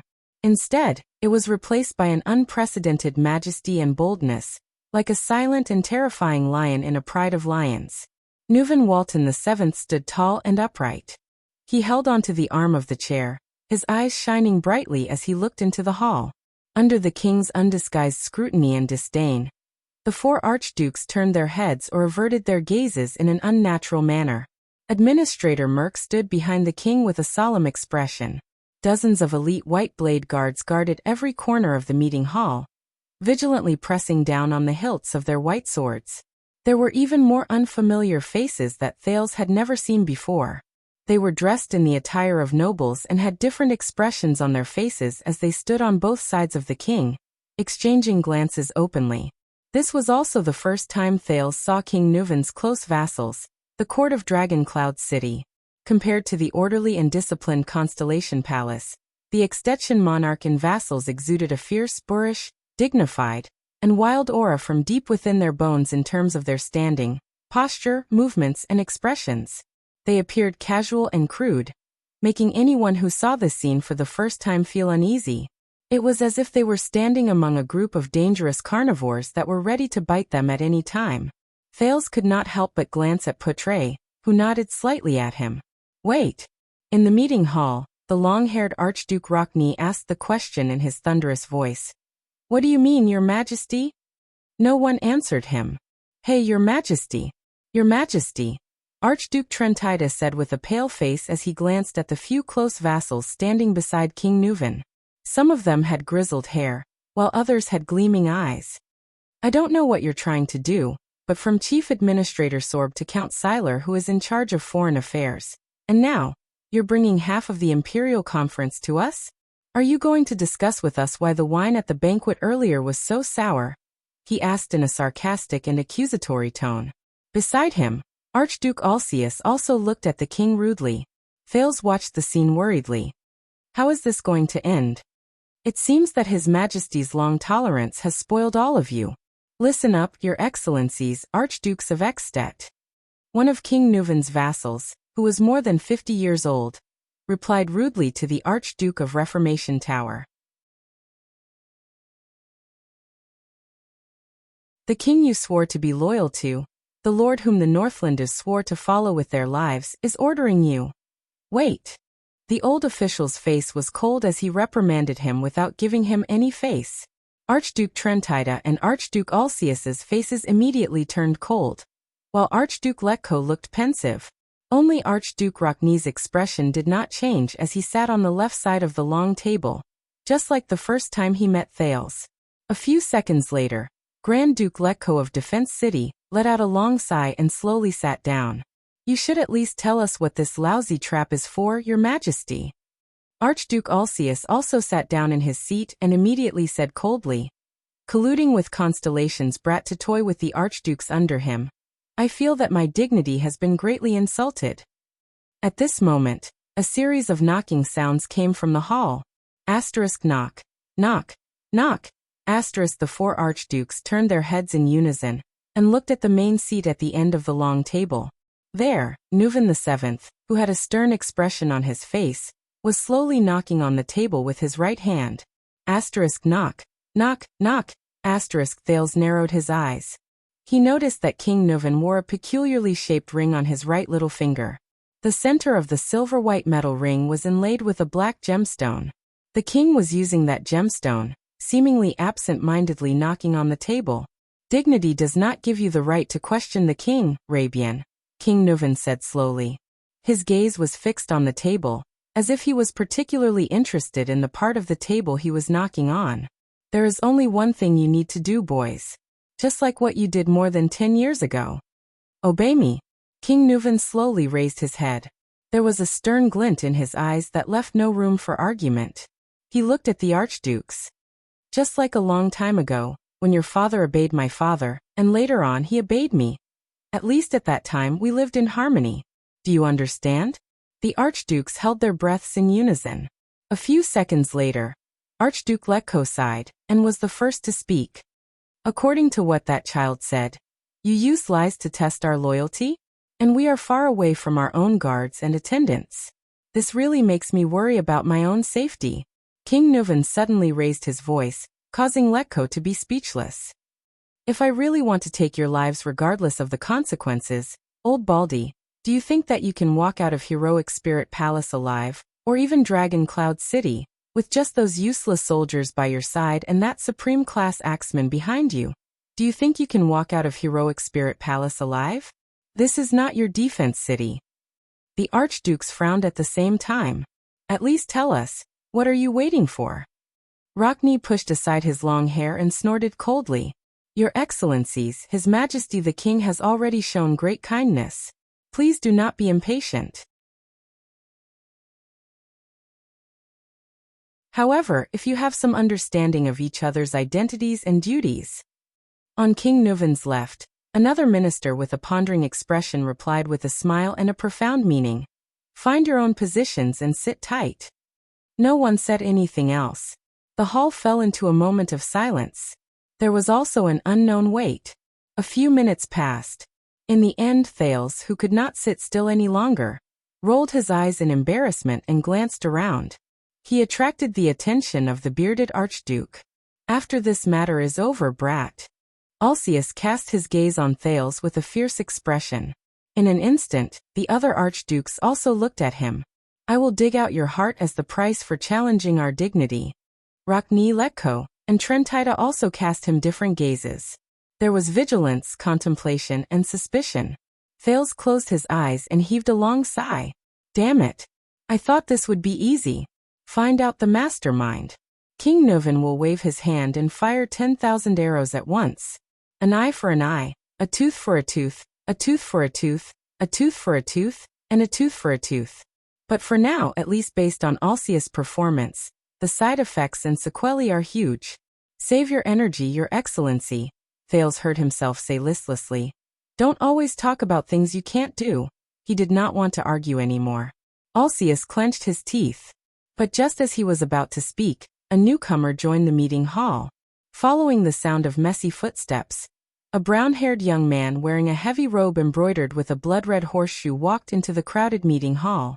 The Archduke of Beacon Illumination City, the young Concret Pofret, stood in front of the crowd, accompanied by his entourage. Thales took a deep breath and let out a heavy sigh. Finally. Very good. Seeing Pofret's arrival, Archduke Trentida's eyes brightened. He looked around at the people in the hall and smiled brightly. Only Archduke Rockne furrowed his brows tightly, while Archduke Letko revealed a surprised expression.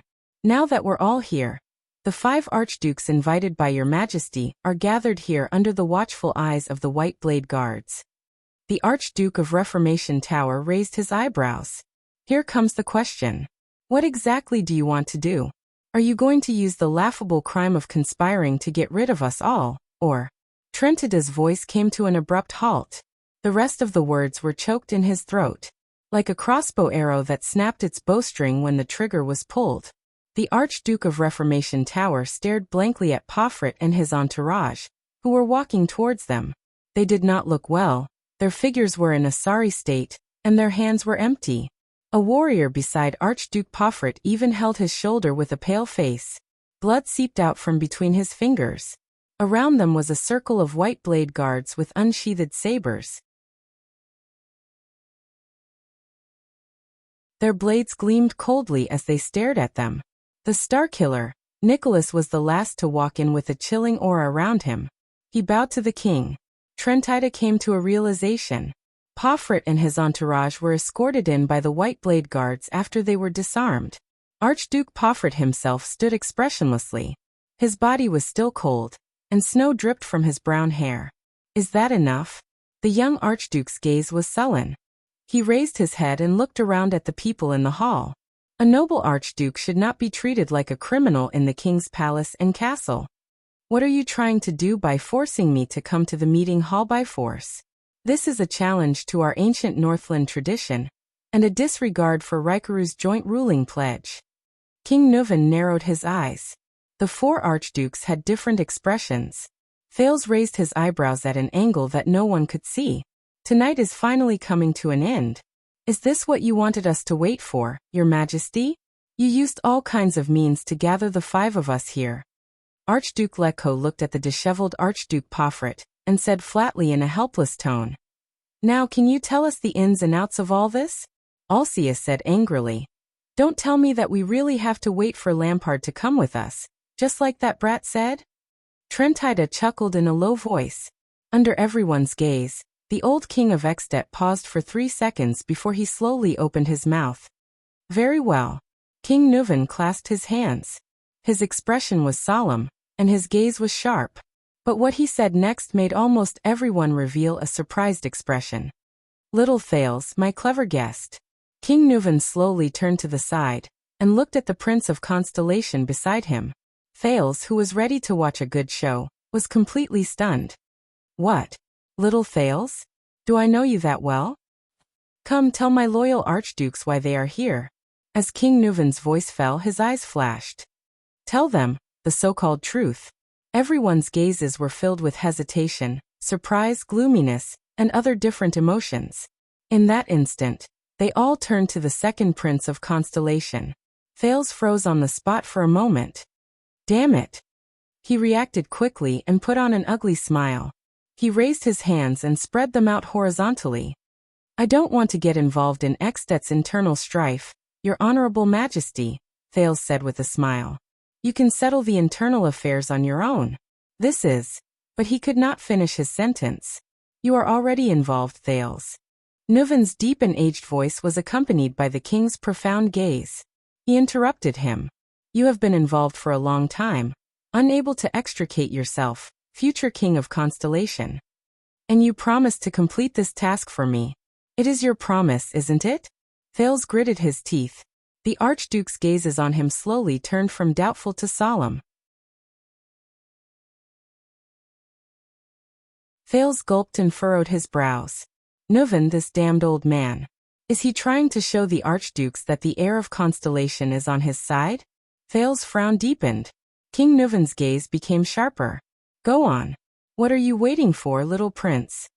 Alcius continued to glare at him fiercely. After you tricked us all with your ridiculous words. To be honest, I thought Lampard would come with us. Thales ignored him.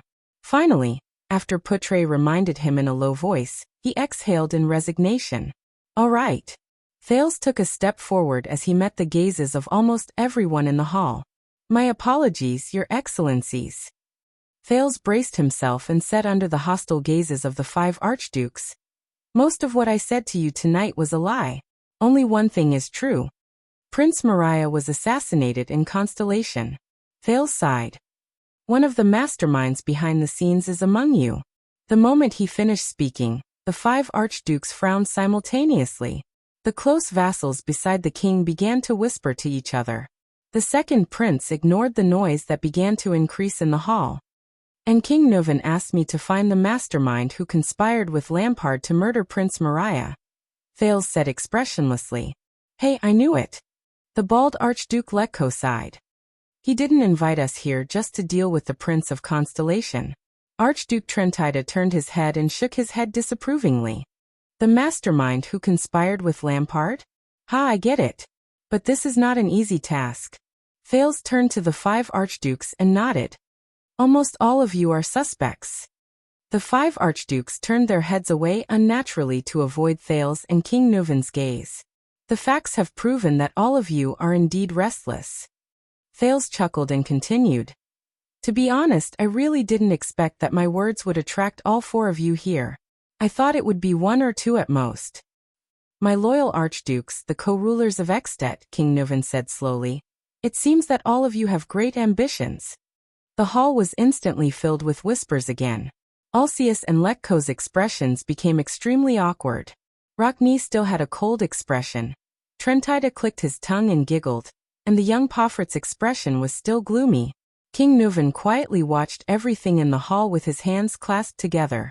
So, it's almost impossible to find the mastermind from you lot by following the rules. Thales sighed. I can only find another way out. I give up on starting from the suspects, and start from the truth of the matter, from how the murderer would react after knowing the truth. Thales nodded at Putre and smiled. Since we can't retreat, why not go forward with all our might? I see. Archduke Rockney of the city of Faraway Prayers said sternly. Everything you said was false. There was no secret meeting between Dragon Cloud City and Black Sand region. Nor was there any collaboration between the Waltons and Lampard. Was there? Thales shook his head. Of course not, I made it all up. His Majesty will not form an alliance with an enemy who killed his bloodkin. At the long table, King Nuvan's gaze flickered strangely. I understand.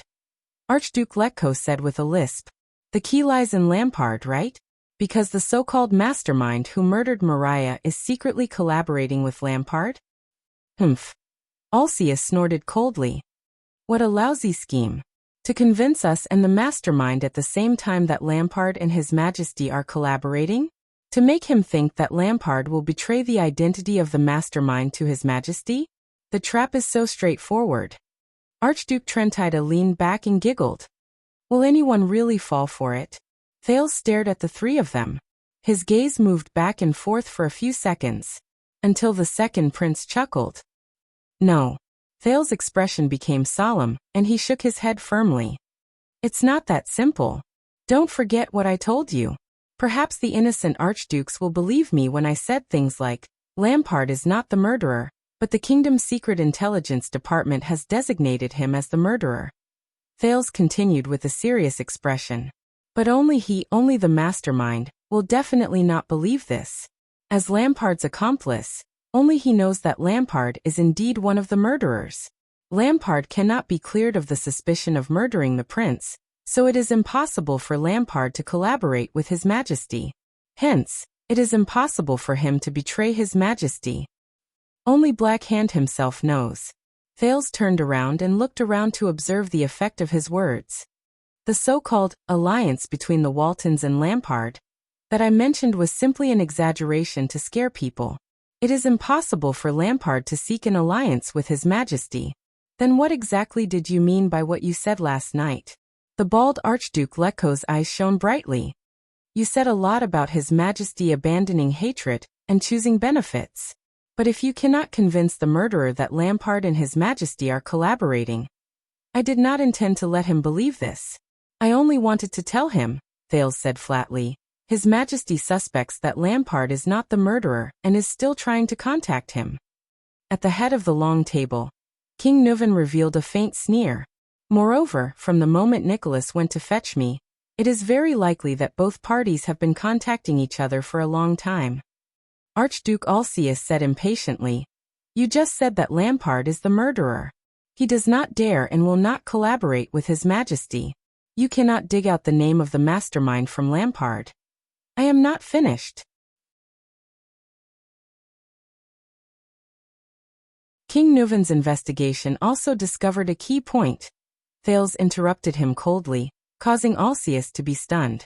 The mastermind also did something else. He also participated in the murder of me and the Prince of Constellation. The whispers in the meeting hall instantly stopped. During the game between him and Lampard at Broken Dragon Fortress, he bribed a group called Disaster Sword and used Lampard's Mystic Gun unit to assassinate me.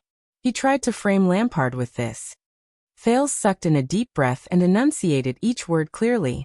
This is what I want him to know. I want the mastermind to know that King Nuvan already knows that the mastermind who murdered Prince Maria is also the person who framed Lampard.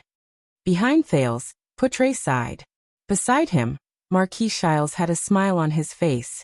So, at the end of the day, I only wanted to tell you two things after talking so much nonsense to all of you tonight. Thales shrugged.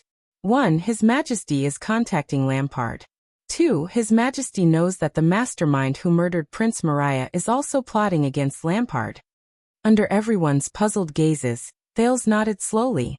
In that case, whether His Majesty can reach an agreement with Lampard is no longer important. The important thing is, when His Majesty contacts Lampard, in order to confirm the truth behind Maria's murder, will he inform Lampard of this matter? The archdukes were instantly shocked.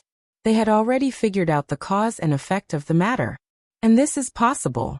After all, according to what I said, King Nuvan has already contacted Black Sand region through Nicholas a few days ago. The mastermind not only murdered His Majesty's son, but also betrayed Lampard. In the face of such a possibility, he will definitely feel uneasy. Will His Majesty, in order to gain Lampard's trust, tell him that the person who framed Lampard is also the person who murdered Maria? And Lampard happens to be the person who knows the truth behind Prince Mariah's murder, and the identity of the mastermind.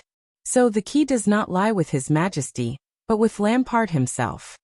Thales looked at everyone's reaction and sighed deeply. If the answer is no, then he is lucky. But will this luck last forever? Will the next communication between the two parties bring up this matter? If the answer is yes, then Archduke Chapman Lampard will know that his longtime collaborator planted a mole in Black Sand Region's army and framed him in Broken Dragon Fortress. This is a betrayal. At that time, if I were Lampard, the first thing I would do would be to immediately inform His Majesty of the identity of the culprit. Thales' eyes shone with an affirmative light as he said resolutely. Thales' eyes shone with certainty as he said resolutely. With the help of the Dragon Spear family, this collaborator who dared to betray, and frame him will pay the heaviest price in Dragon Cloud City. Hearing this, King Nuvan suddenly threw his head back and laughed loudly in his seat. His laughter grew louder. However, the others in the meeting hall did not say a word. They just quietly watched the king laugh. Then, King Nuvan stopped laughing and looked at one of the 5 archdukes. Continue. King Nuvan's gaze was extremely sharp. He looked at the silent archduke and his aged voice was filled with murderous intent. We are all looking forward to him. Thales turned his head and nodded at the old king. He exhaled through his nose and raised his head. Once this happens, the identity of the mastermind and the things he has done will be exposed in front of Lampard and His Majesty.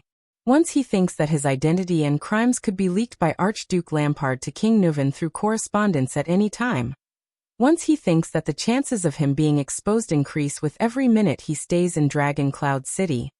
Once he thinks that King Nuvan has nowhere to vent his anger for revenge. Thales walked to the center of the hall and let out a long sigh. He looked at the Archduke who was different from the others and said slowly, "How can you sit still, eat well, and sleep soundly? How can you possibly sit still, eat well, and sleep soundly? How can you not rush back to your own territory as soon as possible and defend yourself behind the high walls?" The 5 archdukes had different expressions. However, 4 of them knew what was going on and cast their gazes at the archduke who had been different since he arrived. "Is that so?" Thales said slowly. Thales spoke slowly. He turned his gaze and looked at that person. The person who was gentle, fair, and warm-hearted when they first met in the meeting hall. But tonight he did not say a word and responded with silence. The youngest archduke whose clothes were embroidered with bloody horseshoes. His Majesty Lampard and I have a common enemy. The mastermind who murdered Prince Mariah, my enemy who tried to assassinate me, Lampard's collaborator and traitor. Thales flashed a friendly smile. Can you tell me why, at 4 o'clock in the morning, when the sky is not bright, when the banquet is in full swing, when the palace and the city gate are open for the first time, when I bring up such shocking news and suggestion, and expect you to come and meet me? You couldn't even make it in time to bid farewell. You were about to leave Heroic Spirit Palace in a hurry, get on a carriage, drive to the city gates, and leave Dragon Cloud City without a care for anything else? Thales shook his head and recited his name with mixed feelings. The Honorable Archduke of Beacon Illumination City, Concre Pofrit? At this point, the hall was already silent. Then the prominent brown-haired young man, who was covered in cold air and snow, slowly raised his head and looked at the Prince of Constellation.